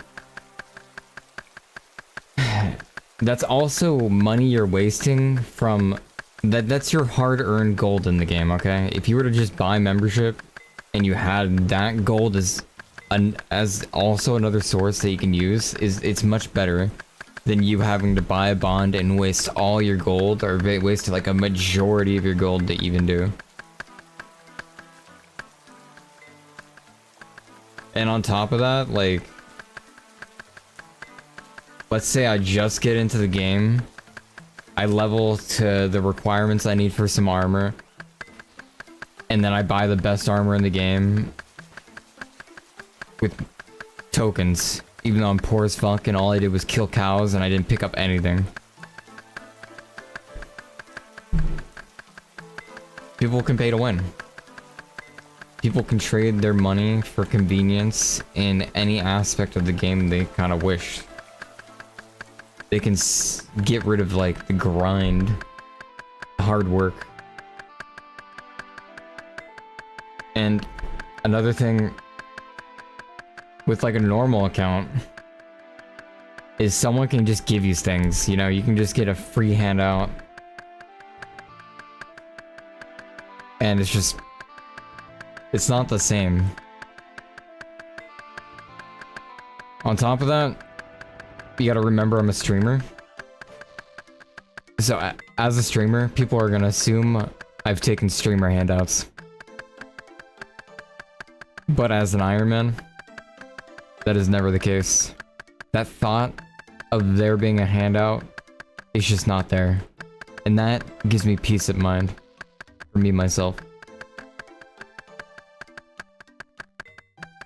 It's a self-pride kind of thing, okay? This is all earned. This is all farmed by me. I did this. I got these logs. I spun that flax. I strung those bows. I fletched. I farmed that obsidian cape. I didn't buy the obsidian cape. I farmed the obsidian cape. I didn't buy the fire tome.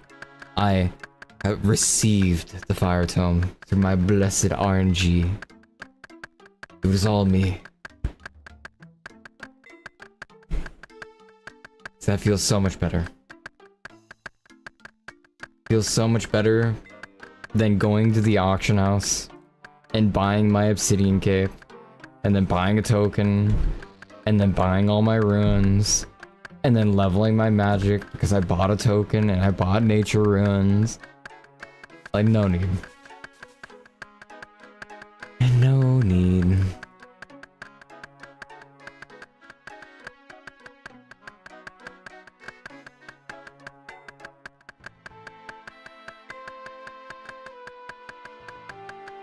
You gotta remember, I like full loot PvP games too. Like, I don't mind doing shit the tough way.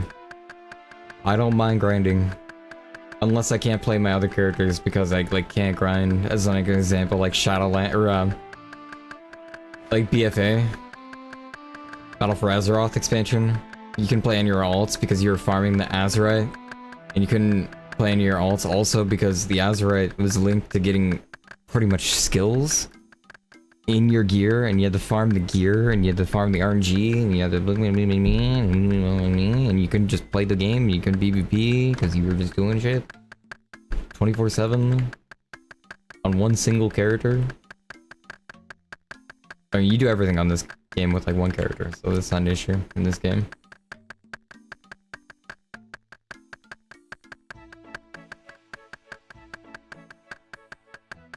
Unless I'm PvPing, of course.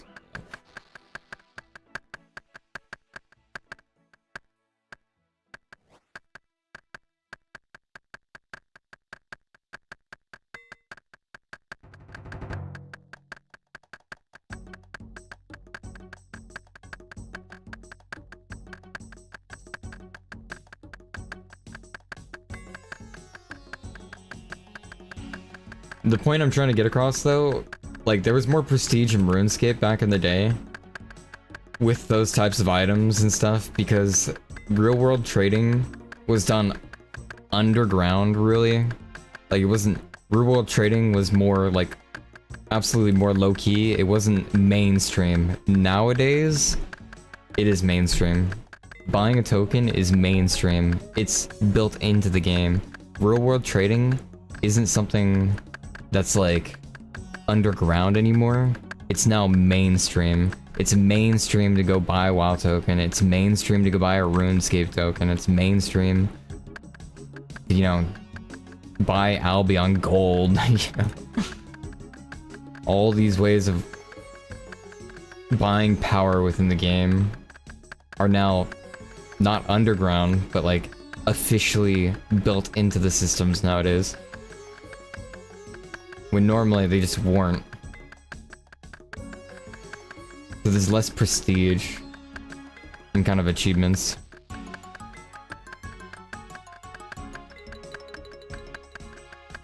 Even like leveling skills, really. You're non-iron, you know.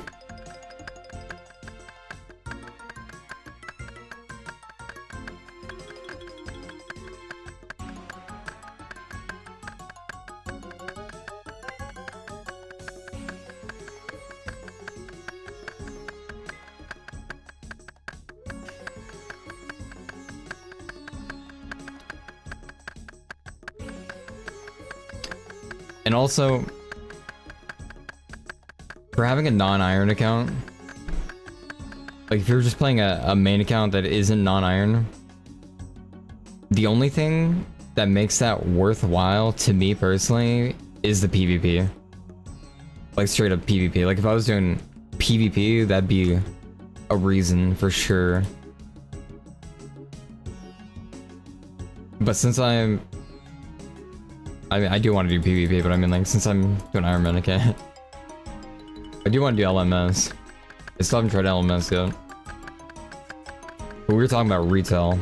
Since there is no retail PvP, I don't really have a reason to go non-iron if I played RS3. Like, PvP would have been the reason. If it had old school PvP, old school RuneScape PvP, then I'd be like, oh yeah, sure. Maybe I make a main account, you know?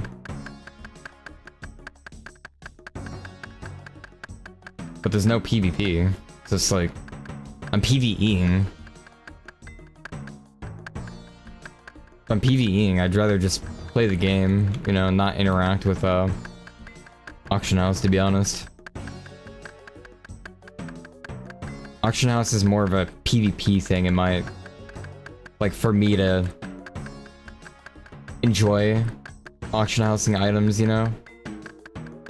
Because only PvP gives that thrill of like, oh my god, I just won like 2 mil worth of items, you know, or some shit, you know?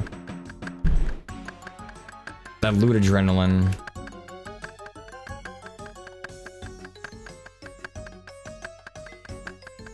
I'm also like a sentimental collector, kind of, in a way, you know, in a sense, you know, achievement-wise. So like, if I earn something in-game, I'm not really gonna want to sell it unless it's like a PvP game and I can like use it to fund my PvP journey, you know? But if it's like PvE, you know, I'm gonna want to have at least one of that item in my bank, you know, type shit.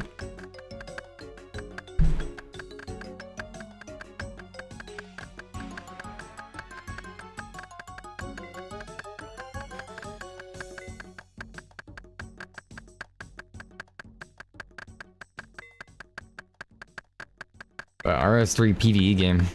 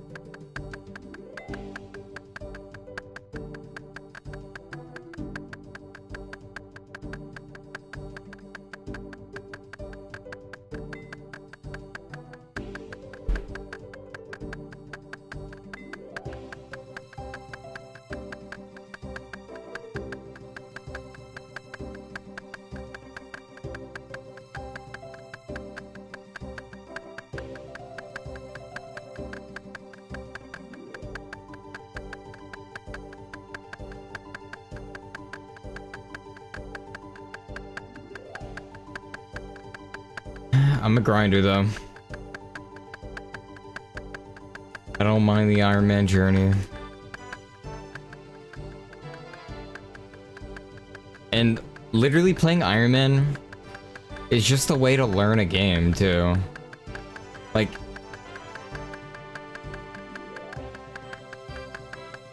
the reason I would say not to start an Ironman or a hardcore character in like WoW is because you don't keep your character's progression when you die. In this game you do. So I would tell literally like everyone, if they're playing RuneScape for the first time, they should be playing Ironman. If they're playing old school RuneScape for the first time, they should be playing Ironman. Straight up. If it was like WoW, nah, because you don't keep your character, it doesn't keep going. And it's just like, it's not the same, you know? You can't really make it the same as like RuneScape. I mean, they actually can. It's like the no banking, no auction house type shit. It's really surprising WoW doesn't just steal RuneScapes, I mean.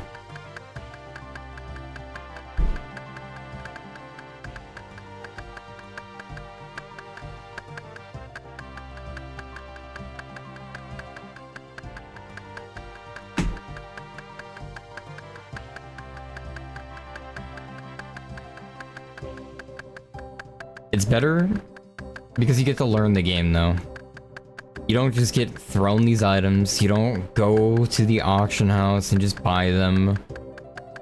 You understand, oh hey, where can I get wheat? Oh, I can get wheat here. I'll remember that in case I need wheat next time. And then you get a bucket, and you realize you can put the wheat in the bucket. What's the refined wheat called? Isn't it just called wheat, right? You get what I mean, though. You see what I mean. You understand and you, like, engage with the systems more as an Ironman, and it's just better to learn and experience the game. And if I was playing RS3, I'd want to learn and experience the game in, like, that fashion. Yeah, flour. Put the flour in the pot, but yeah.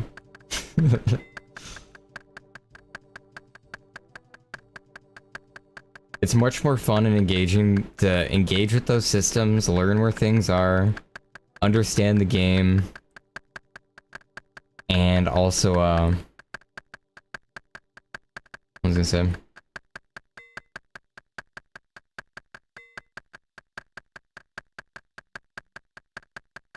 Learning the drops for things. Oh yeah, it makes drops as a whole feel much better. Like if you get an item, you're more hyped, you know? It's more of an adrenaline rush. It's more of a moment when you actually get something. Or when you work towards something. When you see that item on the ground, it's so much better.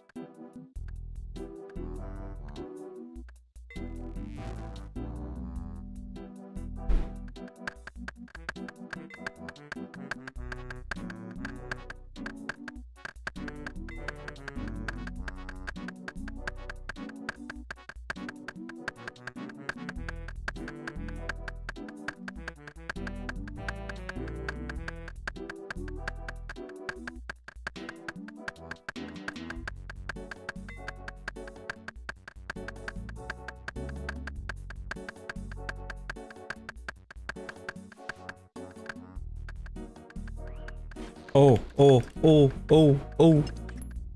Fox.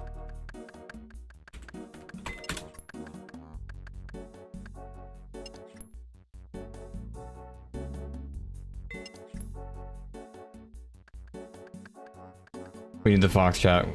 We need the fox. We need the fox, okay? We need the fox pet.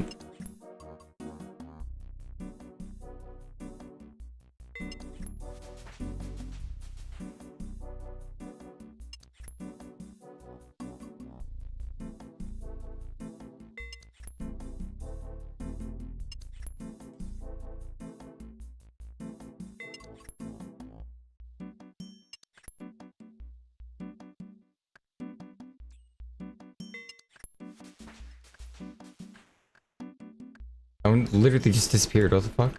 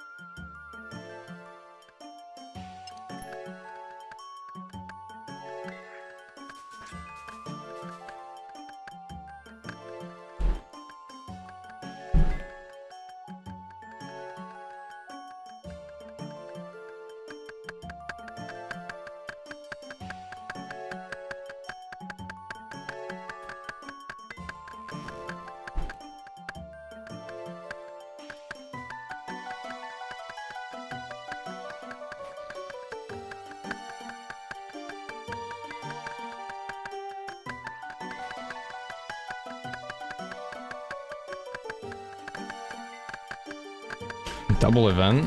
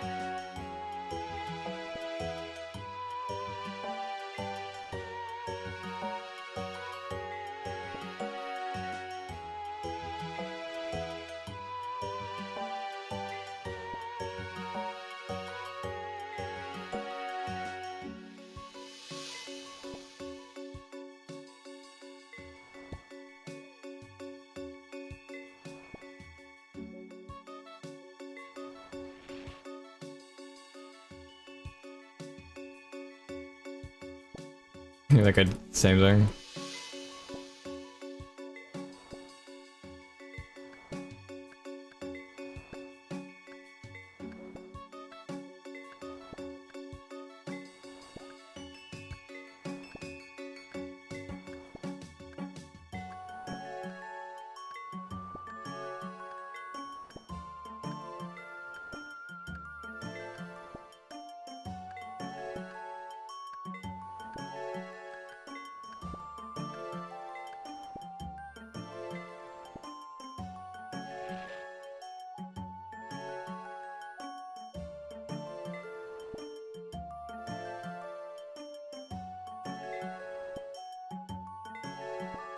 One anima? Why am I getting one anima? This one sucks.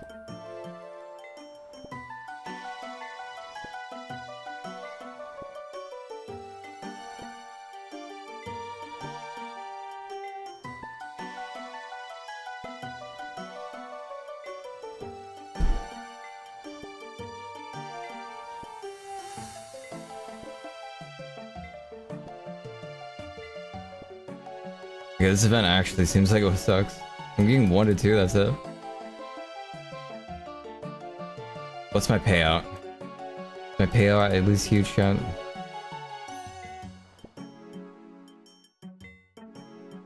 Wait, I actually did get paid out pretty big. 217. I changed my mind. Take it back.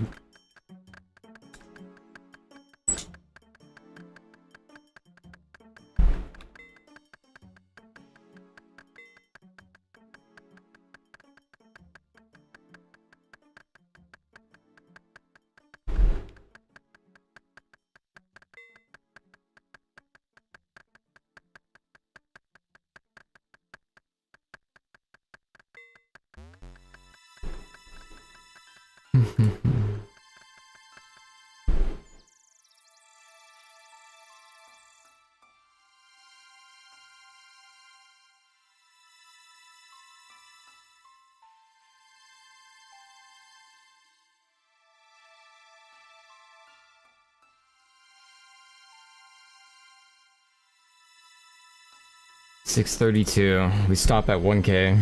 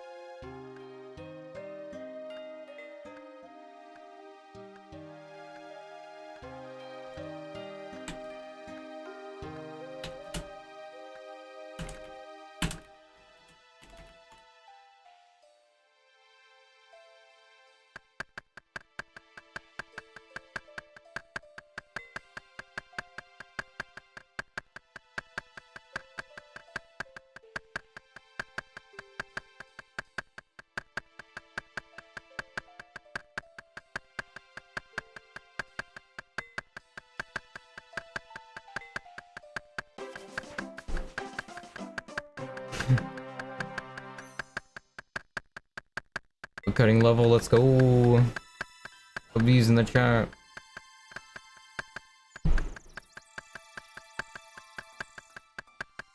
$61 Fletcher.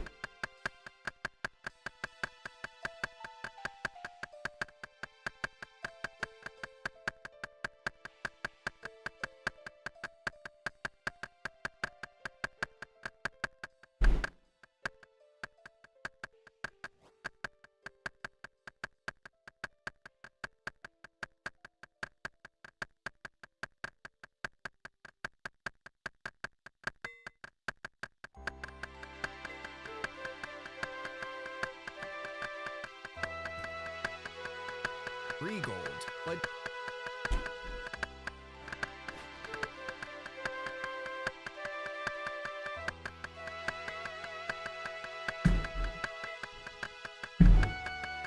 Idiocracy's free on YouTube? Oh my.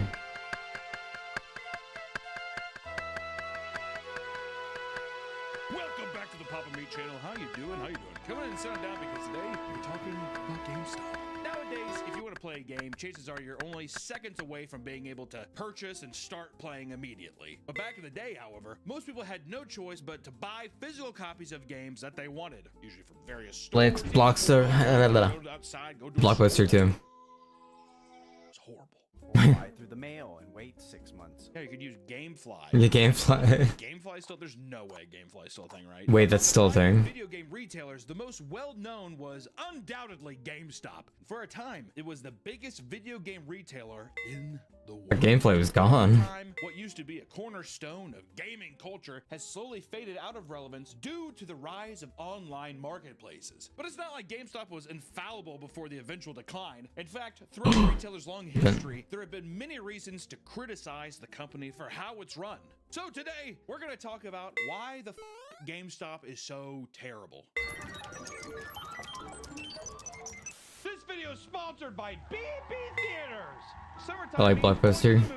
So why don't you go to the 5th largest theater chain in America? Blockbuster was magical.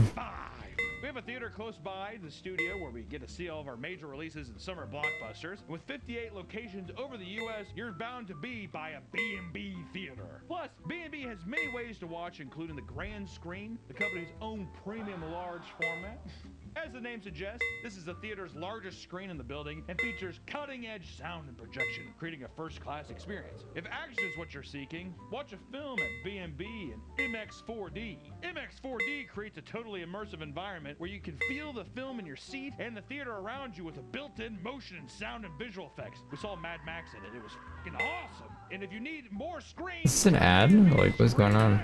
This multi-projection 270-degree viewing experience lets you take in large landscapes and exciting scenes to their fullest. I also saw Mad Max on that one, and it was awesome! This unique viewing cannot be achieved at home, which is why you need to see Jurassic World Rebirth at B&B Theaters. Make sure you grab a friend, get some popcorn, and head to B&B and watch Scarlett Johansson run around with some dinosaurs on the largest screen you possibly can!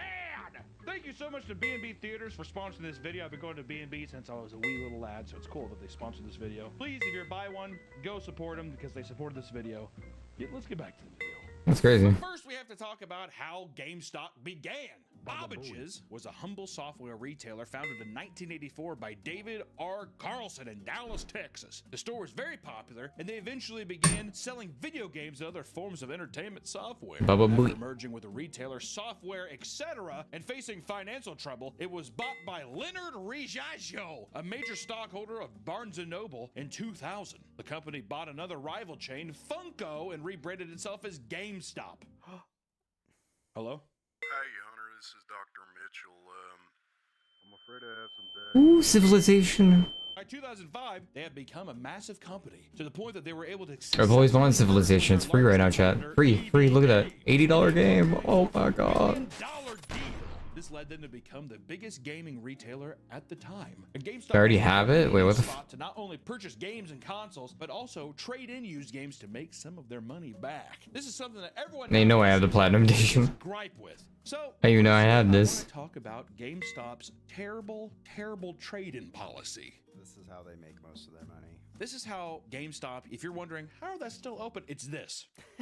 Okay, Scamming people. Trade-in policy, that's how the lights are fucking staying on. People bring in their used games in order to receive either in-store credit or cash. That being said, the GameStop trade-in values for games are known to be laughably low and have been memed into oblivion on the internet for, decades. Probably since they fucking opened. Probably since GameStop was even a name. People were like, you're gonna trade in there? Really? Are you sure? Yeah, for sure. This, however, is that trading games were even the employees would be like, are you sure? Like, put back on shelf to sell to other customers. So they would sell it in and then they're gonna mark it up hundreds of percentile, right? Yeah, $7 game and they put it up for $60. And then some hapless son of a bitch is gonna come in and can buy it off the shelf and they're just like, oh, That's rent, baby. We're getting rent hand over fist. Even recently, someone made a post about how they went to a GameStop to trade in nearly a complete collection of amiibos because he no longer had the space for them in $10. a new college apartment. Also, their amiibos. The set that could easily be worth thousands of dollars was traded in for $1,300. When I say thousands, I mean $5,000, $6,000. They gave him $1,300, and this sent the internet into an uproar over how badly he was lowballed. Which at the same time, you have to ask yourself, my God, find someone else to buy it. Which, to be For real. fair, people usually are in these positions where they're just like, I just don't care. I want it out. I want it gone. I don't want to have to go through the whole process of selling them one by one. But I think in today's reseller economy, I think that you could sell that even Yeah. $2,500. Yeah. Give me half. I feel like there are other options. He could have definitely been like nearly complete set on eBay. Buy it all in one. Buy it all in one, or make best offer, whatever, Yeah. and handle it that way. Exactly. It is what it is. It is what it is. Of course, the employees are just doing as they're told at GameStop, so you can't put it all on them. But in fact, it seems that a ton of GameStop employees hate the process of trade-ins because it invites some particularly odd encounters, aka people who are emotionally not well, people who also steal things to resell them. Like the amount of times that I worked, when I worked at my the place that I worked at in Kansas City, the amount of times that it was just like clearly things stolen from Walmart, and you're like, I don't think I can take this. They're like, what do you mean? It's like it's 18 sealed copies of Grand Theft Auto 5. I just can't. I cannot do it. Here's a list of weird occurrences employees have witnessed trying to process trade-ins with customers. 1. A man came in with his wife to trade in his copy of Dishonored, only to find his secret porn stash inside of it. That's just Oh my God. ironic substance to be found in. That's fucking funny. Dishonored. One employee was given a PS2 with a condom stuffed in the hard drive Ew. slot. He was also given PS3 games that the customer admitted were used as weed ashtrays. Another employee inspected a PS4 and opened it to find that it was overflowing with cockroaches. Gross. That's gotta be super common. And according to one ex-employee, he had seen used syringes, dead centipedes, and used Ew. He's like, it was a crazy weekend. A customer came in to sell 50 DS games, each of which were fake, and someone brought in a box for a controller filled with rocks. He assured them that was what was in the box when he bought it, and the store leader somehow decided to pay him out. No way. Tried to ask if they would take in some appliances like his washing machine. And a strange customer who seemed to be tweaking came in with a stolen coffee maker and told the employee, quote, I know y'all take video games, but what about coffee makers to make your coffee for your gaming sessions? That's a good sales pitch. He's just like, hello? You boys like to stay up all night and game with your Nancy's. And in a more sad turn of events, because we have to do it to you, a man was trading in his old Xbox 360 while the employee worked on wiping his hard drive. They discussed his Xbox achievements. The man suddenly got sentimental and decided he no longer wanted to trade it in, but it was too late. Everything was Damn. left sad. Which I love the idea of a guy just be like, you know what, never mind. The guy's like, oops. Which also, by that point, I'm like, why don't you? It's done. It is kind of fucked up mentally, though. So, are you sure? I'm deleting all this memories. That's it. That's all you want. Okay. It's like already deleting. It's kind of fucked up. Sitting there thinking about it, well, you know. Oh shit! Actually, you know what? I guess this isn't worth the $13 you're getting for my system. And lastly, a former employee reveals that someone tried to trade in the belt she was wearing to keep her pants up. I don't know why the belt you would do that, but that's just some of the things. And also, you know, when people trade stuff in, the amount of like, dude, dusty, gross, Yeah, gross, grimy, gross. and like you said, cockroaches, or the amount of shit that What's you see going traded on? in that's just like reeks of cigarette smoke. Ugh. Yeah. Brutal. And people have always chastised GameStop for its horrible trade-in value and inability to care for the customers. So let's talk about when GameStop was at its absolute worst with the Circle of Life program. In order to maximize profits. To understand why it was implemented, here's GameStop's ideal customer cycle. 1. Customer pre-orders game by paying a deposit. You gotta put money down. 2. Customer uses their trade-in program to get money back after completing the game for way less than the actual value. 3. Customers ask for store credit instead of lower return cash option, then uses it to buy another game. 4. The now marked up used game is put back on the shelf to repeat the process with someone else. You like that? Do you feel good about how that's the circle of life? And then 5, you die. You're dead. There it is. That's my life. Each employee has something referred to as call score, based on things like used game sales, pre-orders, trade-ins, and because used games have higher profit margin, it was aggressively pushed to employees as the priority over selling brand new games. Yeah. Have you seen that? They'd be like, Grand Theft Auto would be be like $60, but like you get the used version for 50. Are you sure you just don't want to get the one that somebody has already opened and touched and fondled with? $10 cheaper. Come on. Come on. Coal score. He has like a fucking like marker on his arm. He's like, our coal score's low. To avoid having a low score that threatened their job, GameStop employees were pressured to lie to their customers about the stock of new games and consoles. One employee admits that a launch day for a brand new game could literally screw him over for the entire week because he would then have to sell way more pre-owned games to keep his score up. So it's like, yeah, you might have sold a shit ton of new games, but GameStop's gonna be like, why aren't the used games selling?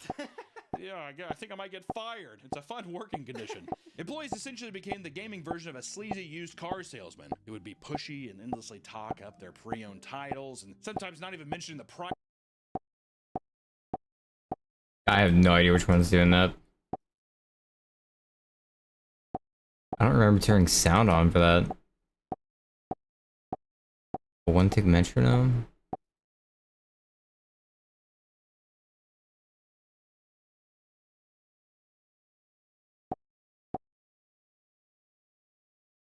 It turns off like both of those.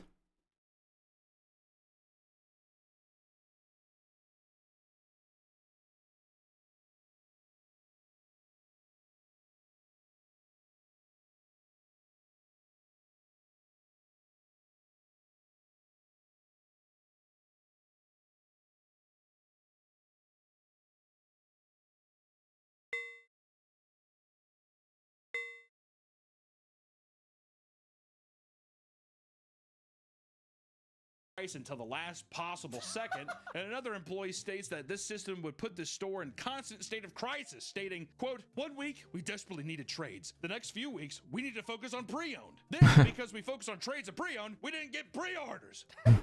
Some claim that the entire stores were fired over this whole system, while others state that these were simply edge cases. But regardless, after enough pushback, GameStop's made changes on how to run their stores. They removed the coal scores for individual employees and made it so the entire store just had one score to work on. Today, it's not clear if they still utilize a system similar to the cycle of life, but I'm sure there's some GameStop employees watching this right now, and if it is, please tell me. I'd like to know. How does it feel working in hell? Do you like hell? You think they're probably just GameStop lifers, right? I've been here since I was 18. Oh yeah. You know, there's like 6-year-olds now that've been working there since the beginning. 2005. How old were they when they started? Hasn't GameStop only been around since like 2000? So I guess he was in his 40s. 35. All right, there you go. It's been around since 1984. Really? That's crazy. I didn't know that. What the fuck? Changes on how to run their store. Wait, is that real? 1984? No way. Please What the tell fuck? me. I'd like to know. How does it feel working in hell? Wait, Do you like hell? You think they're probably just GameStop lifers, right? I've been here since I was 18. Oh yeah. You know, there's like 6-year-olds now that've been working there since. How did I just read? 2005. How old were they when they started? Hasn't GameStop only been? The company was founded in Dallas in 1984. Oh, as Babage's, and then took on its current name in 1999, GameStop. That's crazy. Around since like 2000, so I guess he was in his 40s. All right, there you go. Either way, GameStop still upholds a reputation for treating their customers poorly. So let's talk about a little recent example that just happened. The Switch 2 controversy. Multiple GameStop customers have been reporting that their Nintendo Switch 2 pre-orders were being canceled. This has been happening to random people over the past few months, but started to heavily ramp up in late May, with only days left until the release of the console. It gets worse for one specific GameStop location in Astoria, as they were revealed to be pushing customers to spend way more than they intended. After people wait all night to get their consoles pre-ordered, they were supposedly told that the SKU number can't be processed for just a console. They used this to push people to splurge on more expensive bundles and accessories. And one customer secretly filmed himself throughout the entire process, spending hundreds of dollars to lock in his pre-order. So what's the minimum you have to, is it a price you have to hit, or is it? Item quantity. Okay, so I'll do the 1 terabyte micro SD. And then I'll do Is this like at every GameStop that they're doing this, or is it just specific I ones? don't really speak for this one. I'm pretty sure it's an all-around GameStop. Okay, interesting. Jesus. After the post went viral, GameStop responded on Twitter by saying they were actively investigating the store and offering pre-orders to anyone who were turned away. Despite them trying to make things right, it further showcases the pressure put on GameStop stores specifically to hit their quotas, even if it means massively fucking over their customers, you know, just by being like, we gotta sell controllers. If we don't sell controllers, I want to know who's the guy where it's like, you don't want Bob to come down. like corporate, you know what I mean? Oh, yeah. Oh, God, Bob's coming this week, and he's like, there's a lot of controllers in the back room. This place is shut down permanently. I've been working here since I was 35. I'm 60 now. He's like, that math adds up. By now, it should be clear that working for GameStop can be a bit of a fucking nightmare. So, let's talk about why people hate working at GameStop. Many people think GameStop is a great first job, right? Because they can make money in an environment they're passionate about. I love video games. I want to work at GameStop, right? Kind of reminds me of like those commercials of people doing the tester games. I'm having so much fun testing video games. Yeah, it's so fun playing this game. I can't believe we got jobs doing this. I know. And my mom said I would never get anywhere with these games. There's so many of those. Those funny. GameStop subreddit to ask if it's a good idea to put an application to work there are bombarded with current or ex-employees desperately trying to chase them away. Run while you still can. I mean, one response reads, "You can run. Work anywhere else. You think you want to work here, but you don't. Find a local retro game store to apply to instead. This is not a video game job. It's a sales job with zero benefits or incentives. That happens. That's what it seems like, really. Sometimes." Another person explains, Really what it seems like. Relaxed work experience at all. Full stop. If you're not good at pushing memberships, warranties, and game protection, they will threaten your job until you get stuff by any means necessary. During interactions with customers, you are constantly trying to sell them on pre-orders, warranties, used games, add-ons, or accessories, and pro memberships, which is essentially a GameStop reward program that provides benefits for a yearly fee. Because of this, employees' interactions become a meme due to how obnoxious they are. There are many stories of employees being treated so terribly that they eventually reach their breaking point. Even in a situation where someone was once robbed at a gunpoint, they were blamed by their store leader and told not to give in by complying too easily. You might get shot, okay? But the Halo 3 edition, really, guys, we're gonna lose profit here. Bob's coming. You don't want to lose all that, those, The coal score. the coal, exactly. The goddamn coal score for the show, right? Or for the store. If you get shot, we'll give you a day off. Do you think they're like, do you want to take the new games instead? Yeah, instead of robbing our money, what if you just took 3 new games and like 3 pre-order games, and that would balance out our coal score? And the guy's just like... In another robbery that took place in Pennsylvania, $5,000 worth of PS5s were stolen after being violently threatened by 2 men. This led to a top-performing GameStop manager of 13 years being fired, as if it was his responsibility to fight off the thieves for the beautiful, delicious Japanese gaming system. Several employees quit in protest, and it wasn't the first time employees rallied together against the upper management. In 2023, a Michigan GameStop was managed so horribly that every single employee quit at the same time. It occurred on an important day, the release of Legend of Zelda: Tears of the Kingdom. However, customers came into the store only to find a letter posted on the wall that read, quote, "Unfortunately, due to poor working conditions, the staff of Brighton GameStop have decided to resign, effective immediately. Management overworkers, underpays, and underappreciated its frontline workers, set its unrealistic expectations and constantly threatens termination for any employees that cannot exceed them." And they'd be like, "Oh, I'm just gonna go to Walmart." That's before the customer. Oh, okay. And they'd probably just turn around and leave. There's a lot of people who've been doing that in like retail stores, in fast food. They'll just put up a sign like Popeyes, be like, "Popeyes corporate hates us. There's only 3 of us today. We're just not working today." I see that. I've seen that with like Starbucks meetings with people being like, "You can't enforce this," or whatever, that kind of stuff. And it's always funny when they have like someone's there recording it and they like pan over and there's the managers who are just like, like so smugly being like, "You motherfuckers. You're all dead." The same thing happened in 2022, a year prior, in Nebraska, where every employee walked out and left an angry letter on the front door. And according to one employee, they were undertrained, verbally abused, and had their jobs threatened at every turn. And employees at GameStop have to deal with way more obnoxious customers than people may realize. One employee posted about how, after fully organizing the Funko Pop wall, a mother brought along her child and let them climb all over the shelves and destroy the entire display. 15 minutes later, after she left, they get a call about how the employees were racist for keeping an eye on her child. I don't know about that one. In one post, a customer was denied a return of a controller that had clearly been smashed to pieces. The man left after being threatened and called slurs for 30 minutes, only to run back inside and attempt jumping over the counter to attack him. He left after the employees threatened to call the police. And one employee posted a video he took in the store where a man is denied a return of his copy of Fallout 76 because he doesn't have a receipt. He becomes so infuriated that he starts destroying the entire store on his way out.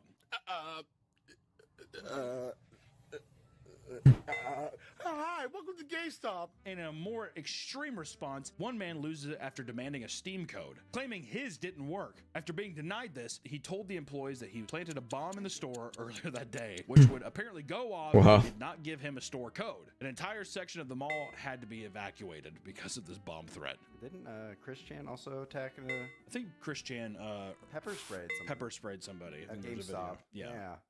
Yeah. It's one thing to encounter aggressive customers, but what about the weirdos, right? It's no surprise that GameStops might attract some odd characters. According to one ex-employee, a man that was talking to him was so open about his life that he ended up showing her a picture of his diaper collection on his phone. Would you like that? Another customer came in because of the help wanted sign on the window, only to say that he has to confirm how far the Neos Elementary School is before he can officially apply. Oh, because he's a... In an infamous video, members of the FaZe clan walk into a GameStop thinking the employees will recognize them. They're met with mostly silence and leave the store after flaunting their Oh yeah, that was funny. subscribers to grown adults. That was funny. Horrible. God. The FaZe thing. Came in to try and trade in a bunch of Gooner games like Leisure Suit Larry, The Guy Game, and Playboy Mansion. He was asked to leave because there was all over his cases. That's just glue. It's glue. It's Elmer glue, dude. I'm a model builder. It's tapioca pudding I was eating. And I had snack pack pudding. Tapioca. It was great. According to one female employee, she had weird men wait outside the store to talk to her almost daily, to the point where she has to have her mom and boyfriend wait outside when she closed up to avoid the confrontations. And similarly to that, another woman dealt with tons of weird attention from male customers because the manager exclusively hired attractive women to create what she described as a hot GameStop.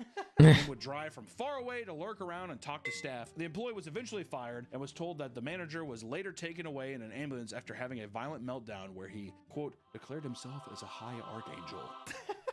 Sounds kind of like the coffee thing. Which, well, not only that, but it sounds like he's trying, like, is he a fucking cult leader at a GameStop? All my beautiful babies will play these games. I am the archangel. And there'll be pre-orders and there'll be pre-owned games sold and then new games sold and accessories, all at a perfect rate, the perfect call system. For Archangel. Do you think he had a pretty high Cole score then? I would assume his Cole score was very high. I would hope so, at least. He's the Archangel. Speaking of women, it turns out that GameStop once created an entire training video that teaches male employees to converse with them, right? Because they might not have done that before. The video stimulates interactions between men and different types of female shoppers, teaching you how to avoid making a woman feel stupid by throwing out a bunch of gamer jargon at her. Hi, welcome to GameStop. My name's Alex. How you doing?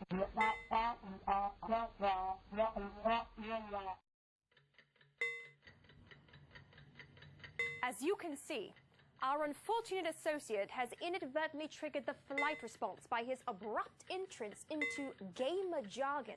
They don't know how to play, they're just here picking it up for their man. If you have to rub her back. Calm her down. What if it was like that? Massage her shoulders. If she looks stressed, pick out a game for her. Pat her on the head and send her away. Reach out and touch your arm. Touch her arm and look her deep in the eyes. Not only is working there stressful and weird and creepy, we haven't even talked about the massive amount of GameStop robberies. GameStop is home to tons of products that are incredibly valuable and small in size, making them highly valued by thieves. Some of which, like newer next-gen consoles, have limited stock and can be resold online for insane prices. And it doesn't help that many stores are often run by just one employee at a time in an effort to cut cost and save money. And in 2023, around 30 GameStops in the US were robbed within a mere 3 months. Even as recently as this year, a group of burglars crashed their car into the GameStop in Chicago to steal games. Yeah, with how much inventory like GameStop usually has, it's kind of crazy they don't protect it a little bit better. From the store. Because there's always like 1 to 2 people in like the smaller GameStops, you know? This was seemingly a part of a large-scale GameStop crime spree, with 4 GameStops being targeted for smash and grabs in just 1 month. Some burglars are not nearly as successful, like a man from Georgia that was caught trying to steal from a GameStop wearing a plastic bag over his head. As That was so dumb. Awesome. Is that water bottle bag? I don't know what it is, but it's like, what the What are you doing? St. Mary's Police Department Facebook page made a post requesting information from anyone that could identify the man. They wrote, and I quote, "You can help us catch him once you can stop laughing." He was eventually found and booked on 2 felony charges for criminal damage to property and burglary. In a particularly heartbreaking story, a GameStop smash and grab led to one immediate arrest after a young man's entire crew ditched him before he could jump into one of the 2 getaway vehicles. Peace. Chaos that surrounded GameStop, long history. You must be wondering, where does GameStop stand today? Because I know so many people that are watching this right now are probably thinking to themselves, oh my God, I haven't been to a GameStop in years. I haven't even thought about GameStop in years. I only think about GameStop on Black Friday, that kind of thing. I only think about GameStop when it's like a busy time of year, but even then I don't go. It's been forever since I've stepped foot in the store. I mean, GameStop's reputation has never been fully repaired, and they are surely no longer the retail titans they used to be. And after acquiring ThinkGeek, a retailer that focused on selling geek culture products, the store has slowly focused more and more on selling toys and collectibles like Pokemon cards. I think that's been better for the store. Bullshit. I think that's better. They even teamed up with PSA to start official card grading service. Why? To undersell you? To undersell you on fucking cards? Jesus Christ, bro. According Not the to card GameStop's selling recent part though. earnings, GameStop's about to sell more collectible items. Underselling, but yeah. GameStop, collectible stop. Change the name. The biggest and most recent news to come I'm kind of fine with their change though, the direction they're going. $500 million on 4,710 In terms of more shit in their store, is what I meant. There you go. More like geek shit. This led to GameStop shares lowering by 10.9%, but the company states that there is a set ceiling on how much Bitcoin they will continue to purchase. We're gonna do. We're not there yet. We haven't. We're not there yet. When we get there, we'll stop. I mean, it's a fucking clown show. There's something nostalgic about walking into a video game retailer. Something that's becoming less and less possible as the years go on. You know what I mean? It's just like the brick and mortar store system is, albeit inconvenient, but it used to be a place where it was like just a place you could drive to. It was something that was tangible that you could walk into, and it was just like a place that would take your stress away. Though it was a place of excitement. You know what I mean? And I think that a lot of like independent stores have started to pop up and fill that void just because all these larger retailers that we grew up with or that have been around for a long time have slowly become, I mean, like the fucking worst. I don't think that they were ever really good, but you didn't have anything else. It's just like it's full ugly faces shown, and it's horrible. So if you want to revisit that feeling, maybe find a small mom and pop shop in your area to shop at. You know, because there's so many people that aren't just scummy resellers and fucking parasites. There are people who legitimately love the culture of video games and will give you a fair price and, you know, all that other bullshit. Or, you know, you can just buy online. I don't really give a shit what you do. So. Have you ever traded anything at the GameStop? Yeah, dude. When you're young and dumb. Yeah, when you're young and dumb. GameStop, it's just people who, one, back in the day, you didn't know what you had, so you just be like, okay, well, I just want this new game anyways, and you're just frivolous with just being like, well, I've played these, I don't know, and you sell them back and you buy something new, and you're like, oh fuck, I wish I would have kept that. It's the same with like Magic cards. How many times I like traded in Magic cards or sold Magic cards where I'm like, oh man, I really wish I would have kept that. Oh yes. It's just that it's a fucking horrible system. It's mostly, I think, it preys on young people. It does. Young dumb people who are just like, whose attention spans can only be like, okay, I want to play that now. Okay, I want to play that now. Yeah. GameStop sucks. What can I tell you? It's a horrible place. That's the end of the video. Real and true.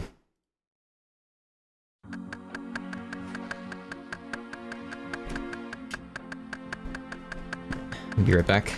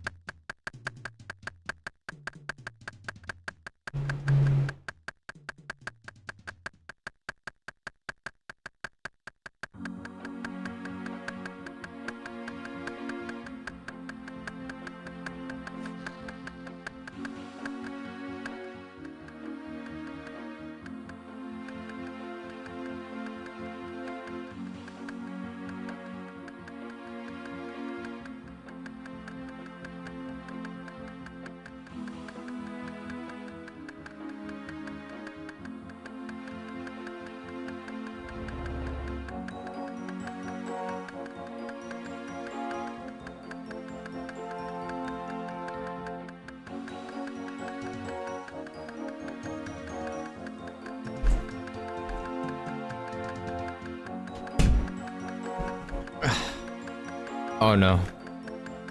Oh, this one, it's just this event.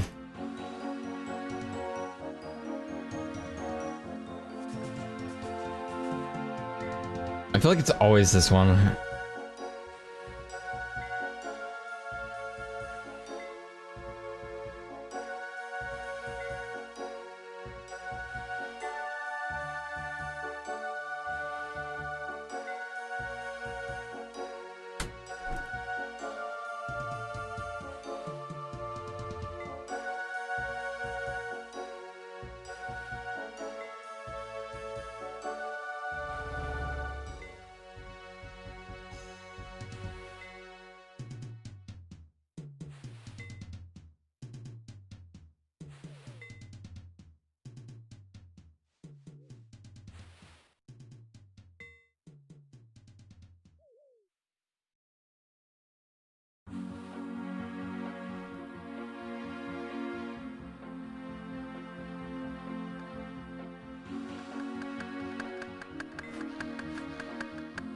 Yeah, last inventory full. Making some chicken nuggies.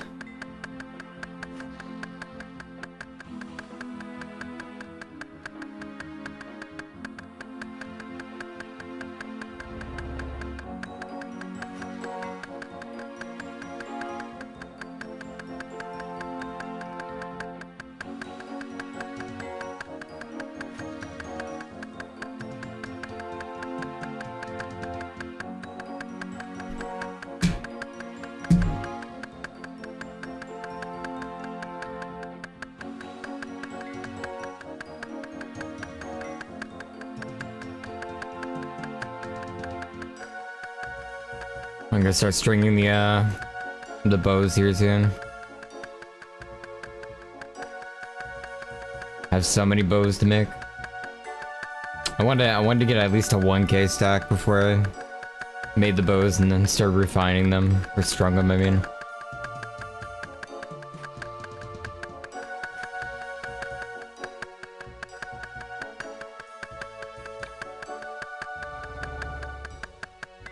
You can see how much I have on the stream.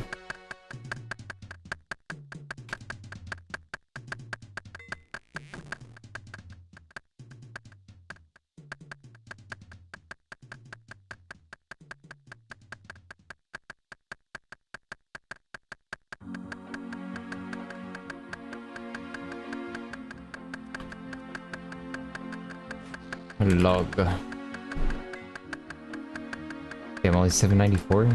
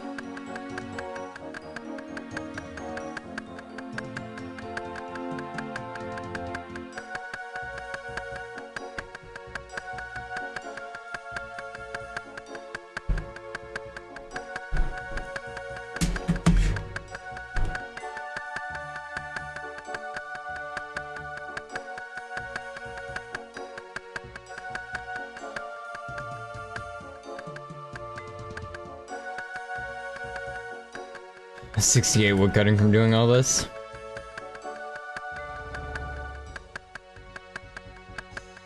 Yeah, I can do magic trees at 75. Basically almost there. Redwood though, never. I'll never be able to get redwood, let's be honest.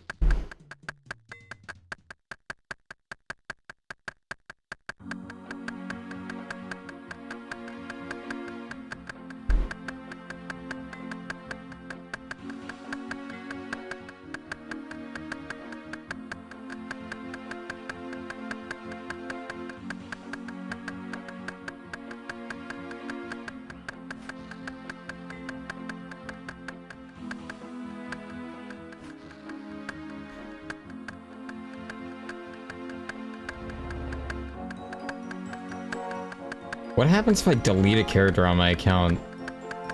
Do I need to do the email again?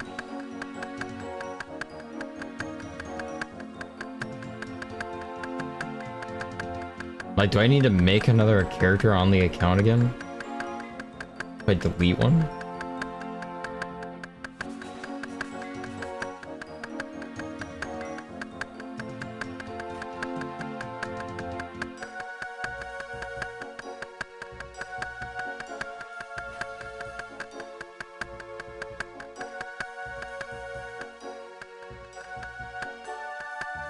You know what? I would probably just delete my Steam one.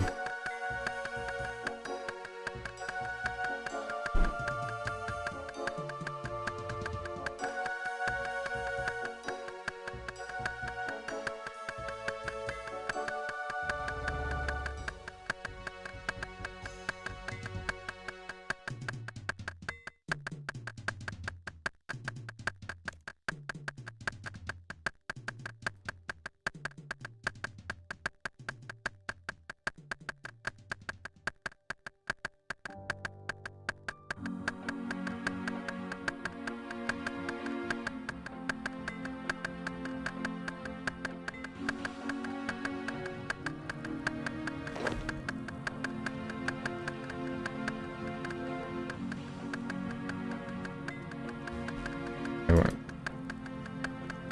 13 range, I'm insane.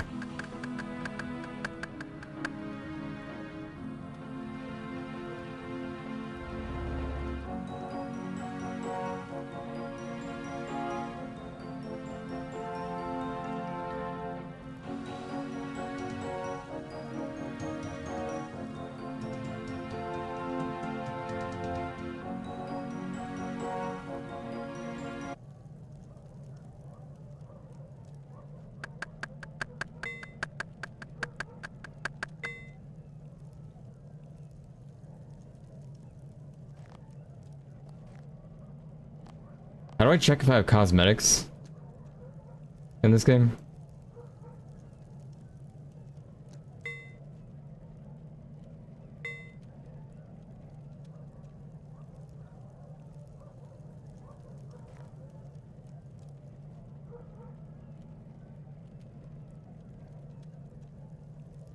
What am I even reading right now? What is going on in this game?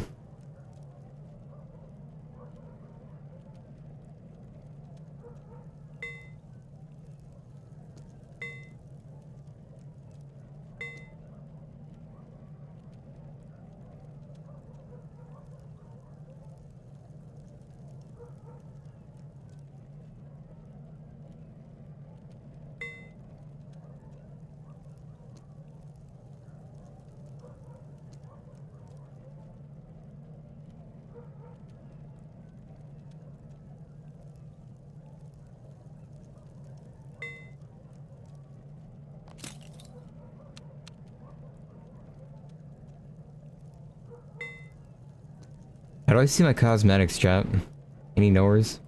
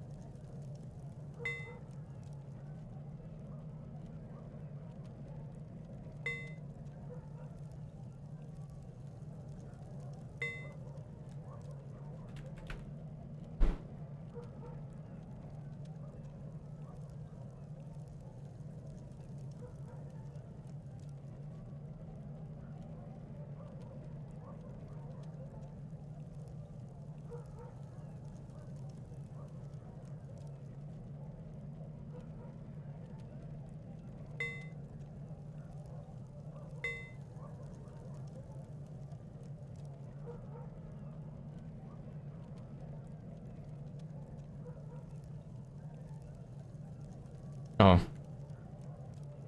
But what am I doing here?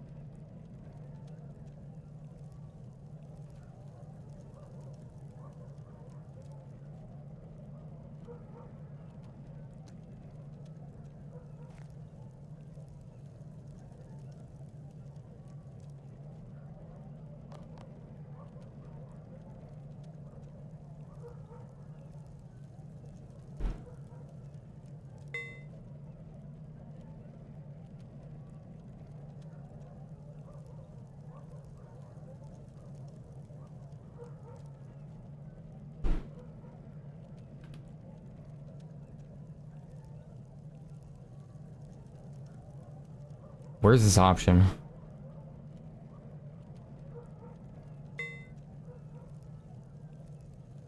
Where even is that?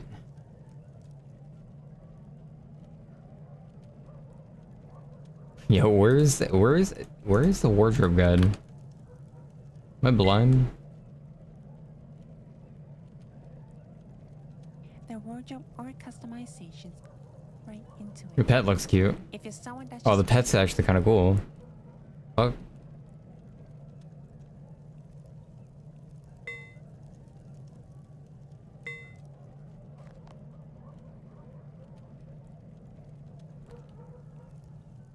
turn to RuneScape and forgot everything. This is I forgot everything. so it will look different here. Community. But the most important part is Wait, what the fuck? customization. This is actually where you access your wardrobe. Where? Oh.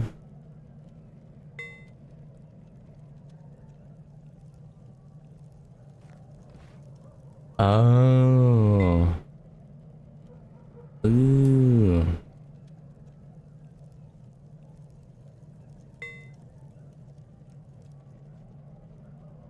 Oh. Okay, okay.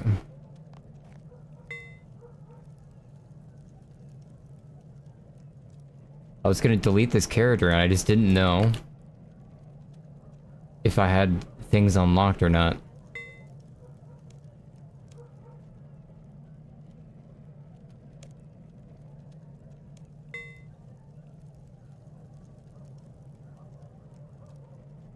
I don't even know what I have unlocked. I don't think I have anything, right?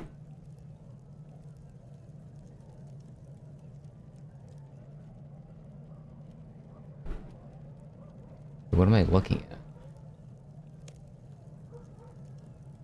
Source availability?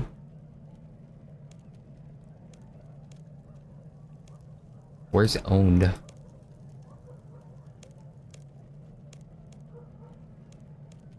There is an owned, huh? I don't think I have anything. I think it'd be yellow if I had something.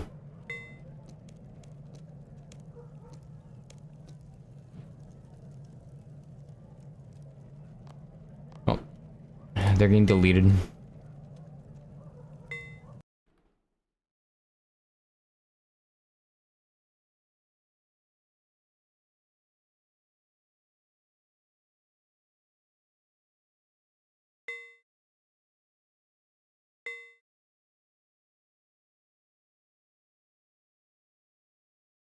Actually, how do I delete it? Membership status, word metric, messages, communication, account status. Edit character.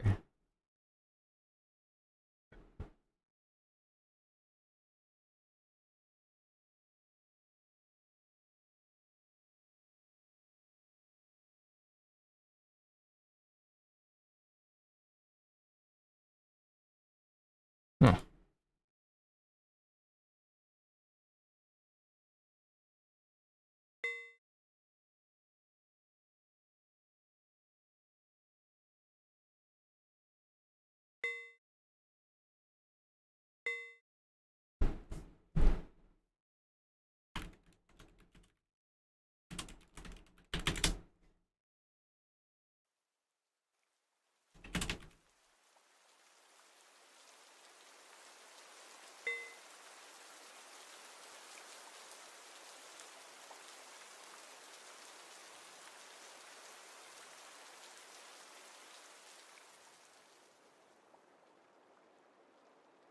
Wait, you can't delete a character. I thought I could.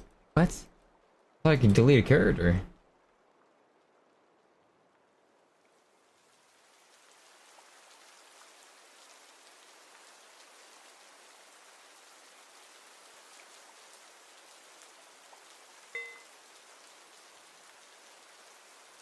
What the fuck?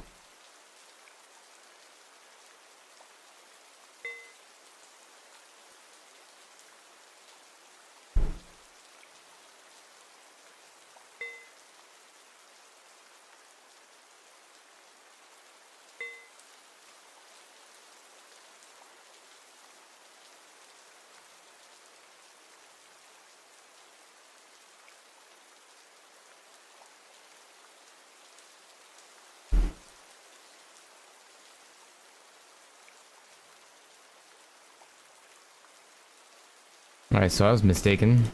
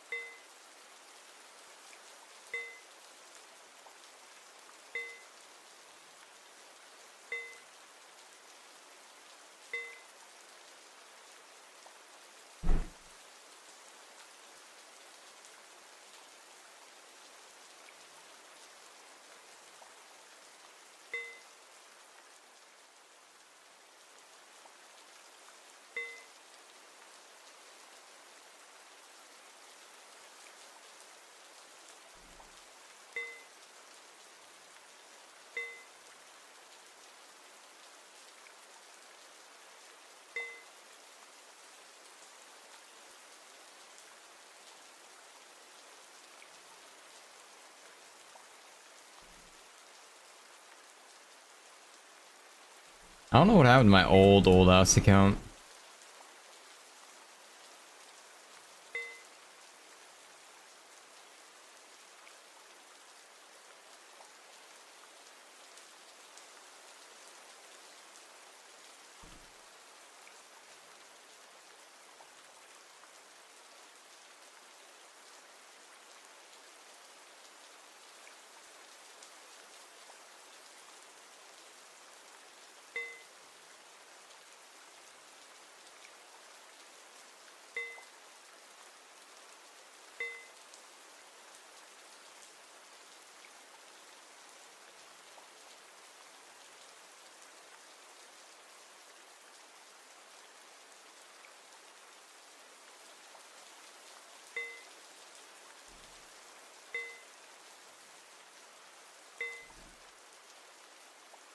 I already logged in that one.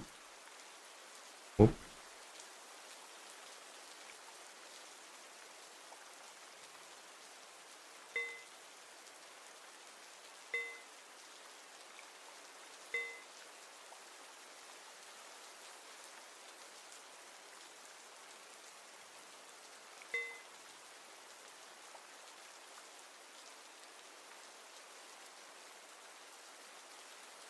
MTX Experiment 1, Disabling Treasure Hunter. Whoa.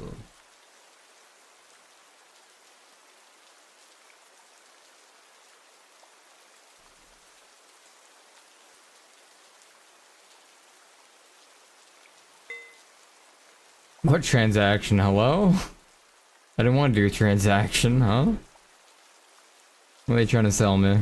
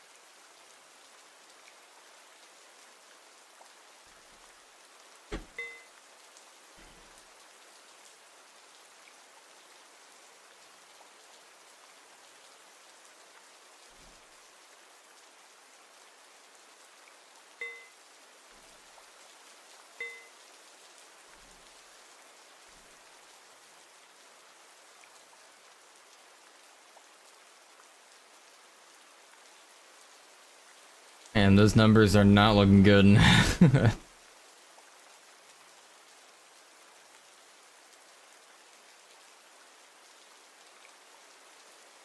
These might as well be private servers.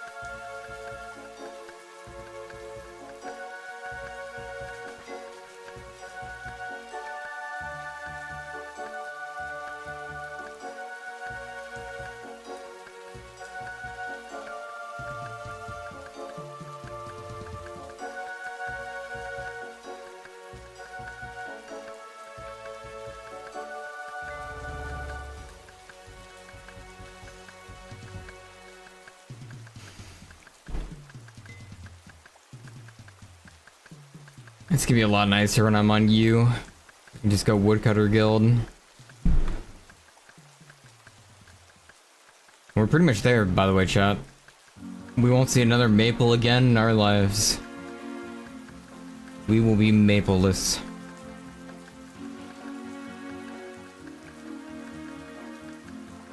It'll be all about that you.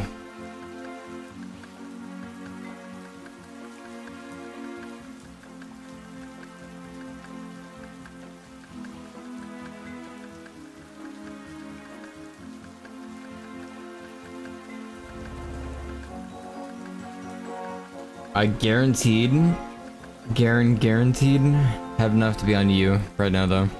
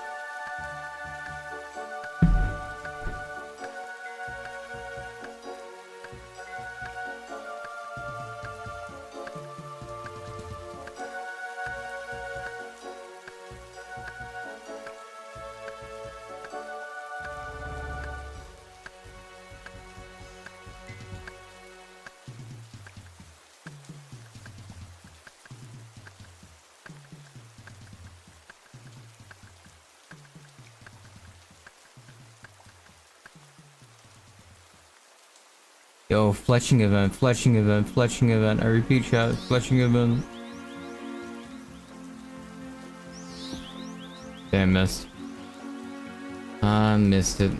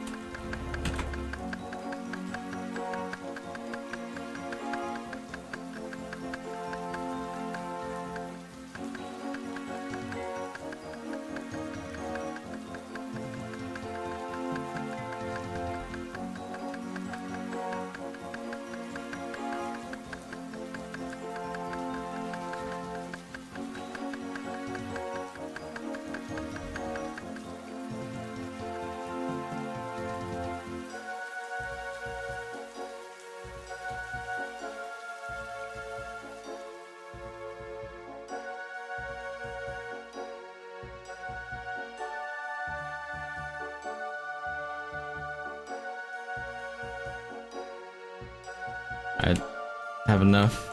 I think we're just gonna send it. I'm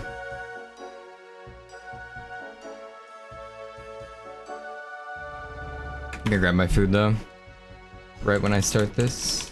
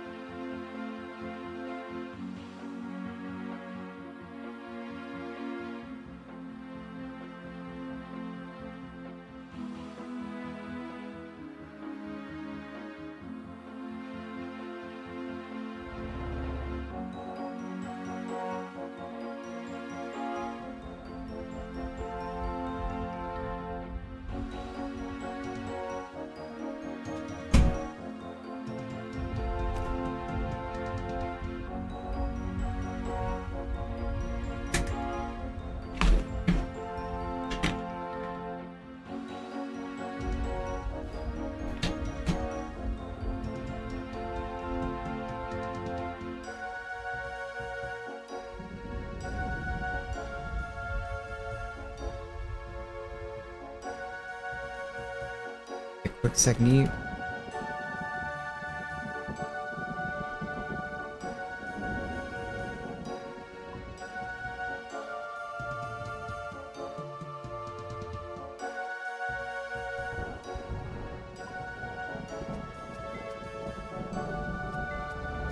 Customizations tab, and that's where you can do all your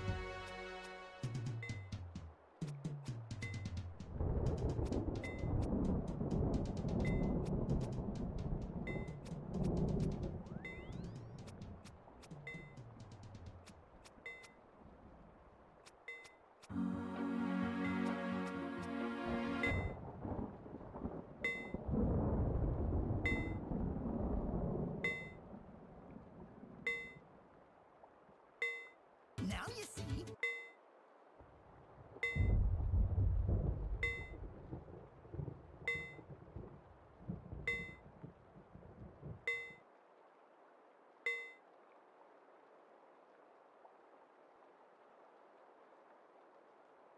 I haven't played this game yet. Let's get this started. Let me get on Discord with the burnt peen real quick, and then we'll get started. This is where we accept our missions. Oh, here we go. Right here. Here we go. Here we go. Okay, let's take a look-see. Right off the bat, the spider's speaking to me. Oh, you didn't change. Oh, you have an MP7 though. Oh, yeah. Right off the. Here we go. Here we go. Okay, let's take a look-see. Right off the bat, the spider's speaking to me. Oh, you didn't Well, change. Oh, you have an MP7 though. Oh, yeah, you did. Oh, do I look fresh as hell? Yes. Listen, do I have the same helmet as you? Yes, you do. Yes, you do. You looking yeah. fly. All right, dude. All right. Let's bop. Ready. Stretching during load screen. Okay, listen. Wait, press X on me. I want to see something. Or B. Oh. I'm good. That's what they're gonna be. That's how they're gonna feel. Concussed and everything. Oh! Right. Yo, I'm already hurt. Got him. B2, I think I've lost my arms. We don't need arms. We're going. Why'd that guy just peek us? Okay, listen. You first. Oh, there's a guy to the left. Take on the left. Take on the left. You got him. I'm holding your right. I'm holding your right. Oh. Okay. What? I heard someone in that door.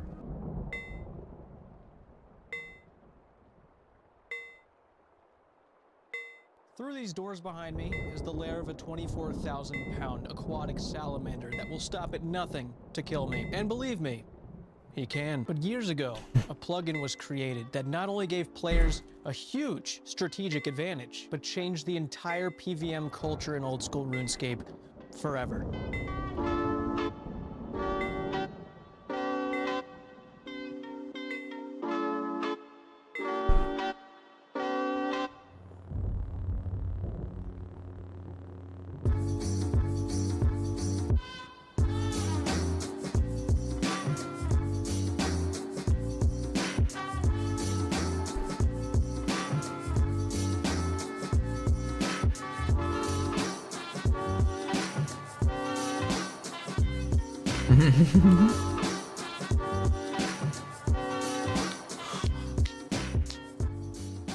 That's all there is to it.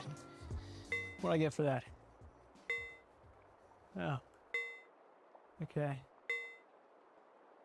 Ground markers have become an essential utility for a lot of players, helping them beat bosses, save spots, master game mechanics. But I'll tell you one thing that ground markers does not help you with, and that's your hygiene. There's actually only a 0.02% increase in your hygiene from toggling on ground markers, which is not significant, barely noticeable. So for your hygiene, we're gonna have to use a different plugin, Manscaped. Just checked. I just want to preface this before we get into anything here.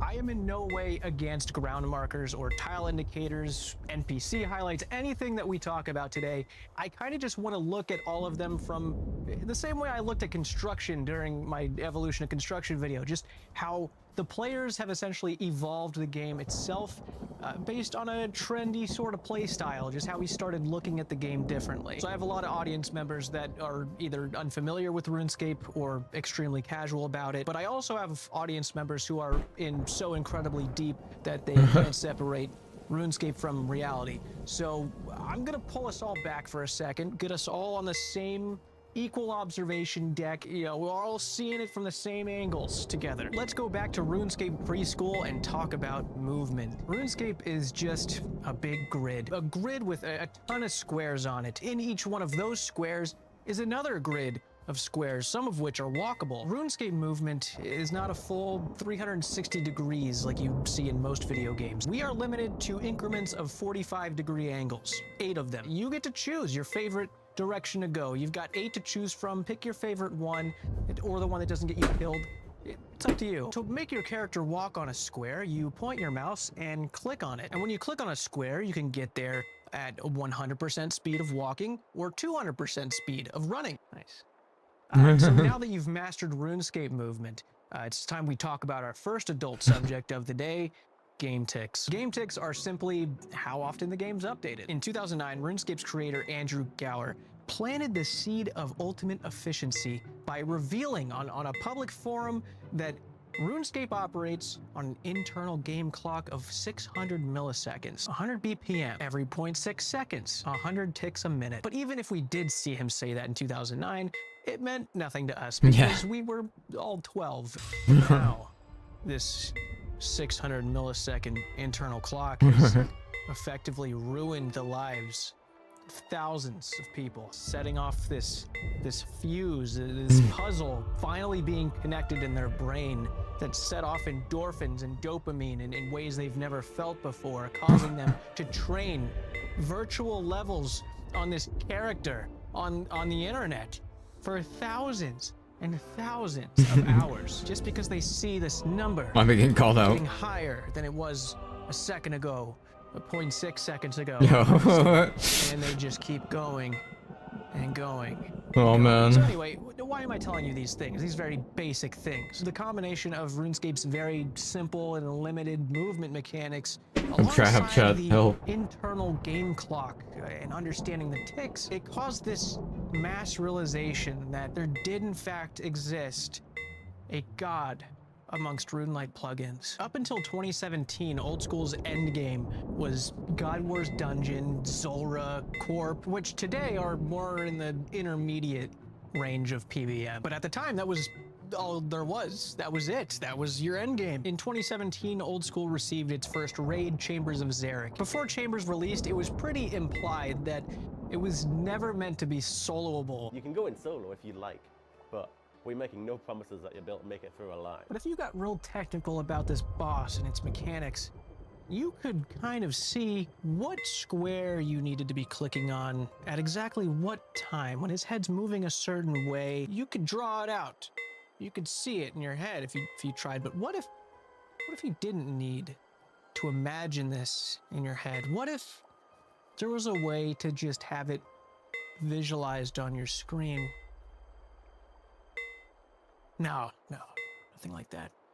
That'd be crazy. The same year of Chambers of Xeric, we also got another extremely tough PvM challenge, arguably still the toughest PvM challenge in the game, the Inferno. A strictly solo wave-based never mind. fight thing. Mini I've never done any of this content, by the way. None of the content he's talked about. This was the true test of a player's game knowledge and just how well they knew the RuneScape mechanics. Prayer flicking, safe spots, movement, positioning, the combat triangle, supply management, you name it. You had to not only know it, but you had to master it. One mistake in this place, and you're back to the start. On day 3 of its release, real-life magician RuneScape legend Wooks was the very first person to defeat Zuck, the final boss of the Inferno, and introduce the very first Infernal Cape to the world of Old School RuneScape. The Inferno and Chambers 62 demanded fletching. a lot more concentration than players were used to when it came to any form of PvM they'd done before. Not to mention having the stats and gear to get the job done in the first place. For these challenges, you really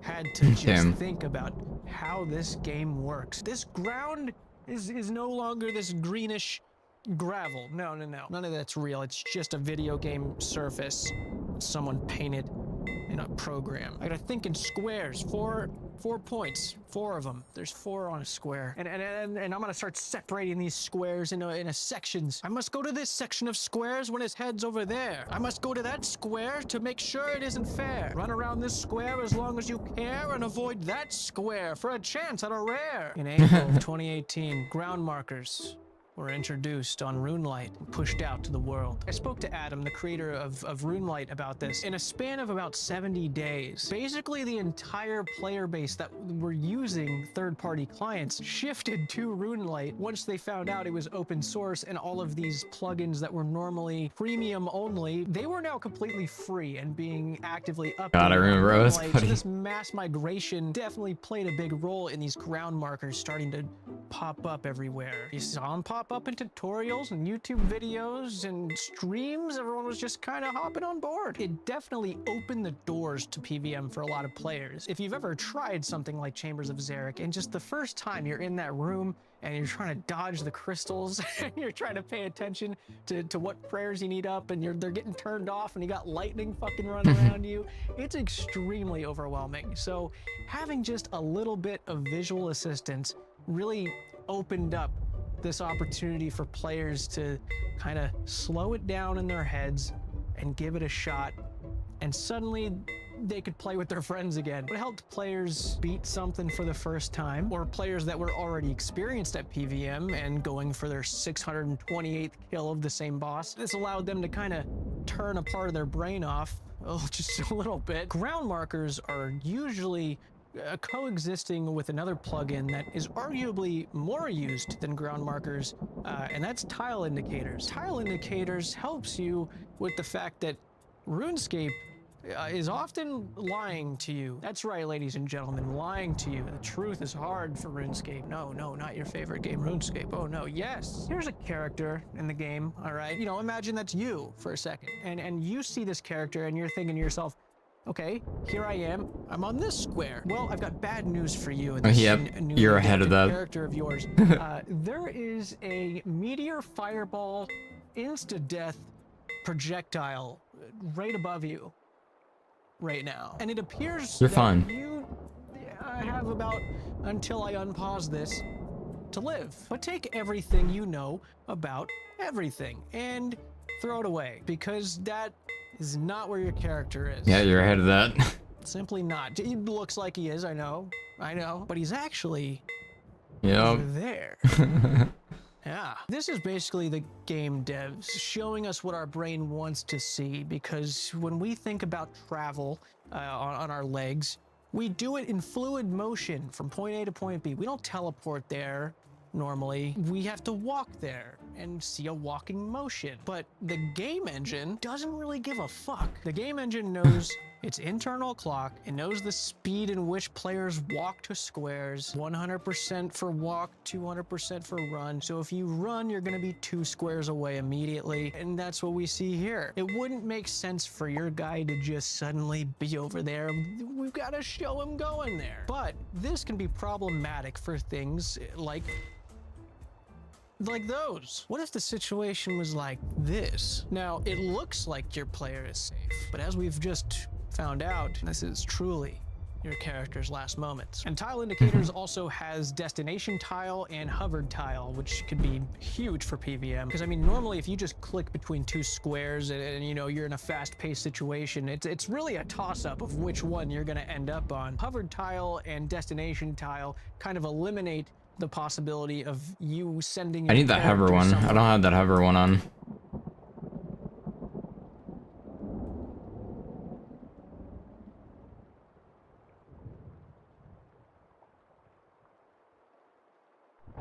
Highlights your character path into the hovered area. Should be that one.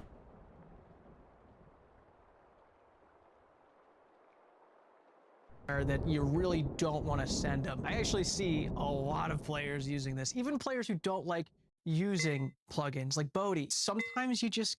Oh yeah, this one, in my opinion, is like the most acceptable out of all of them. Like, so much so to where this should be a baseline feature, like straight up. Being able to see which one you're exactly going to, like this. Can't. But the PVM one's kind of cringe, I'm not gonna lie. Unless you've done it like a billion times, but even then, it's like... I feel like it'd be cooler to do it without it, you know? Tell where your guy is. It's definitely raised the skill cap overall for how good a player can become at PVM. Ground marker... Yeah, because there's less room for the air, because it's designed around those plugins in mind nowadays. Like that type of thing. Eventually got updated to be more customizable with the width, opacity, the colors, even labels. And some players capitalized on this, using them in very unique ways. That's so funny. Look at that. That's so funny. Golly, what the isn't that fuck? impressive? Oh, look at that one. Wow. But the sweaty players have used this customizable ground marker feature to essentially expose the weak spots of the implemented... That's where it's kind of lame, in my opinion. Like, if you've already done the fight a whole bunch, you know, sure, but like, first time experience, man. I want to do it without that. Game mechanics. They've completely isolated the bossing experience to a grid and the clock. It's just a different way of looking at the game. And once this really complex focus started, kind of began a separation from player and RuneScape. It's hard to explain. Let me take you somewhere real quick. This big fella here is a Bandosian general, heavily involved in the historic God Wars. After betraying his 2 allies during their fight against Zamorak, he found this little corner of the cave here.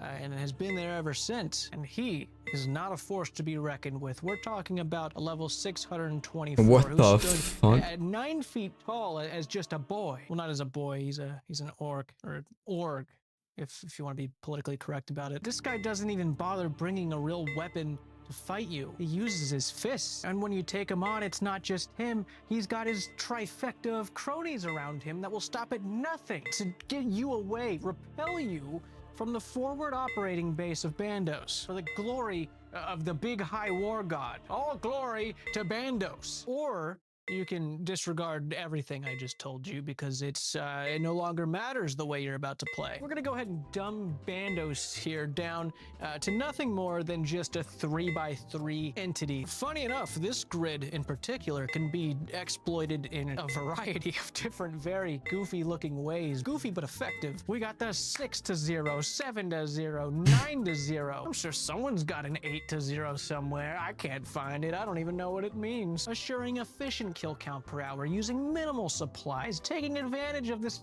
fucking buffoon. You got all your tiles placed nice and pretty.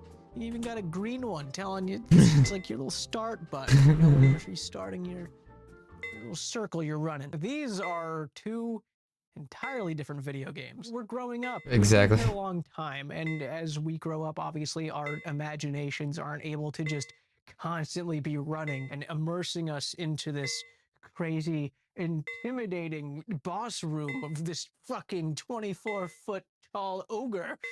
Org. What's an org? Why'd you guys call it an org? Especially on a boss like this that, you know, if you're going there to either make money or you're hunting for an item and you're there 600, 700 times just killing it over and over and over. 9 rain and over. Our imaginations just can't carry us like they used to. And when RuneScape does give us these occasional immersive feelings that get our imagination running even as adults, it's super special, but it never really lasts because our brains don't do that anymore, and it sucks and it's sad. So that's why we have to appreciate it when it happens. Perceiving General Grardor's room like a grid is a way to turn this 16-year-old piece of content into this challenge that tests your precision and your timing. It's a different type of dopamine releasing from us. And no matter what Jagex releases, there's always going to be a way to skip a phase or negate all damage, or just simply making the kill go as fast and smoothly as possible by having a certain pattern. That's just the way that some players see the game. I don't. I for sure don't, but they do. When I go into a boss room, especially for the first time, the last thing I want is this collage of files on the ground explaining something, where to go at what times, where to start, how to do it, where to hide. I'm doing it for like the millionth time though. Or something. Release recently and just wanted to get 1 KC. You should get the plugin, Jim, after this. No. What it is. Pissing me off. It's called the Gauntlet plugin. I'm using it. It's the wrong one, man. Why? Because it'd have bullshit popping up. I don't want bullshit popping up. I don't have that stuff enabled, but he is using the plugin. My pal is telling me, you know, turn the plugin on. You'll see. No, man. Hate the bullshit. No. Radius. You'll know where not to step so he won't stomp on you. Turn on true tile so you can see where you actually are. I never turned them on because I wanted by release to face off against Hunliff. I feel like adding plugins give that sense of separation between the actual video game of RuneScape, at least the version that I play. I like the idea of just a RuneScape dude fighting a RuneScape boss. There's something special about it to me, and I don't want plugins kind of interrupting that.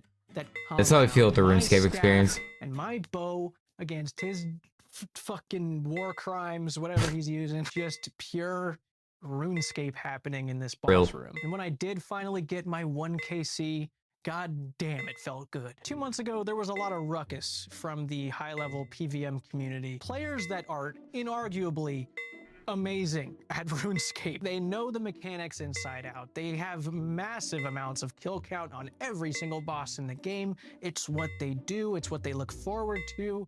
It's their thing. There was a point brought up that Jagex just hasn't focused enough on PVM, which I can kind of understand. I mean, we've gotten 3 raids in how many years? 7 years. A lot of bosses are simply just given It'd be cool if there was like somehow a way for there to be like a non plugin version of that boss, you know what I mean?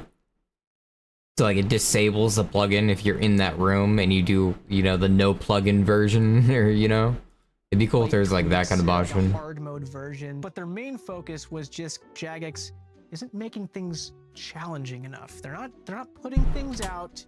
They're challenging their huge fucking IQs enough, which is bullshit. Do not agree. I would love to have you explain to any player that isn't a part of the high-level insane PVM community that a 500 TOA is not challenging enough. These guys have played the game so much that it's almost fogged their vision with what they're actually doing, what kind of skill it takes. Even with all the plugins in the world, if you were to give an average player all their layouts, all the instruction on how to do it, it's still incredibly difficult. Some players are just really deep in the grid vision, we'll call it. The whole discussion got me thinking back to, you know, what's the last memorable I started playing it again recently. Of PVM that I really remember being excited about, but not just me, but excited because the people Now I've crafted like were also excited. I immediately 10,000 bows to Wooks getting the first Infernal Cape, and I thought about it for a little bit. I'm like, why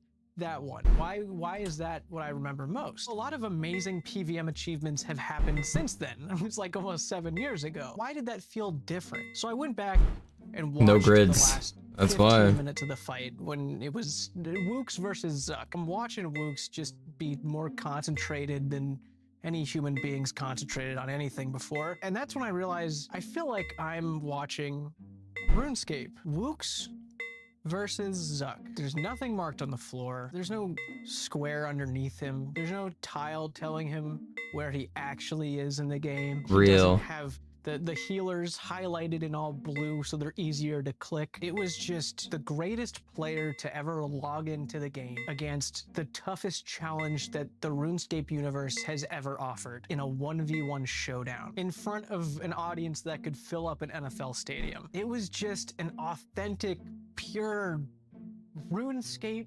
experience. It was just RuneScape. I'm just trying to go to 70 for fletching. Wooks has seen RuneScape as nothing more than a grid for the last 20 years. He didn't need to visualize it on his game client, which is what made what he did incredible. Now that I'm thinking about it, that's basically what ground markers and tile indicators are. It's Wook's vision, like a fucking John Malkovich experience, but it's Wook's. You're seeing old school Wook's vision.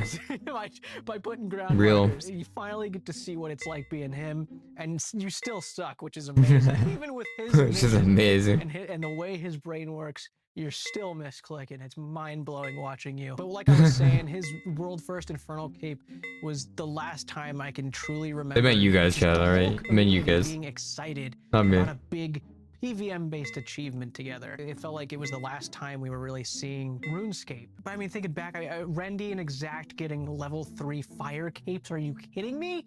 It's fucking amazing. But at the same time, as cool as it was, it didn't feel like it was. Did he just say level 3? Versus Jad. It felt like a level 3 versus game ticks. It wasn't versus RuneScape.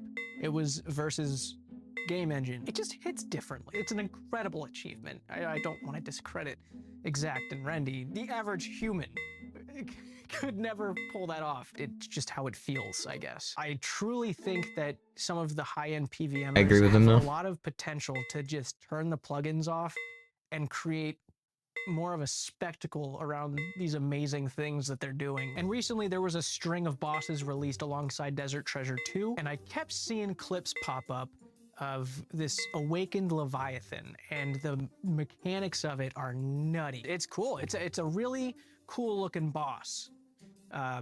If you could see it. This? Whatever this is, it's gone too far. Real. Same though. That's like that's how I see it. Draw the line. If your game Real. it looks like this. If you're streaming yourself, recording yourself, playing the game, and your Turn it off, boss room man. looks like this, I'm sorry. I'm not gonna look at it. I'm not going. You know what it looks like? It looks like when you see a cheat video on like Counter-Strike and you see the outlines of like the characters because they're using a cheat software type shit. You know, that's what it looks like when you're seeing one of these RuneScape video like this. Looks like they're cheating. To look at it. I just think it's not cringe. because I don't think that you are doing extremely. Like, yeah, the mechanics, doing the mechanics is going to be skill-based no matter what. Just like, but still the markers are kind of like having some training wheels. Like, yeah, you're riding the bike, but you still have the training wheels on type shit, you know? Challenging content that the normal player couldn't pull off. It's extremely impressive what you're doing. It's just, I don't play that video game. It's not the one I know. It's not the one I want to see or play. Same though, You're doing your same. thing, brother. Fucking Yeah. rock on. But I'm not there. If I want to watch someone click around on colorful squares and focus on getting the timing of shit right, then I'll watch Guitar Hero videos. I know some of you are probably like, oh yeah, okay, Jim, why don't you go do it? Go do the Awakened Leviathan with no plugins on, since you're doing all this yapping about it. It's impossible to do it without plugins. Are you kidding me, Jim? You're an idiot. You look like an idiot all the time. Go, Jim, do it. I want to see it. He's gonna do it, huh? Oh, I thought he No, did. I can't. I'm sorry.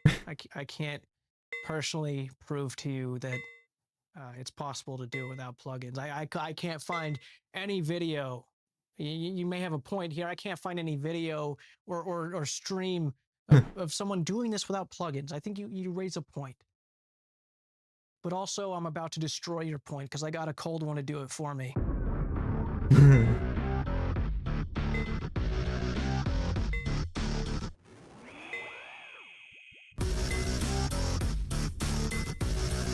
That looks so much cooler.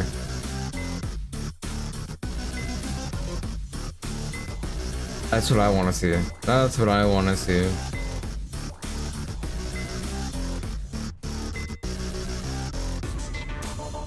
Kind of spoiled that mechanic for me though.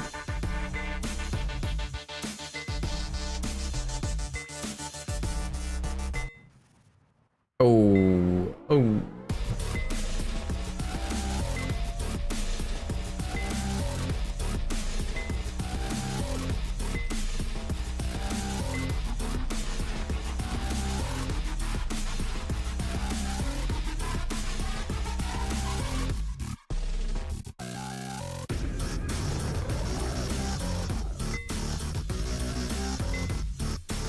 See, now this looks like a boss fight though. This is some like epic shit, you know what I mean?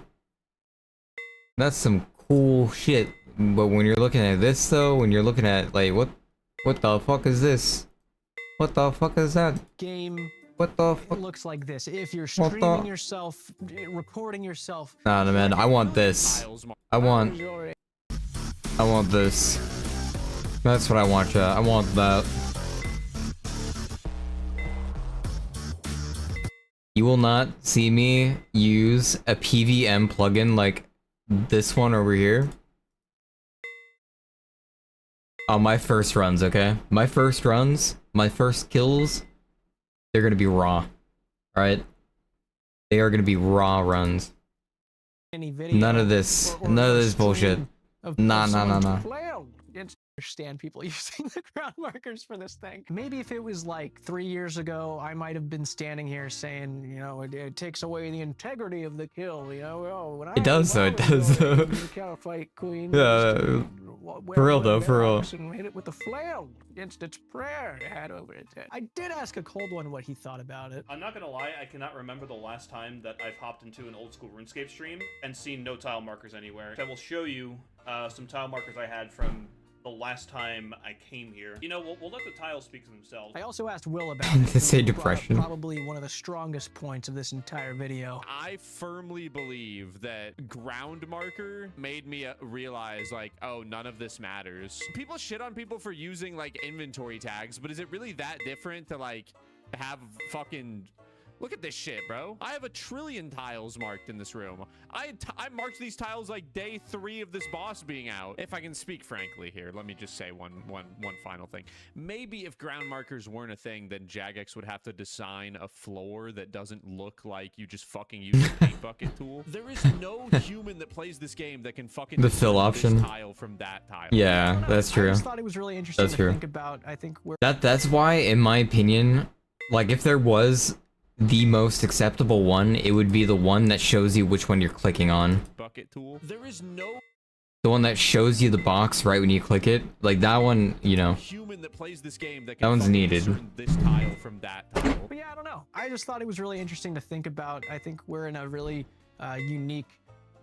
Yeah, I haven't done any of the PVM boss fights, Hugsy. Like literally, like none of them. I was a PvPer, so. Complex to the point where plugins seem very necessary for a lot of players. It's a very interesting direction that we've gone in. It's definitely changed the game. It influenced a lot of dev decisions with what they know players can do. But I think that's all I've got on it. Let me know what do you think about all of this kind of game you prefer playing. Do I have anything to say?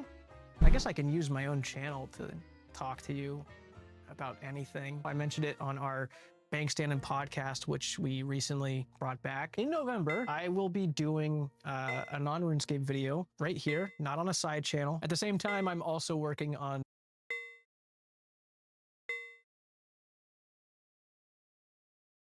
I think knowing which one you're clicking on, though, pretty important. Kind of a must. Should be a built-in thing.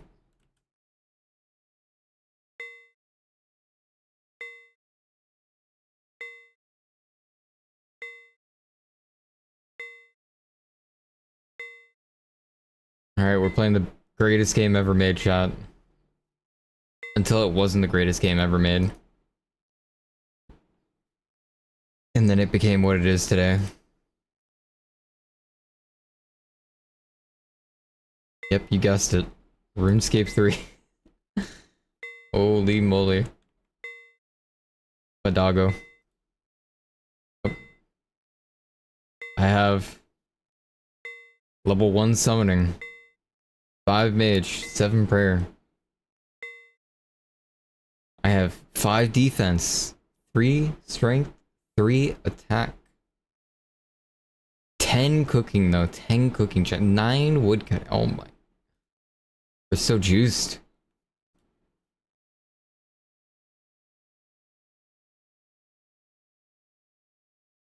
Wait, Fox event, chat. What the fuck? No one said anything? Guys. Fox pet. Chat? Please tell me I made it in time.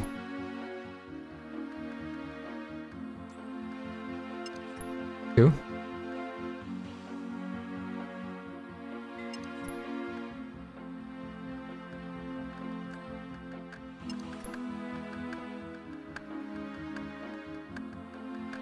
Three?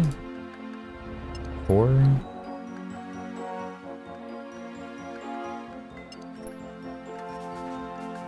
Five?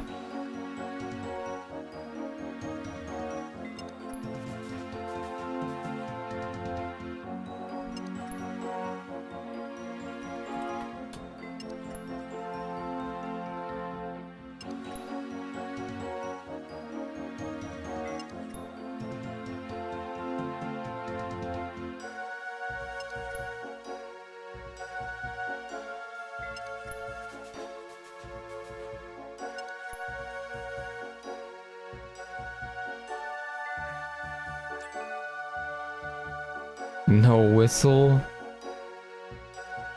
No whistle. Someday. I don't even think I helped enough. Wait, if I wasn't woodcutting there, do I even get credit? I don't think I got credit. I think I need to be like woodcutting in that area, no?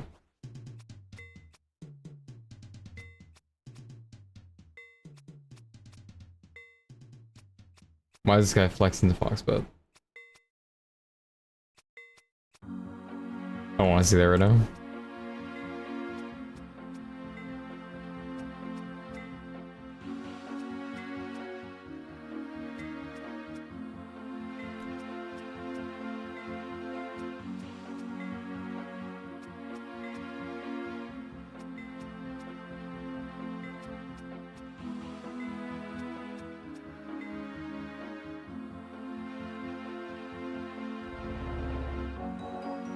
Dang. I did so much Winter Todd.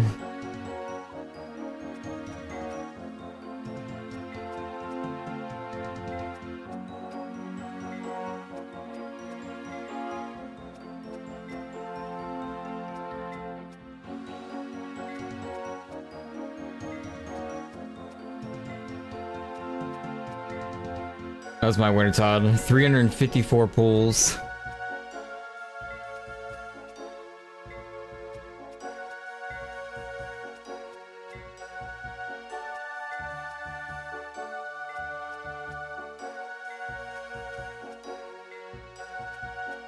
I hate Winter Todd. I do like the XP gains on Winter Todd.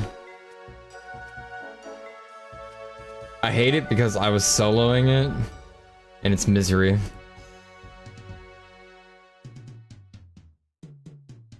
I was trying to get Firebook.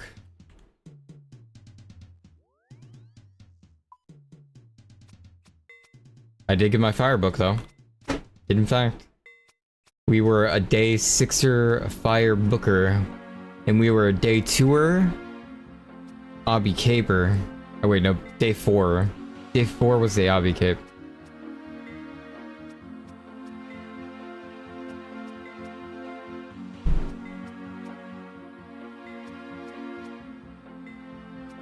Or 3. 3 or 4.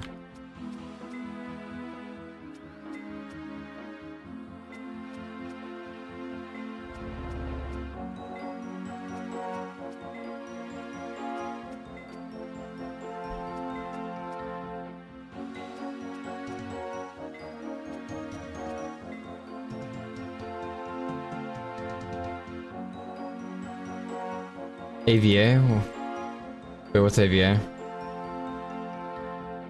Alliance Valence at Arms?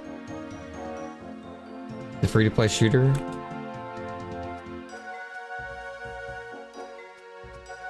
Ava Backpack? What's Ava?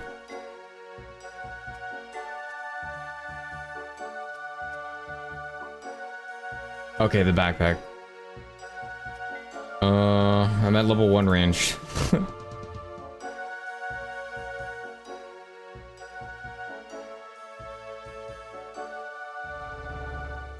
Alright, chat, we only have 954 bows to string. Who's ready?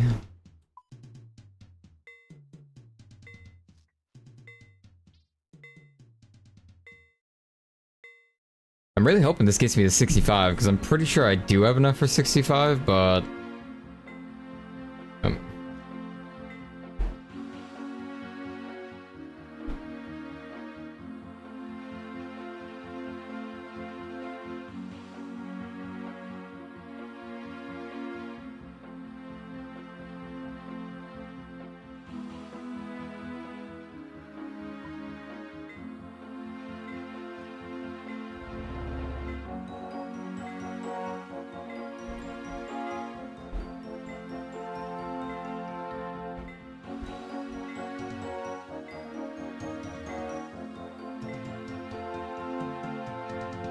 On the bright side, we should be on U's after this.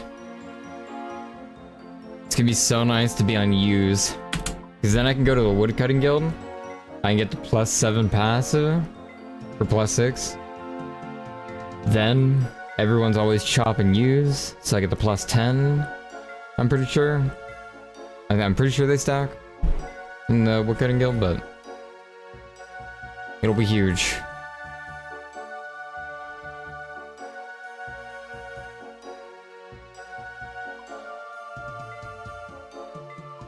It'll be huge.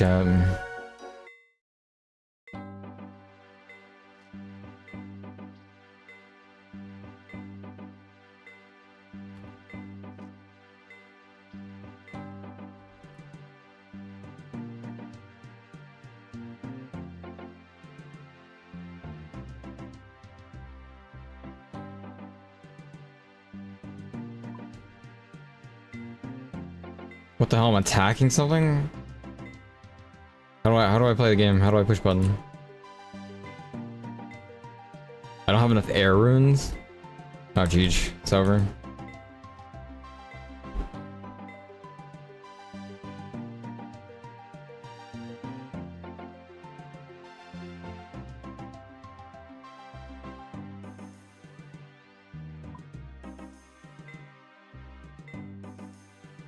Dude, this thing is doing negative damage to me, I kid you not.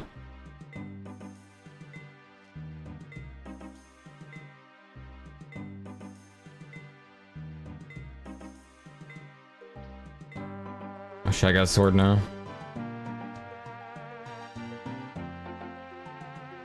How do you play this game?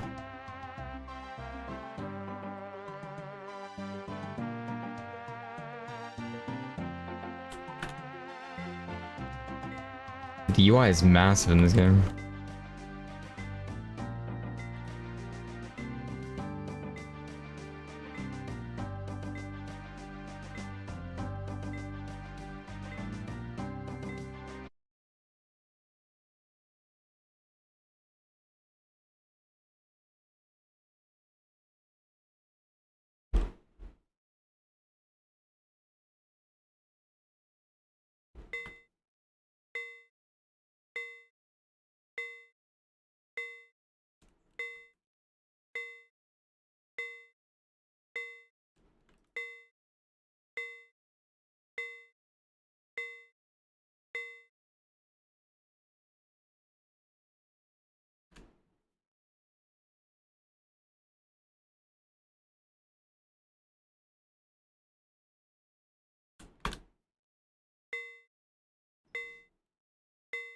It's kind of laggy.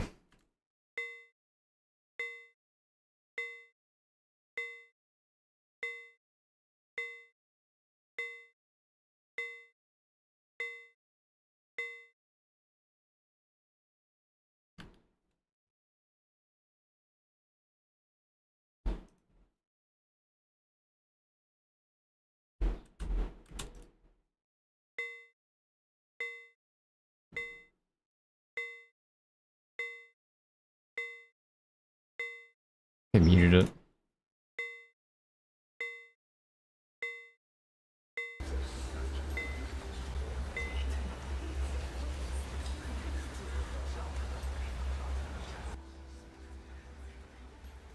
Am I even hearing right now? What the fuck?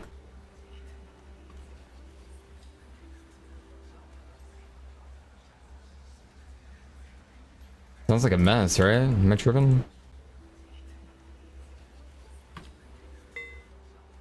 Oh, it's the... I guess it's that. It sounds weird over there. Like, this is the weirdest ambient noise I've ever heard in my fucking life. That's better.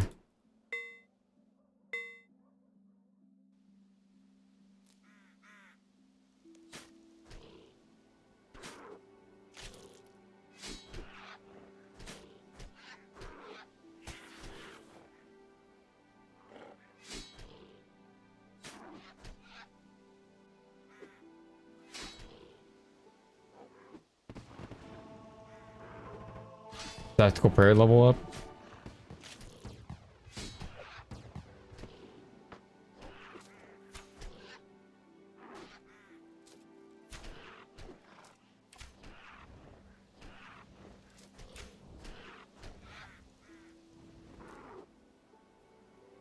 But how do you move with all this weed everywhere?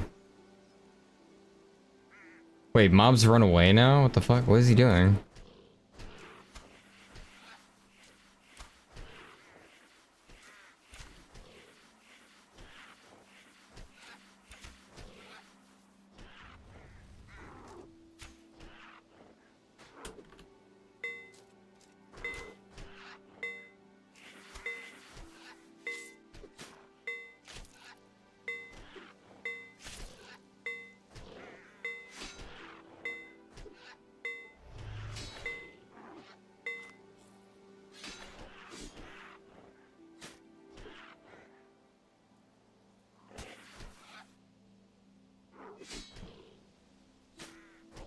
This is the tankiest level 2 I've ever seen in my life.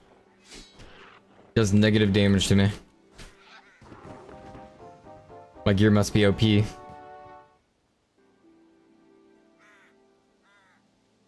magic tank? I'm in tank magic gear? Oh.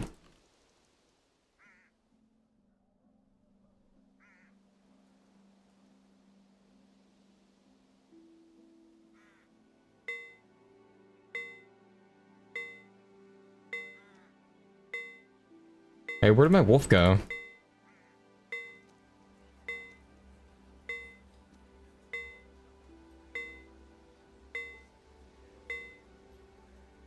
Holy shit, this UI is killing me. Give me classic UI, please. What the fuck? I just want to see my inventory.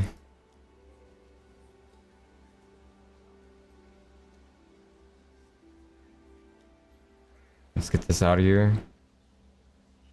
That's better. Holy shit, let's not do that. Let's not even do that. Let's just... There, nice and simple.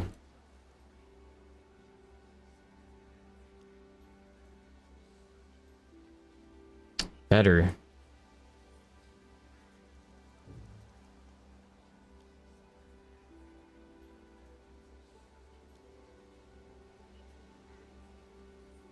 Am I missing bars?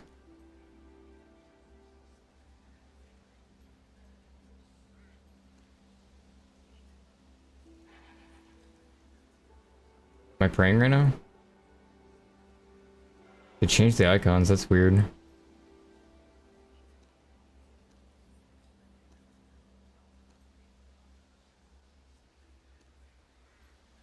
These aren't the pray icons I know and love.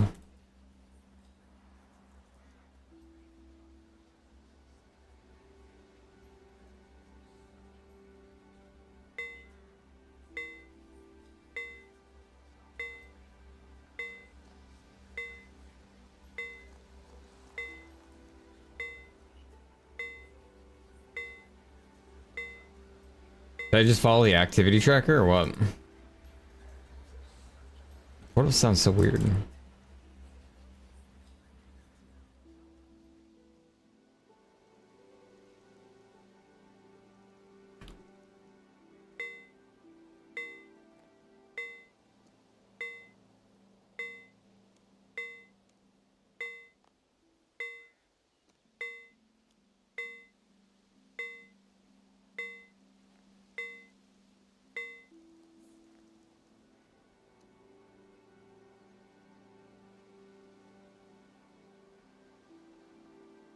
So many bows, chat, so many bows.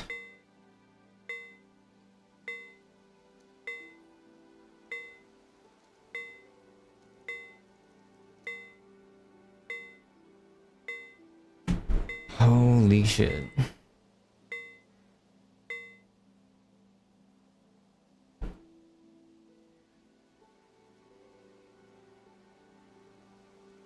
From what I was told, you need to change a lot of the settings in the game.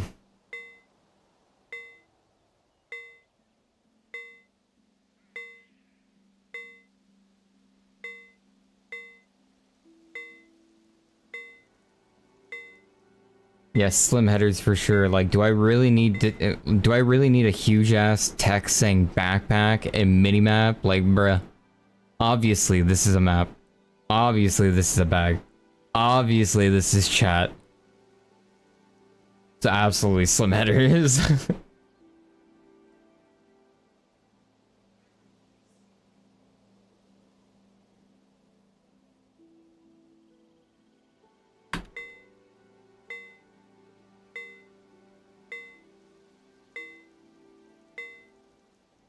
Ooh, the transparency though. Ooh, ooh.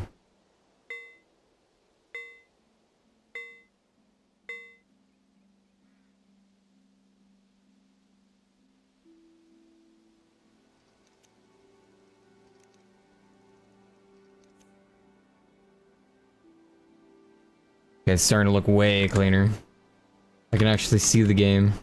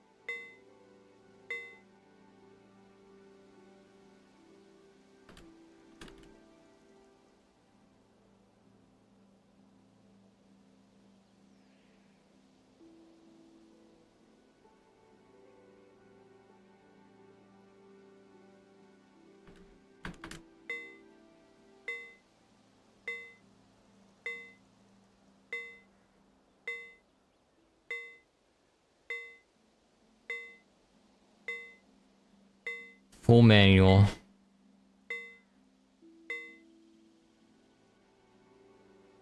Auto attack? Automatically trigger the basic attack ability during... No, cringe.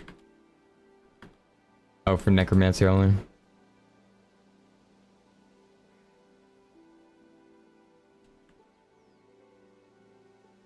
Still cringe.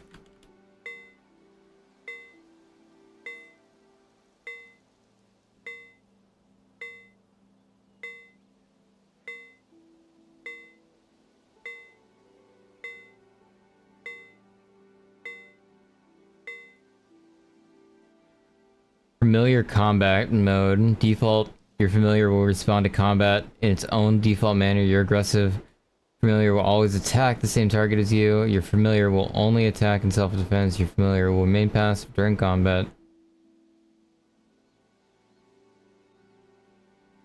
Okay, I don't know that one.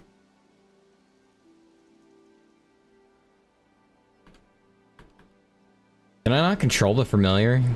Isn't it like, is it like a hunter pet? Can I be like, go sick him, and then come back, and then stay?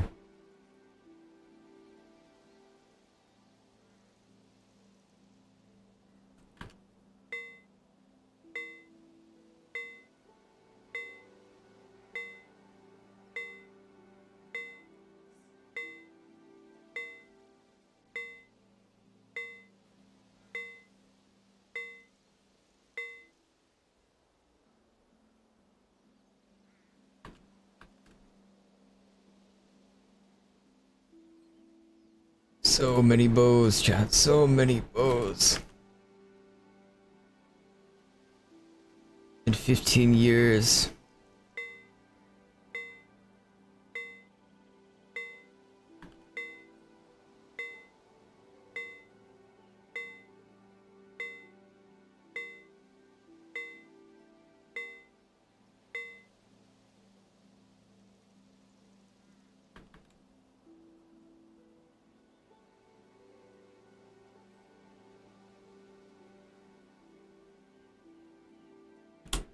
Yeah, does anyone want a free maple longbow? Anyone?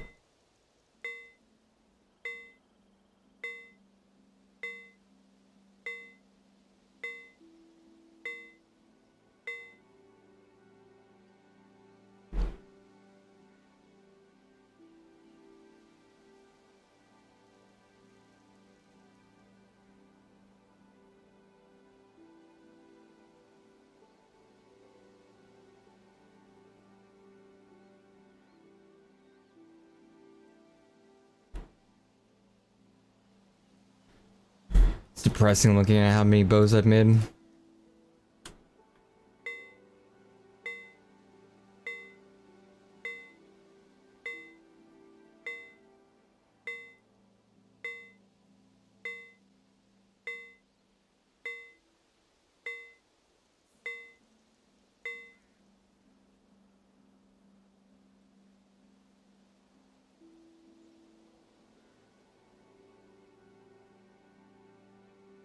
Do I not have enough for level 65? Was I wrong? No, there's no way, right? I definitely do. There's gotta be.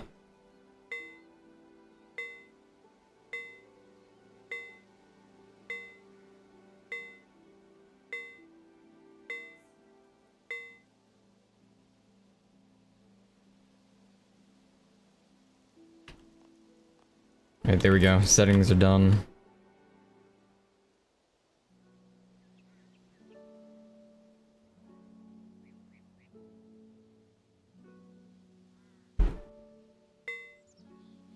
Jeez, man.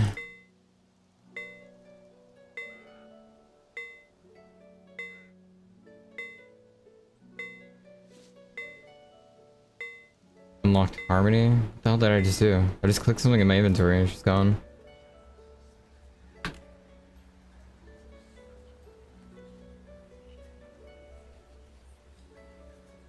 I want to know what my old account was.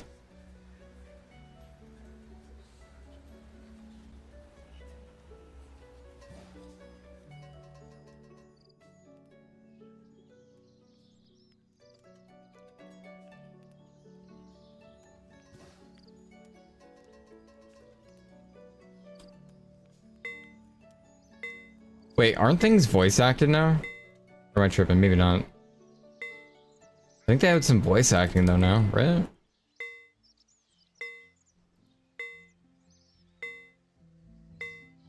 Fuck it, I'll do this quest.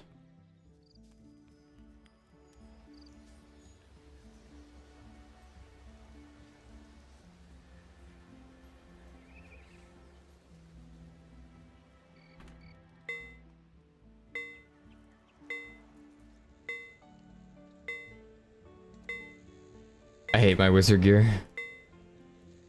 Looks so dorky. I'm taking it off.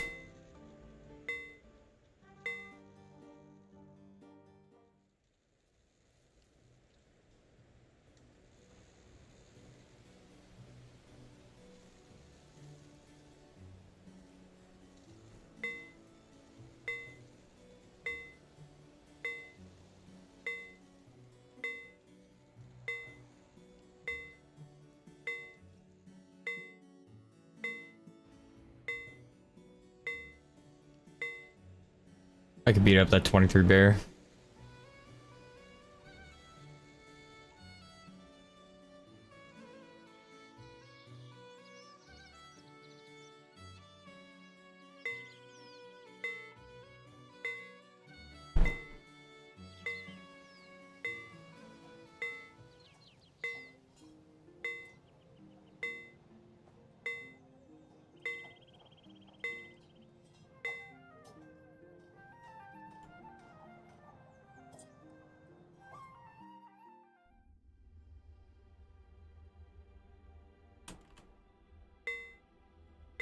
Dude, the dwarven mines are looking really fucking different. Holy shit, what is going on here? These aren't even the dwarves I remember. Who are these guys? Like, what the fuck? What'd you guys do with the old caves, man?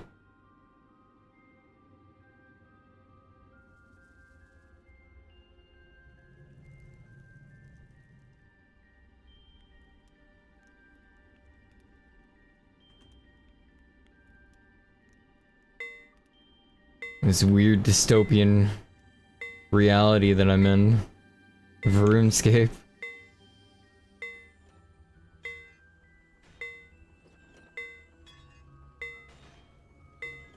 You're telling me these pickaxes aren't handcrafted? With love and care into each individual one? I'm disappointed.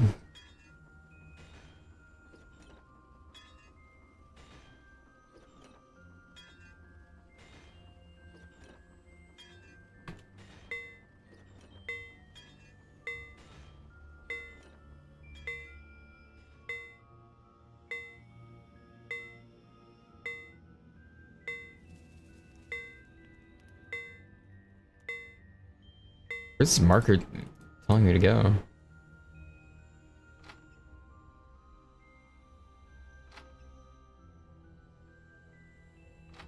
Alright, yep. Chests are just as good as they are in old school.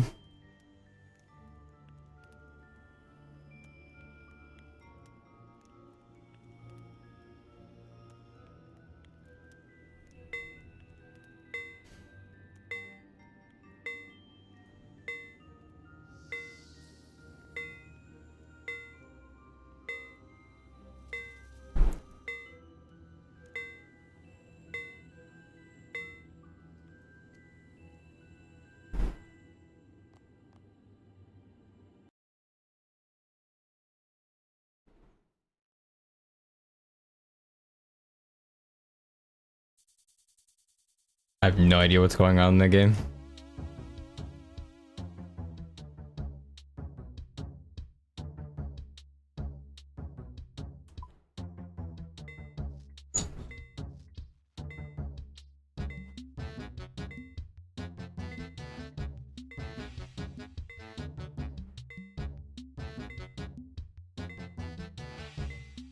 I didn't even know how to get out of the mines.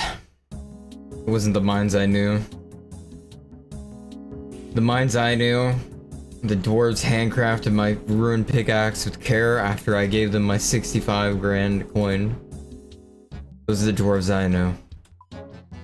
Those are some other dwarves.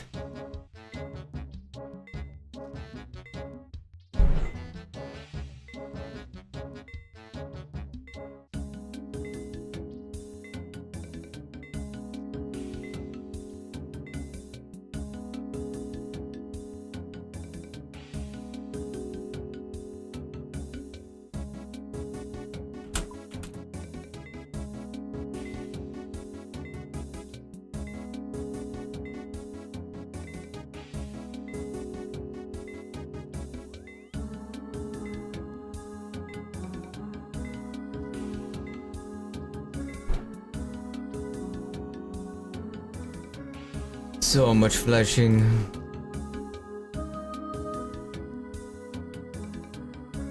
So many bow, so many arrow.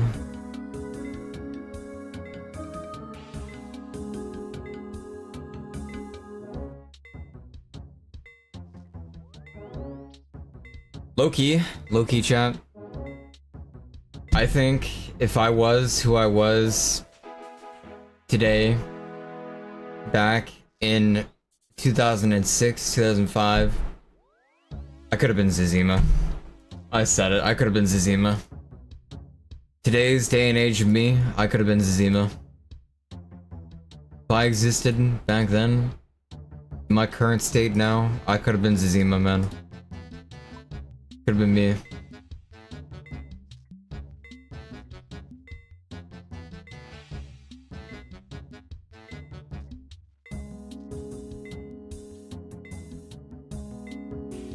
Yep.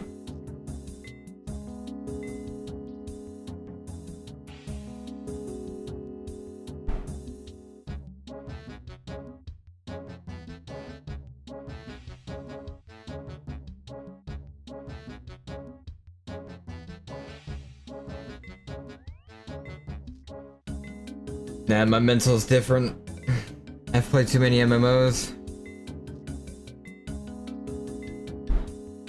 My mental is unbreakable.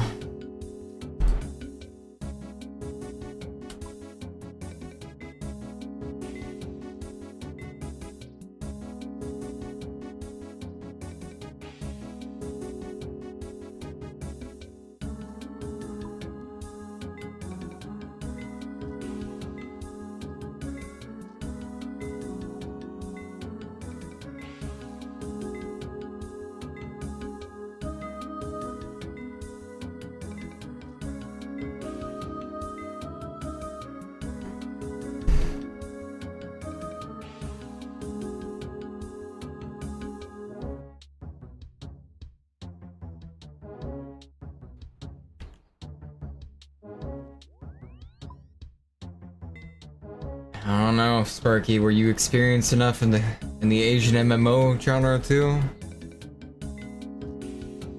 That's where the real grind begins. Okay, I lie. RuneScape's close enough to the Asian MMO grind.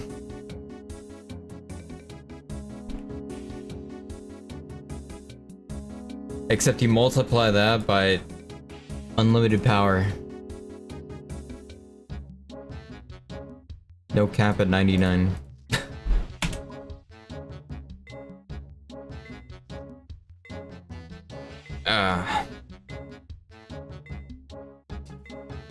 Nah, I was too weak for Black Desert though. No need getting to that one.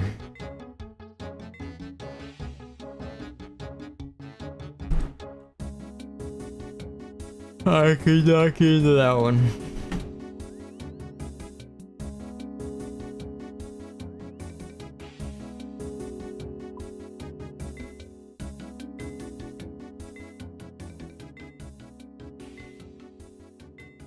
It's because I like playing a lot of classes, and I like to PvP, and playing multi-classes and PvPing in Black Desert Online, as fun as it looked, it just seemed impossible to reach that point, man. 6 months just to PvP. 6 months of working my character just to PvP. On one character is just absurd, man. I couldn't do it, man. Couldn't do it.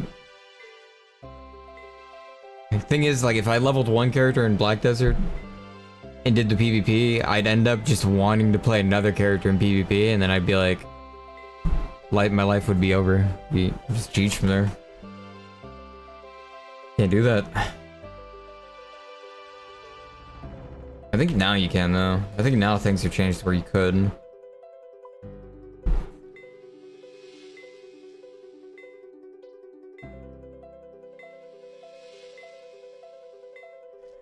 Then again, I do play Blade and Soul.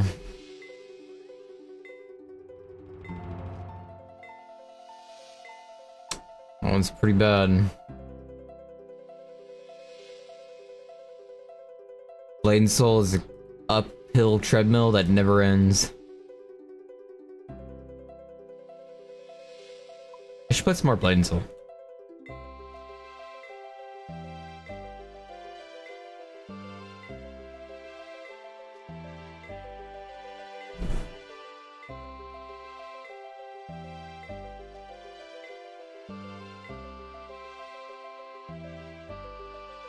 I like this song so much because it seems like a song that that a kid could make, but it actually sounds good, you know?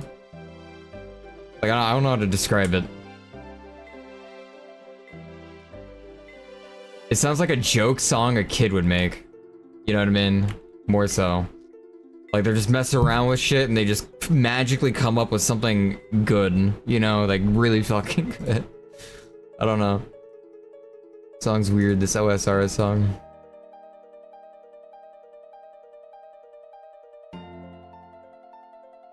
Like, it kinda sounds memey, you know what I mean?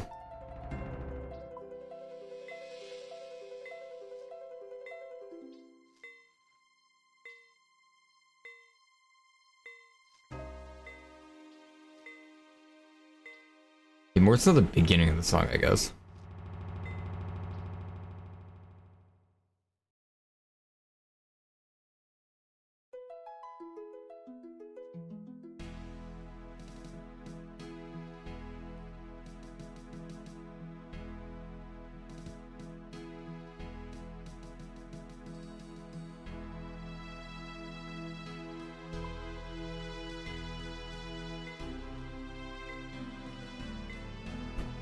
TBC was pretty easy to gear, to be honest.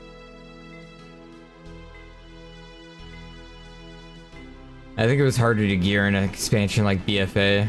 BFA gearing was like atrocious, but they did change it to where it was better. Low-key BFA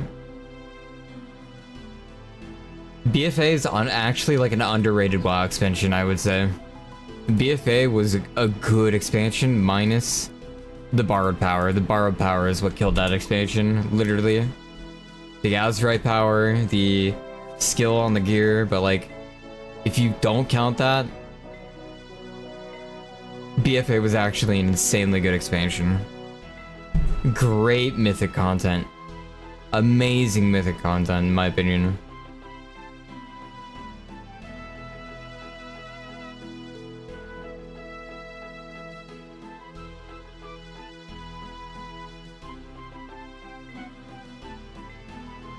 I don't remember how the PvP was there during that though.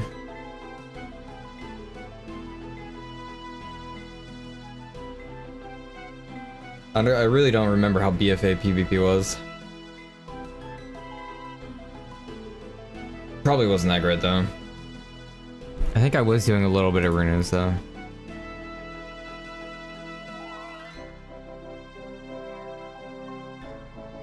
Please, man, please tell me. Oh man, I don't think we're hitting 65, chat. I don't think we're hitting 65. How many bows do I got left? How many actions? Wait, hold on, let's reset the actions, actually.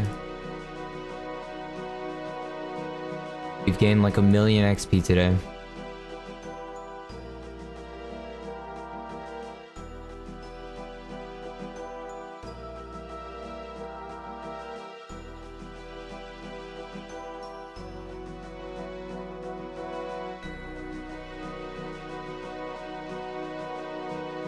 How many bows? How many more bows must I waste of my life here?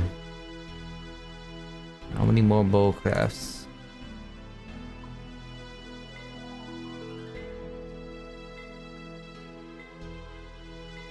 Nah.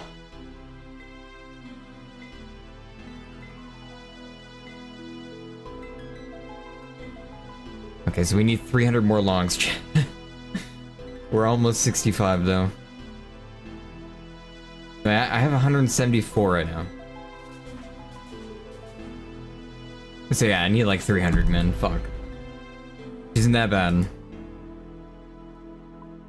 It's less than 500, so that's good. Which is less than 1,000, which is even better.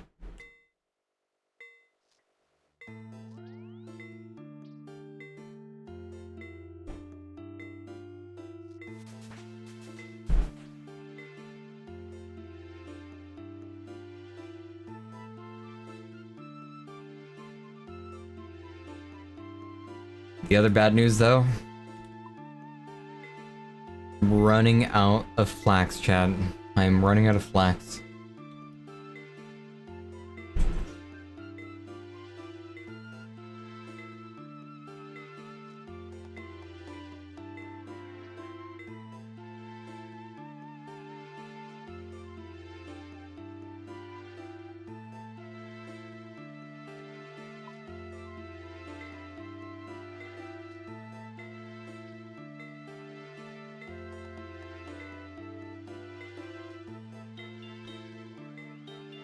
Yeah.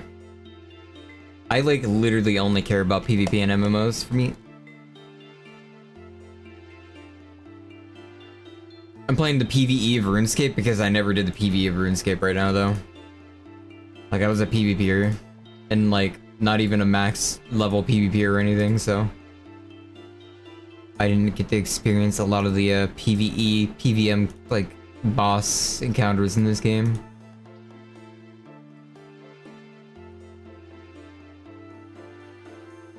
I figured now is the time, right?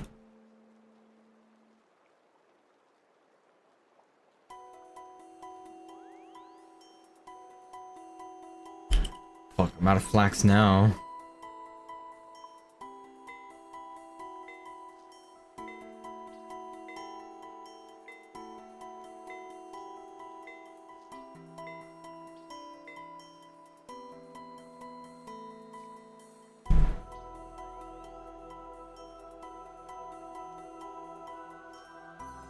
Yeah, you're a dweeb though, Sparky. You get shoved in a locker. We're gonna have to shove you in the locker. Sorry.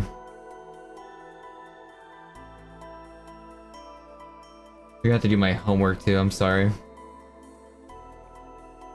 Just has to be done.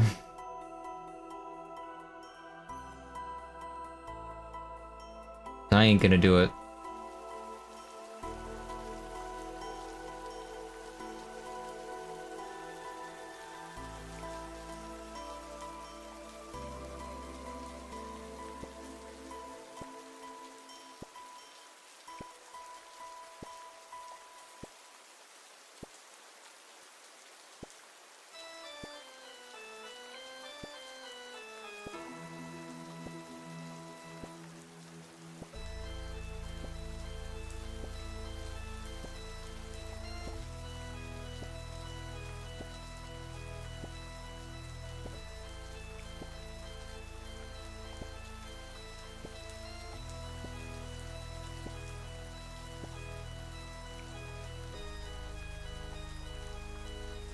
$28 whole flax.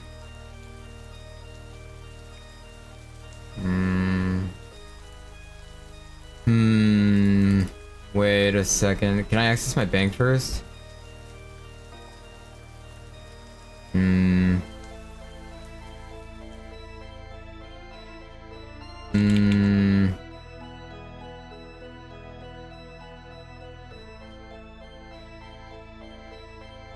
I got two.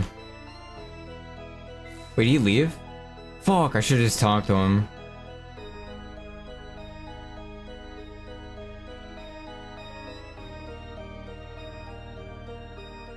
That could've been my Ceridonian brew, huh? Could've been it.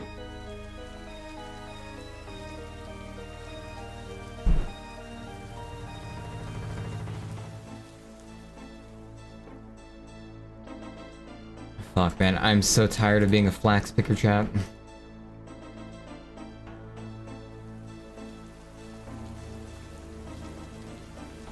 This is peasant work. I should be paying someone for this. They should be running my cowhide. They should be running my runes, my rune crafting runes too. What the heck?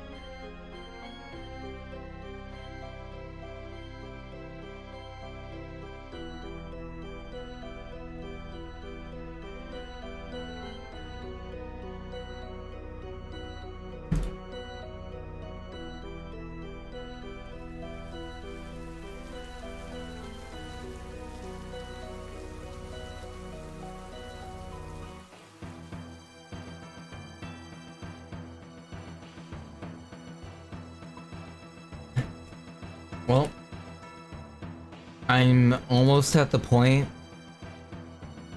to where my main is about to be my hardcore Ironman.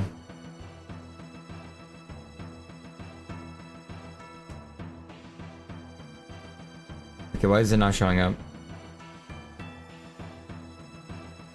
Isn't that me? I'm like missing stats. That's so weird. What the fuck?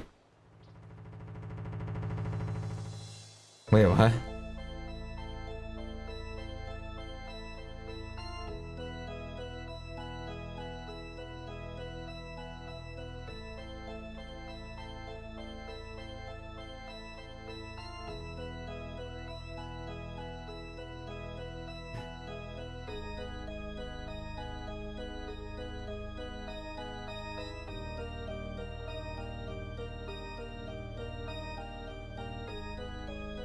Wait.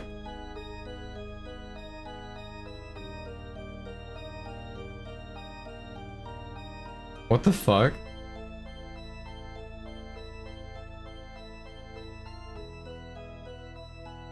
Why does it say launching soon? Blade and Soul Neo's already out. The fuck?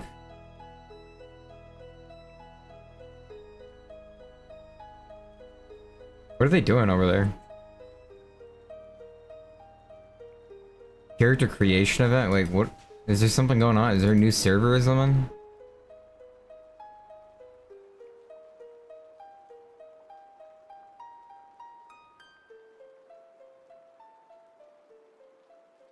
June 20... Walk the Forbidden Path. June 24th update. Character's already out. Am I tripping? Why is it say... Wait. It's July. What are they doing over there, man?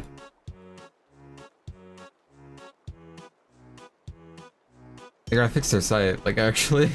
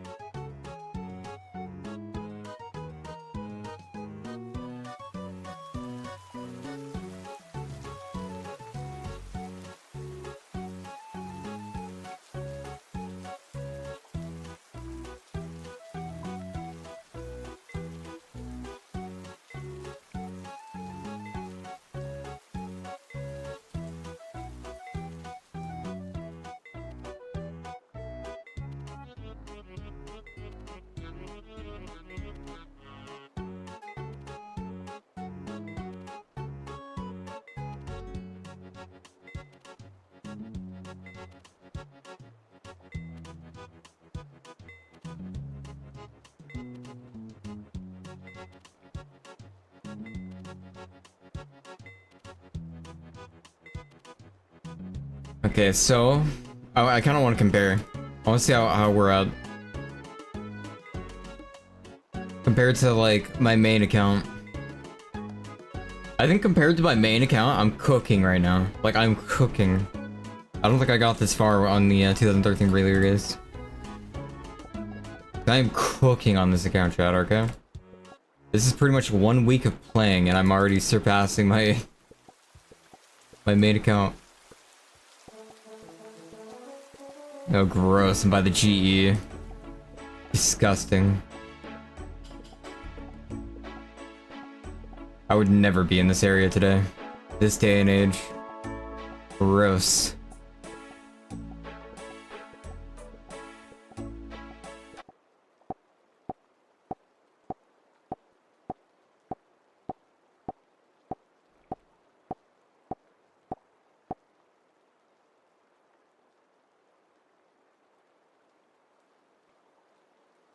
Holy moly. Alright. Yeah, dude, I am cooking this account. Oh my god. I'm already kind of passing. I'm already passing my main. I'm close. I'm 966 right now total. 966. My wood cutting's already higher. My fire making actually isn't, which is kind of surprising. My cooking's almost there. My fishing is almost higher. Everything is really close to surpassing. I'm almost an Ironman main. I will be able to say I'm an Ironman main.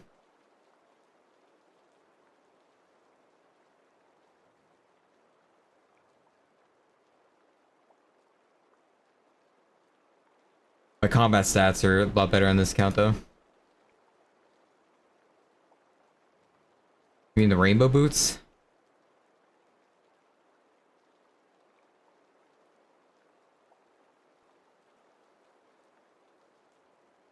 I gotta get this helm again though. I need this Clue Hunter helm on my hardcore account, man. I need it so bad.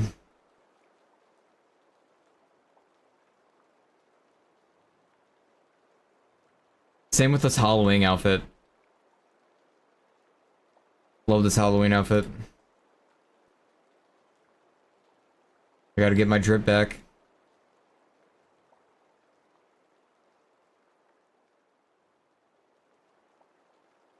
I gotta get my 65 though, Sparky. I need my 65 first. I've been working all day toward getting 70. And at the very least, I need the 65 first. I could see where I'm at after I bowstring these. At the very least, I need to stop at 65. I cannot not stop at 65.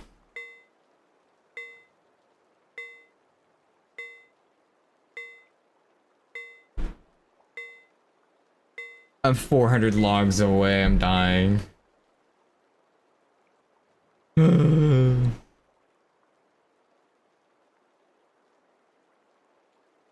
Dying, chat.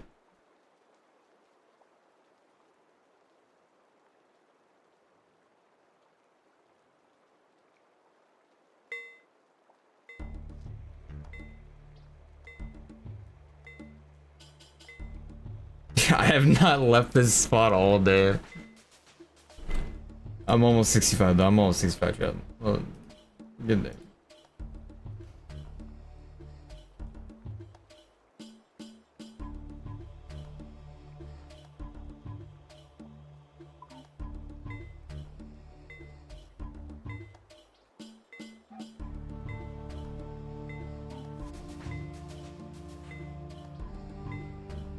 Because this way, you see this? I'm leveling up my crafting skill. And on top of that, getting flax is faster than me getting logs at a certain point.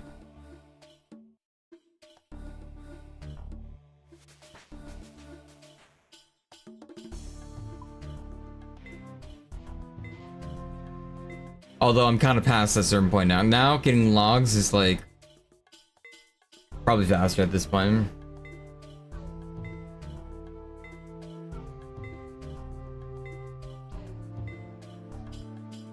But also, bowstringing is faster than getting logs also. Like, if you notice how fast these ticks are going off.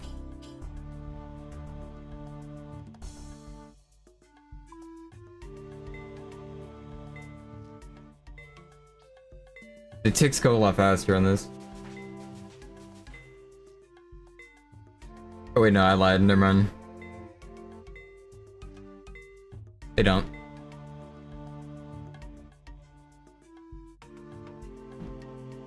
I lied. I'm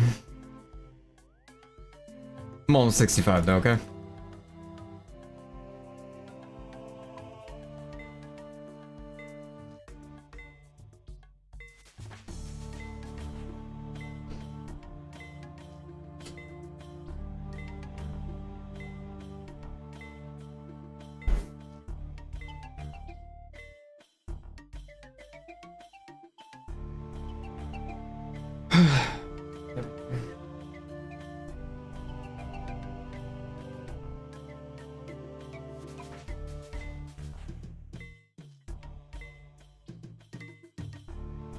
Halfway to 65.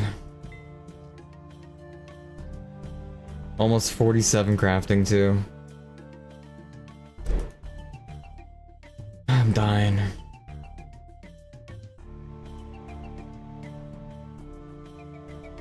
Oh, that was one of the reasons why. I didn't want to waste any time on getting more maple logs when I could be leveling my crafting, because then I'd be wasting the maple logs that I already made into longbows by getting more maple logs that I wouldn't really need unless I'm transferring them into arrows, which would be an XP loss when I could be min-maxing my bow usage with the flax, you know, and getting the crafting levels at the same time, while also not over getting too many maple logs that I could be getting yew logs with, you know what I mean? Alright, it's all planned. It's all very planned. I fucked up here, though. This was not planned. This part was not planned. My inventory is kind of cooked right now. I don't know what happened this run.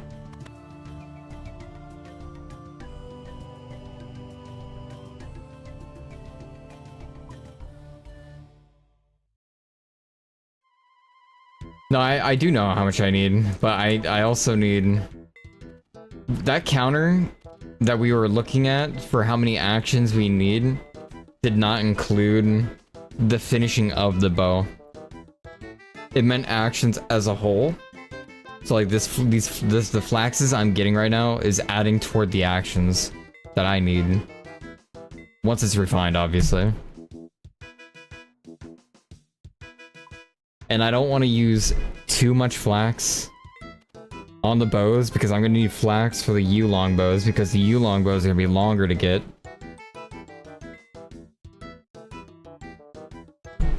Or short bows, I mean. So getting flax should be faster than getting yew logs to a certain point.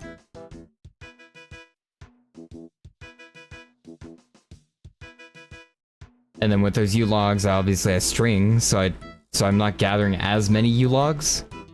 So there isn't as much downtime. You know what I mean?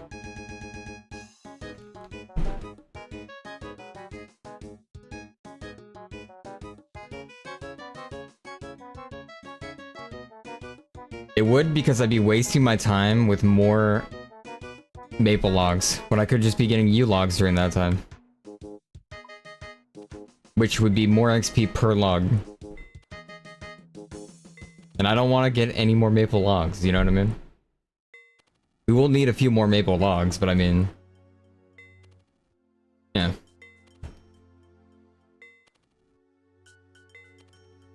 It's like, if I was only getting logs right now, I wouldn't be getting this crafting XP. And also, I wouldn't be getting the string for the extra XP I would be getting for longbows. Like finishing the longbow.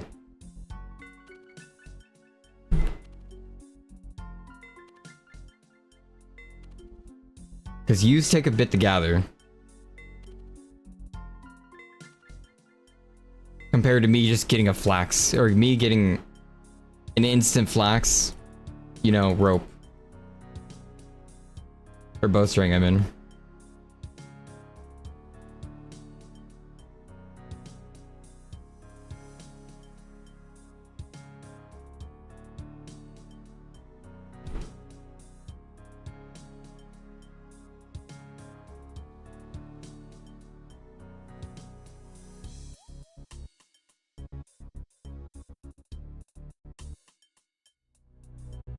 Okay, so follow with me. Follow with me.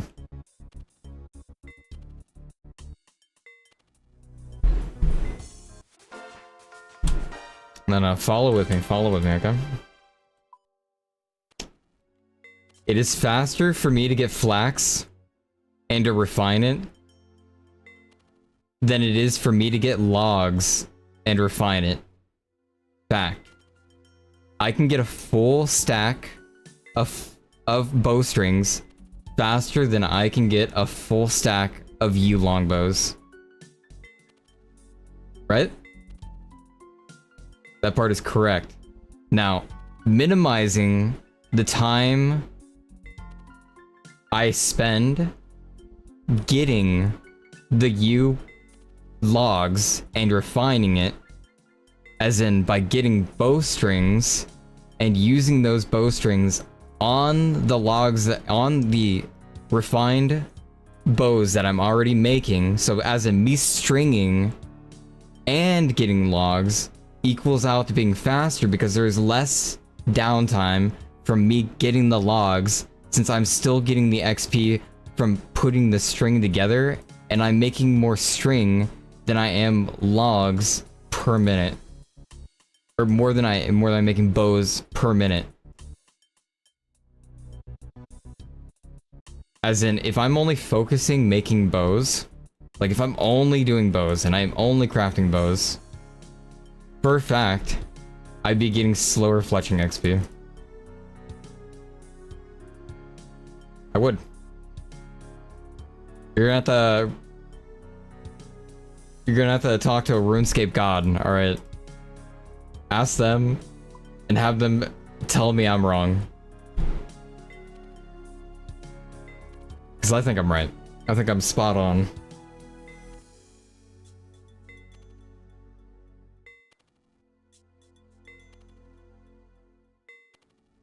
And I'm getting crafting XP. Crafting XP huge. Huge crafting XP. Look at this. Look at this. Already dinged. We don't even have to look at it anymore. And look, when I get 484 more strings, another level. And with those 483 more strings that I get, by the way, that's another level. That's another fletching level right there, man. That is progress toward another fletching level at the same exact time.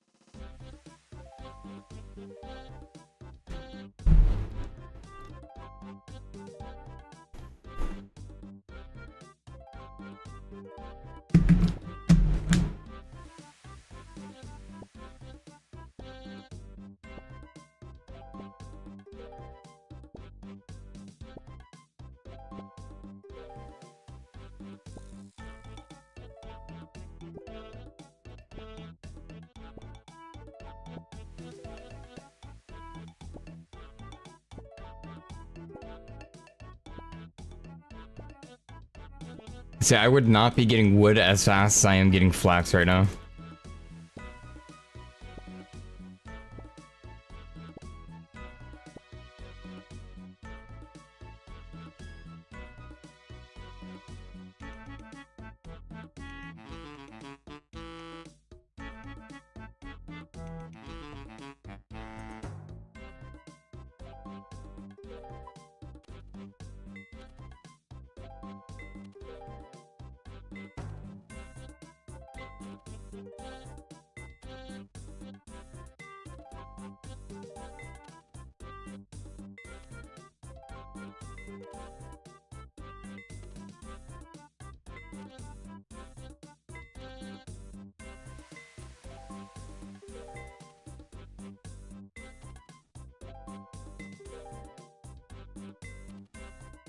Might as well do what? What are you talking about?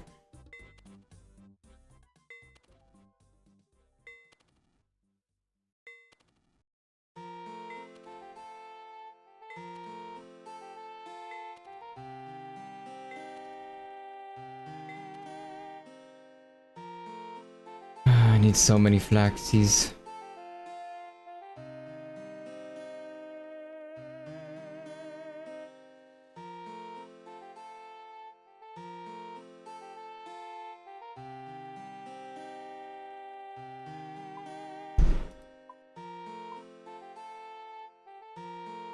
Alright, so we need like 200 log, I think. I think we need like 200 log. Need like 150 log. Oh, whoops.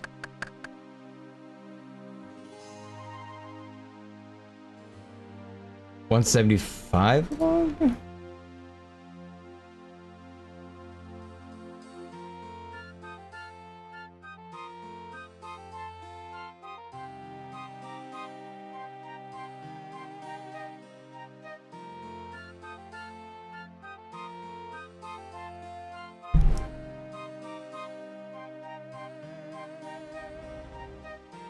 What's the wood cutting thing called?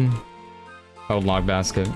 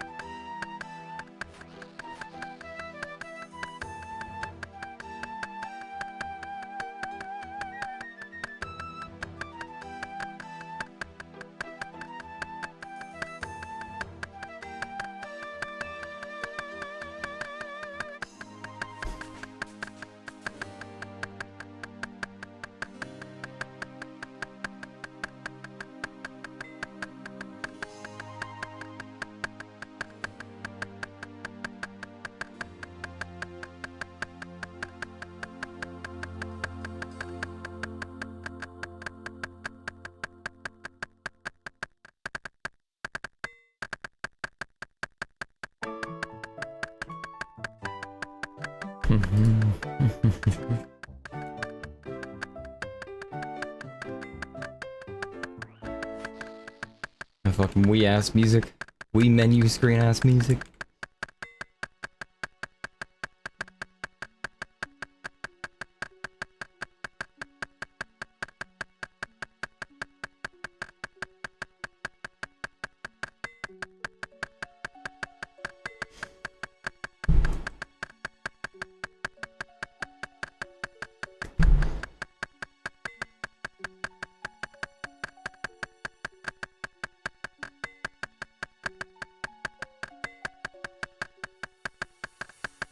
What's the safe E621 site? Was it E921? Is that what it was?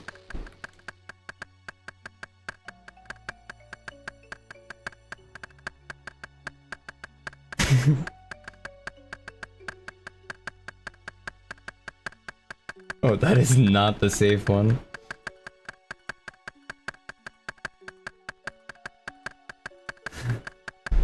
No, there. I think there is. I'm pretty sure. Safe E621.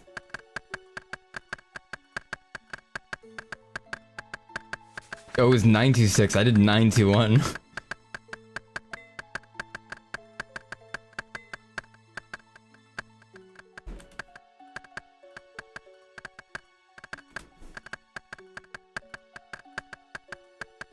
Are we looking up E926 on stream chat?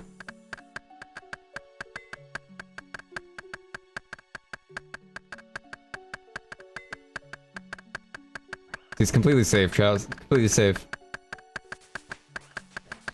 I'm not scared to scroll down at all. Not terrified at all.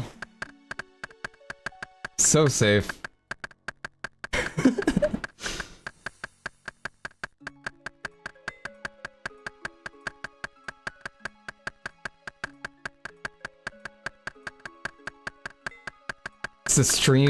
It's the stream friendly side, okay?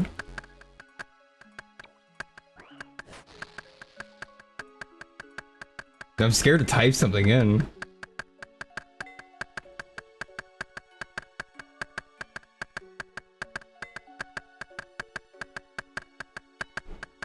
Alright, we're under the best tag.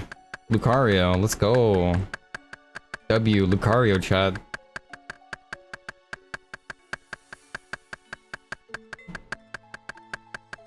Someone's gonna see the thumbnail for my stream and be like, what the fuck?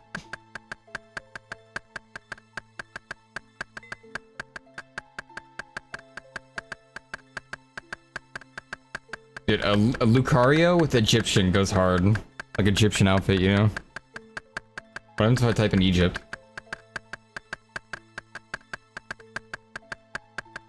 W.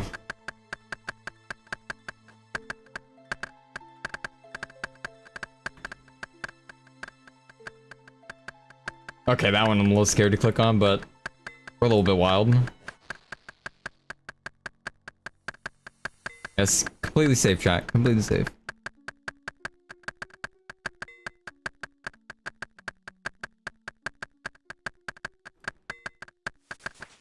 Oh my god.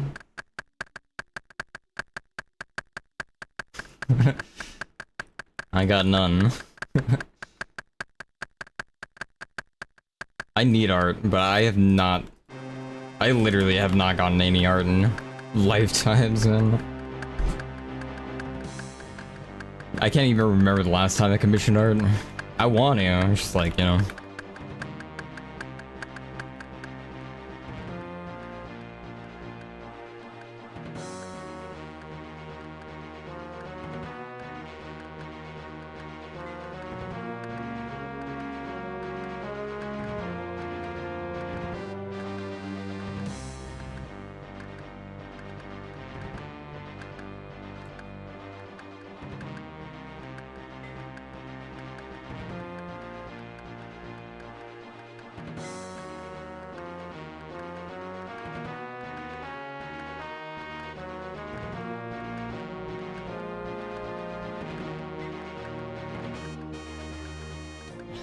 The safest of browsing. Hey, that was all safe. That was all safe history, okay? Ain't nothing bad. The goodest of boy history, okay?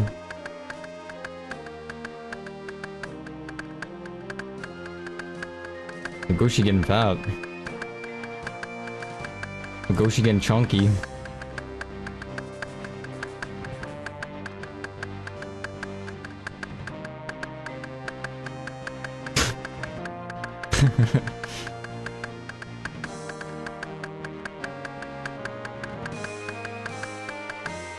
Wait.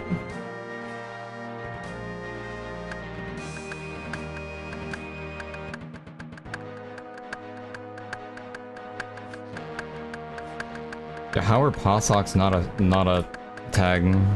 What is this world we live in?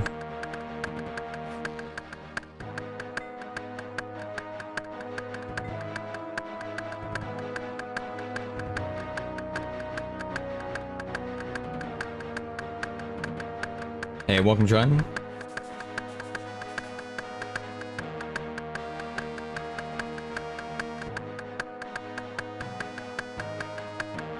I think this goes to show how slow maple logs are. Yo, Rendamon? W Rendamon?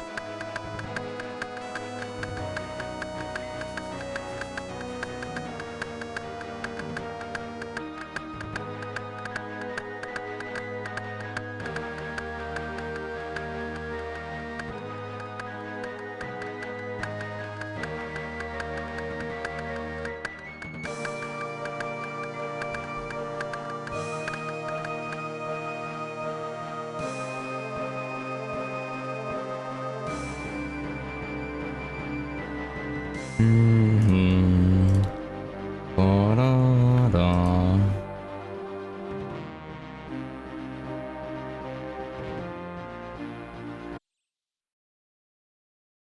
Fuck, man.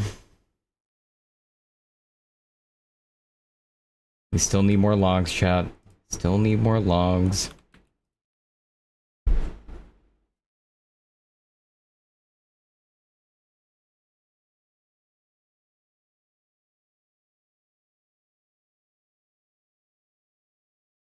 Alright, present your log.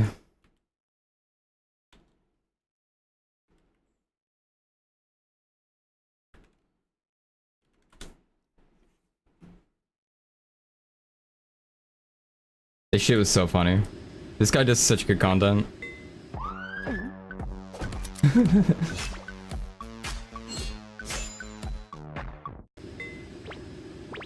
Is this not like the best animation ever be made? You can't tell me there's a better animation in the world that was made than this right here.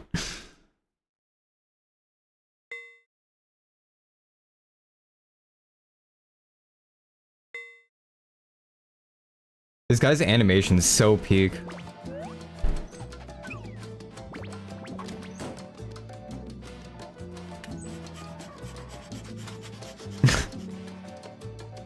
It's so peak.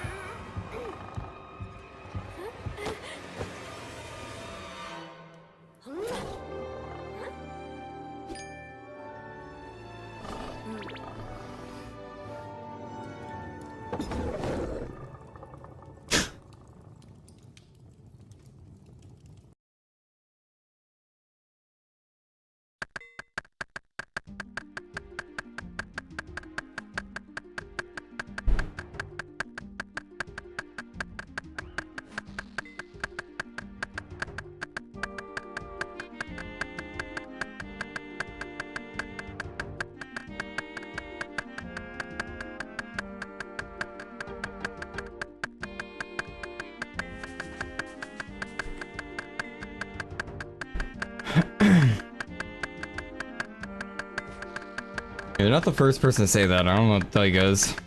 Let's report the account or something. I don't know. From where? Twitter or what?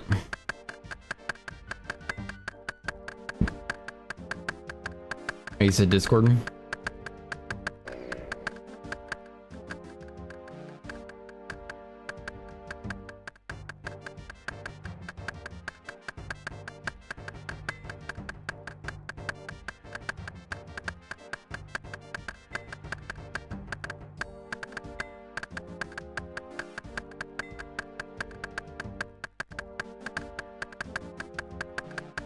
Yeah, I don't know. There's some people who are like obsessed with me. It's kind of weird.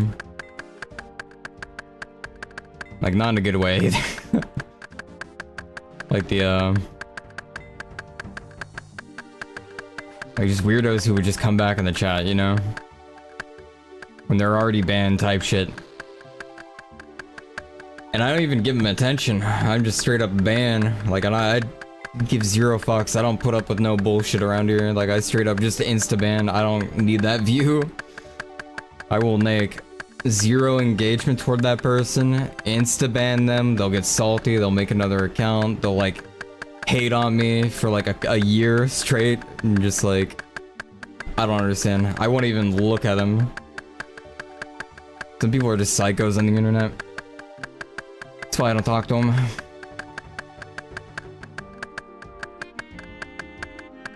There was a dude so obsessed with me, he made like 1 billion Twitch accounts to try to get my name buried. Guy who ninja'd my like old Twitter account name too. Some weirdos.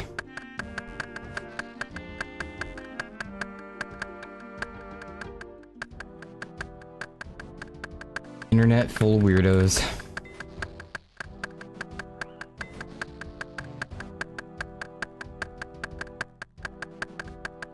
Yeah, if someone comes into the channel though and starts being weird, like right off the bat, first message, you know, first chatter message, I will not be afraid to just full on ban that person right off the bat.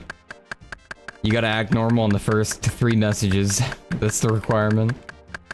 Although if it's some furry stuff, some like furry cringe stuff, I'll accept it. That's fine, we accept furry cringe here.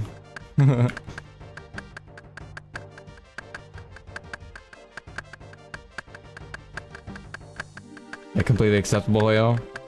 And encouraged.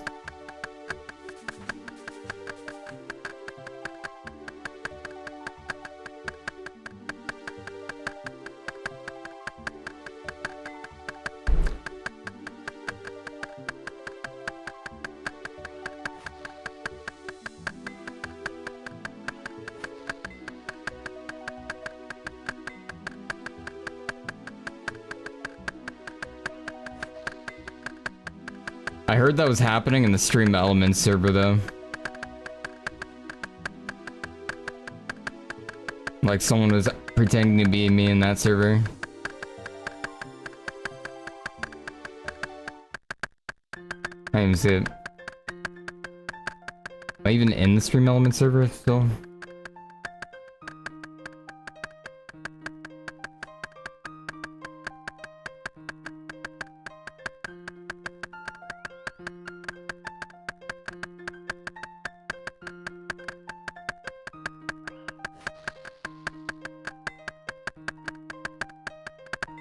Dude, I'm in 1 billion Discords and I can't leave any of them because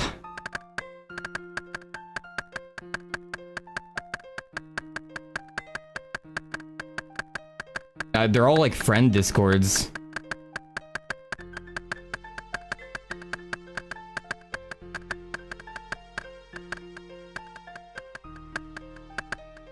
Oh, Stream Elements, I found it.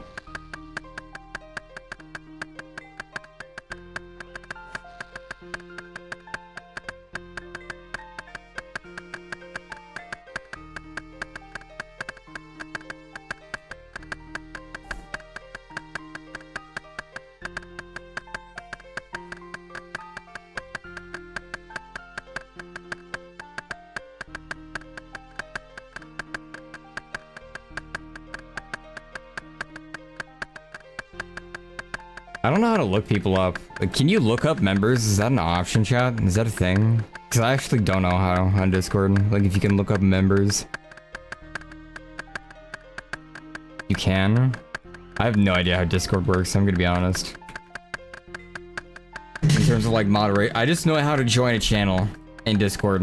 Like, that's pretty much it, man. My Discord knowledge is lacking. Like, I don't know how to use the search feature, man. I don't know how to add people. It's too much, man. I give up.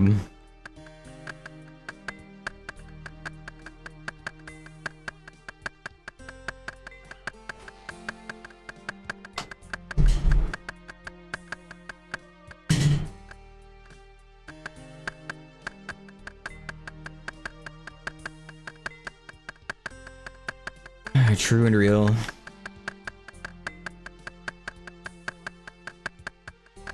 Back in my day, we used to use Raid Call, TeamSpeak, Ventrilo, Raptor, and Xfire, okay? And those were the greatest damn days of our lives, I'll tell you what.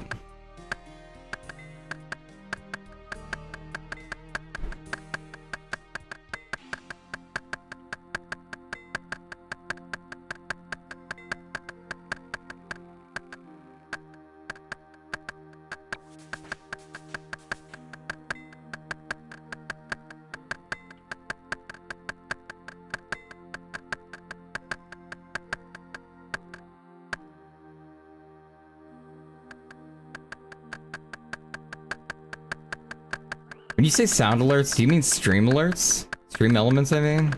Like, you're talking about this server? If someone told me they were pretending to be me in this. I don't know what sound alerts on.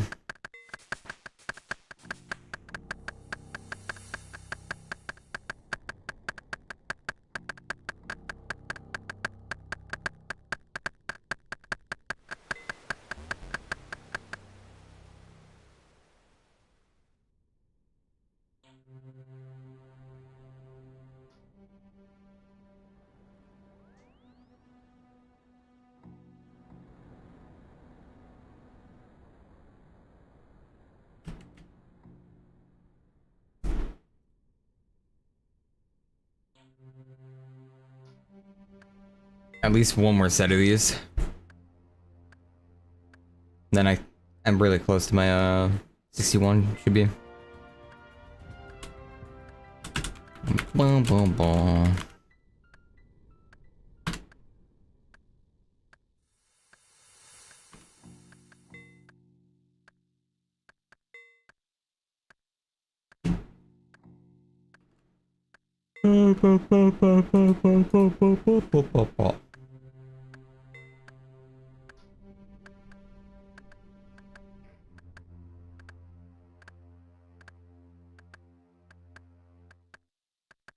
I play every competitive game. I play every MMO game. I play none of the single player games. I barely play any RTS. I like fighting games.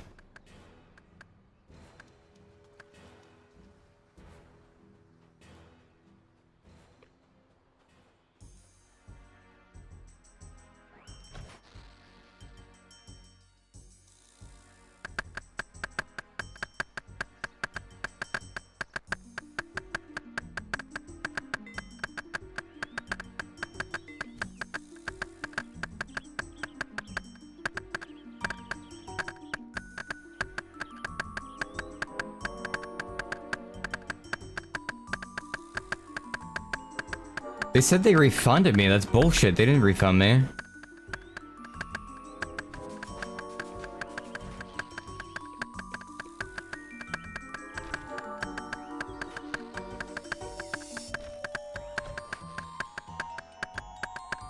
Wait, they actually lied to me. What the fuck?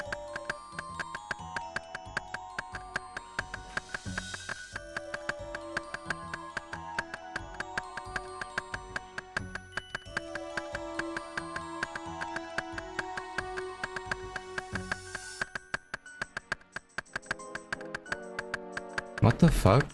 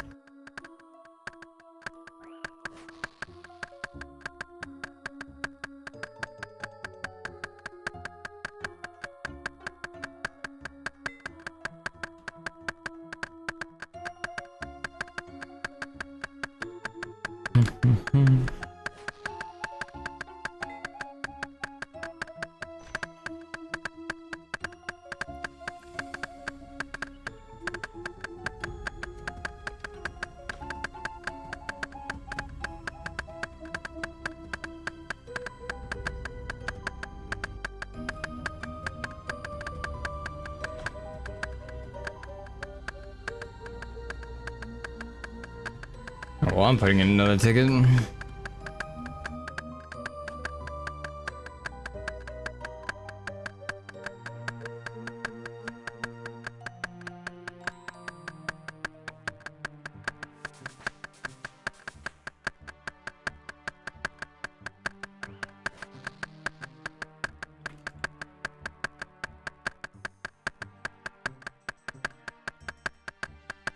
Yeah, I play MMOs, I play FPS, I play third-person shooter, play MOBA.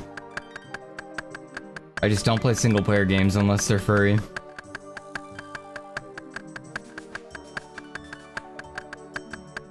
Or furry mod.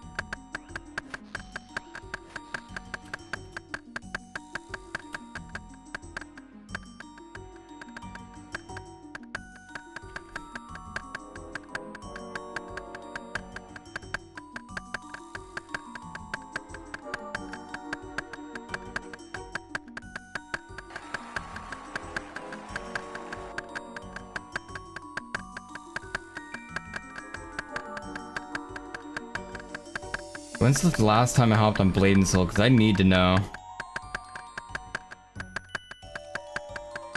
Like, I do not think they refunded me last time I hopped on.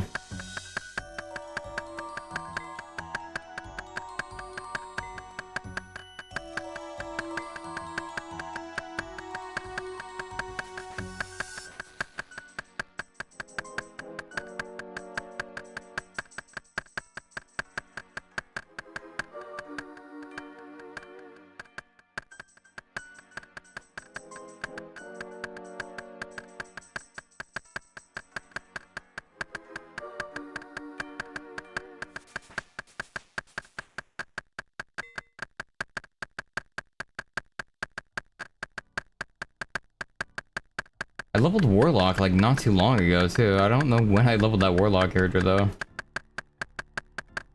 It was definitely like less than a month ago.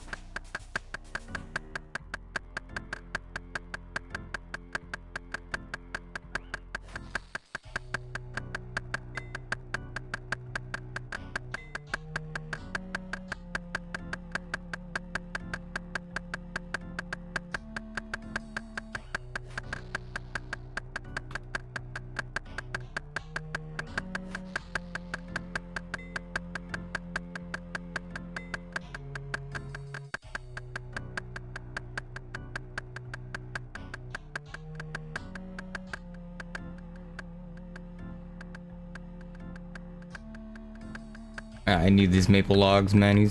This beehive keeper is not getting my fucking logs. Ain't no way. Ain't no way we're giving him my logs, man. My hard-earned logs. He's earning his own damn logs, man. He's making his own damn beehives. These are my maple logs, okay?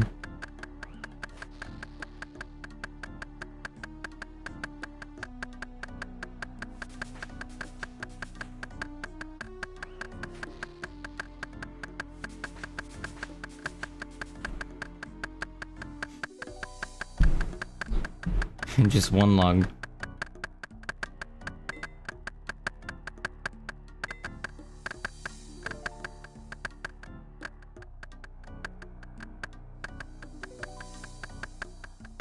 Seabream is one of my favorites. The knower is no. Any Seabreamers, chat? Who's the Seabreamer? Speak up. Where are my Seabreamers? Who's breaming the seam? Really? I mean, no. No sushi?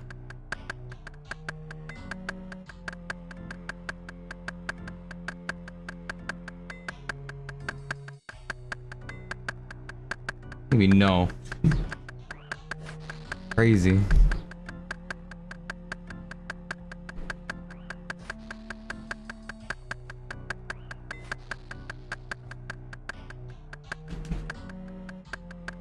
Chat, I'm telling you, next time you're at a sushi place, alright? I don't know how to spell it. Seabream. Seabream, okay? Seabream. That's what you want to order, okay? Right there. You see it? Order Seabream, okay? Trust. Just trust.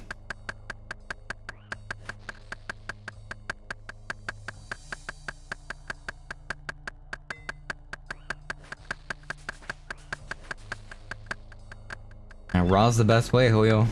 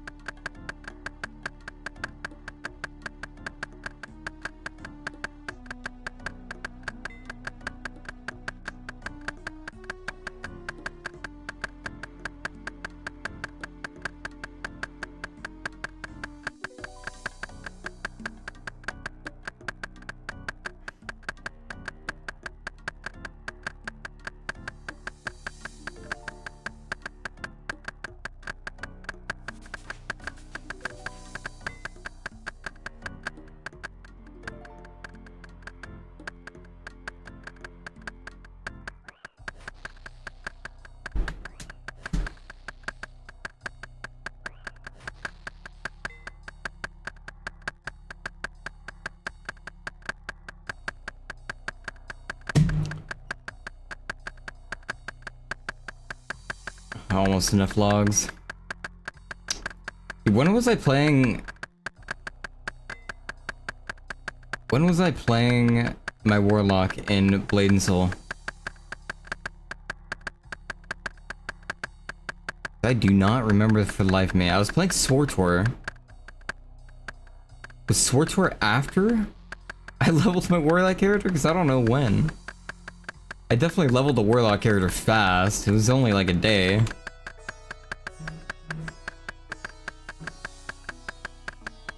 I have no idea what day it was though. Oh wait, I found it. I actually found it. How many divine gem did I have?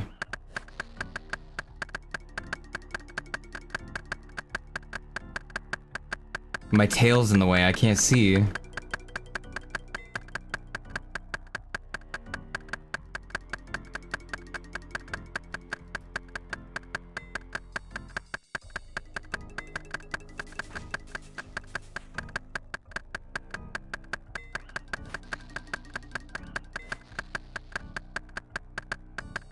Oh shit.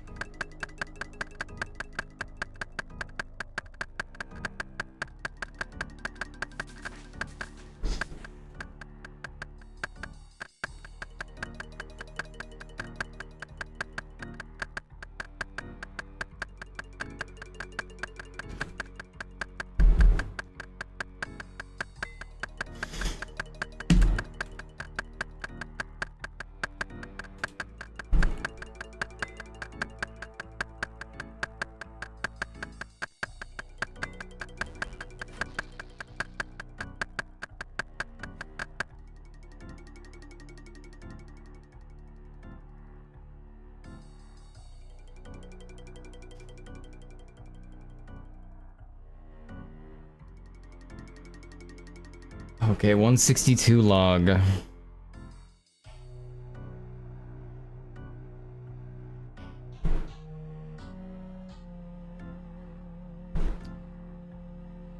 I can't wait until I can leave this place and never see it again.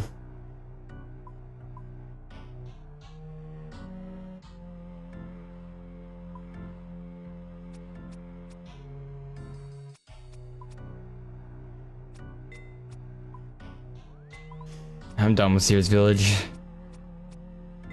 No more chat. Been cutting trees here all my life.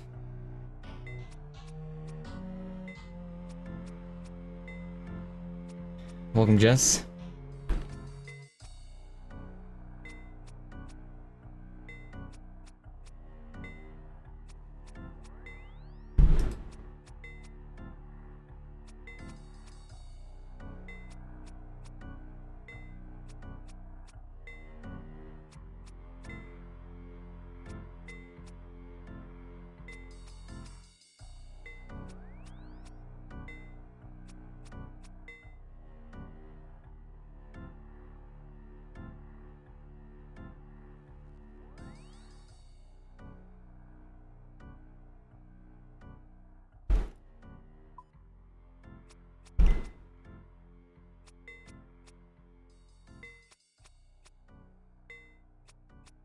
Alright, have a good one.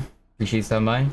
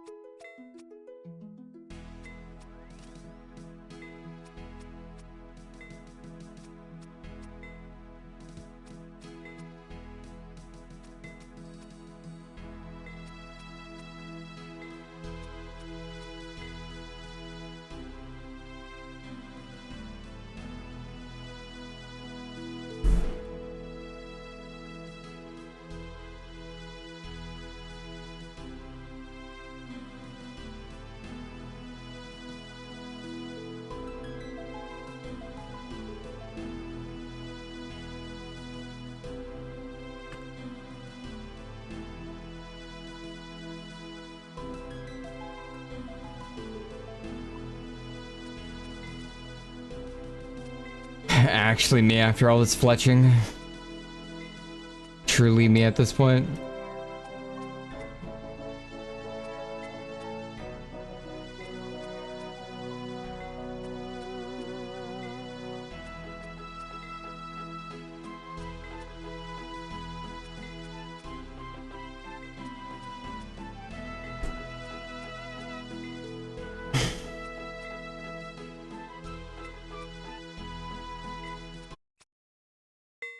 I have been wanting to see the new Darky video. Little Darky video. I think it's new at least. Definitely haven't seen this one.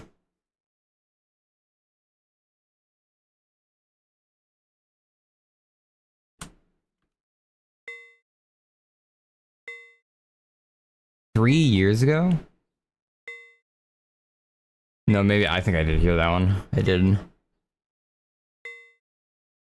I'm an OSRS player. What does Czar mean when he says his gear's out of date? In WoW, your gear is out of date. You start the expansion and you get item level gear. Let's use a random example of item level 500. And then by the end of the expansion, the best gear It's 600. will probably be item level 700. 1000. Maybe Yeah, even 1000. more than that. And then Yeah. the next expansion comes out, right? And they really want you to instantly replace all of your gear while questing in the new expansion. So the green gear in the next expansion is probably item level 1500. Better than your Then you hard-earned get your gear. first season of that expansion gear, it's probably item level 2000. By the end of expansion, you're now looking at item level 4000. And it just goes up and up and up and up and up. We got to make them feel it. Let's item level 5,000. And then by the end of that expansion, 10,000. And the next expansion, we're at 40,000. Then everyone's complaining Level that squish, the numbers yep. are too high. Yeah. So they do this awkward stat squish, and it's just doesn't have a lot of longevity. And WoW's been out for 30 years now or something. On top of that, it trivializes all the older content when that happens. Because everything isn't meant to be balanced in that way, and was never meant to be balanced in that way. So, the lower level content becomes a joke, like complete joke, and it was already a joke. Longevity that it lacks is really starting to take hold. Real. RS player, what does Zar mean when he says his gear's out of date? And wow. But at least they have werewolves, right, chat? Wargion. Sega did do Rogue dirty. Rouge and her design have been done so dirty by Sega. So much Real. so her design feels like a whole different character. Her voice has changed drastically, her tan faded away, and they gave her breast reduction surgery. If you Real. look at her renders The throughout fuck? years, she just loses all her swag by 2021. And it's a gradual decline. But when you put them side by side, oh my god, they did her so dirty. But why did they change the design of Rouge like this? Oh my gosh, she's so ugly now. What the fuck? She used to be hot, now she's ugly. What happened? They uglified her. I'm not even kidding, they uglified her. I don't know. I guess it's because it's a kid's game, but I mean, at that point, why even introduce the character in the first place? She was designed to be slightly sexy. The art director for Sonic Adventure 2 said it himself. Rouge was inspired by the sexiness of Latin American women. This is a real quote from a real interview. Her design is sexy on purpose. Like, look at some of her beta designs. She was gonna be even worse for Damn, that would've went hard. W. that. So I don't know why Sega's backtracking That suit looks pretty cool though. now. The suit's not terrible. Thing is, it's probably never gonna go back to the way it was. So, damn. Rouge and her design have They ruined her. She got Lola Bunny. That's what happened. She got Lola Bunny. I was trying to find the new design of Lola Bunny. It pops up. Full adventure. That's... She got Lola Bunny. She got uglified. Like, straight up. Actually.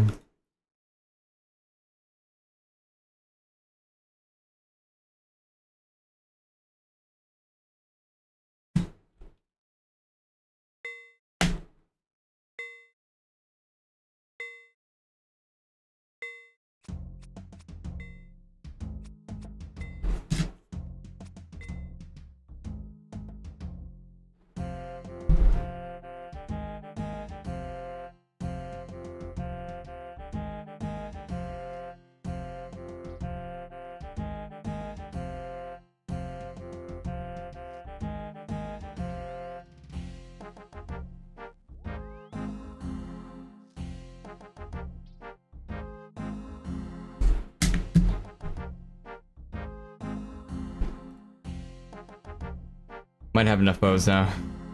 I think we have enough bows. I think we have enough bows, chat.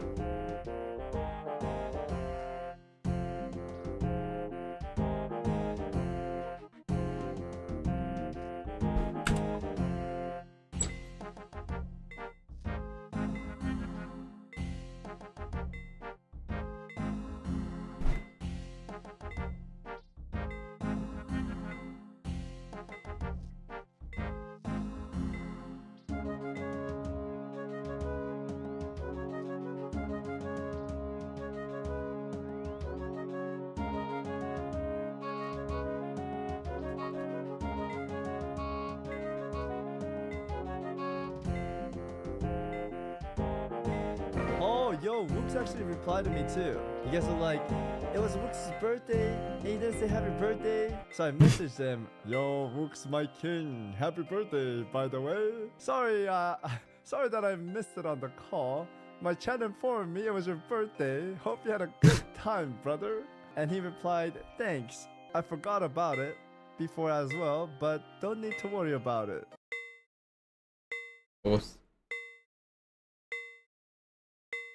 Oh, yo, Wooks actually my thought about it before as well, but don't need to worry about it. Always RS Wooks' birthday. Bro, his birthday is in fucking January. You guys lied to me, man. That's not even his birthday, bro. And this guy is playing along and accepting his birthday. Okay, guys, OX has spoken. You know what, guys? We're all enjoying old school RuneScape on the second monitor or the main monitor and grinding. This will be content, okay? Let's check it out, shall we? Falador killing people. Monka. The Falador Massacre was peak YouTube. It got me into Nightwish too. Like, I'm not even kidding. I discovered Nightwish from that Dorial 9 or whatever the fuck 666 video. Falador, yada yada. Loved Nightwish ever since. Still to this day, Nightwish, one of my favorite bands of all time. Even though their singer, they went through a different singer a whole bunch, and yeah, the sound of that band has changed a lot. But I mean, they had some fucking bangers back in the day. Okay, some bangers.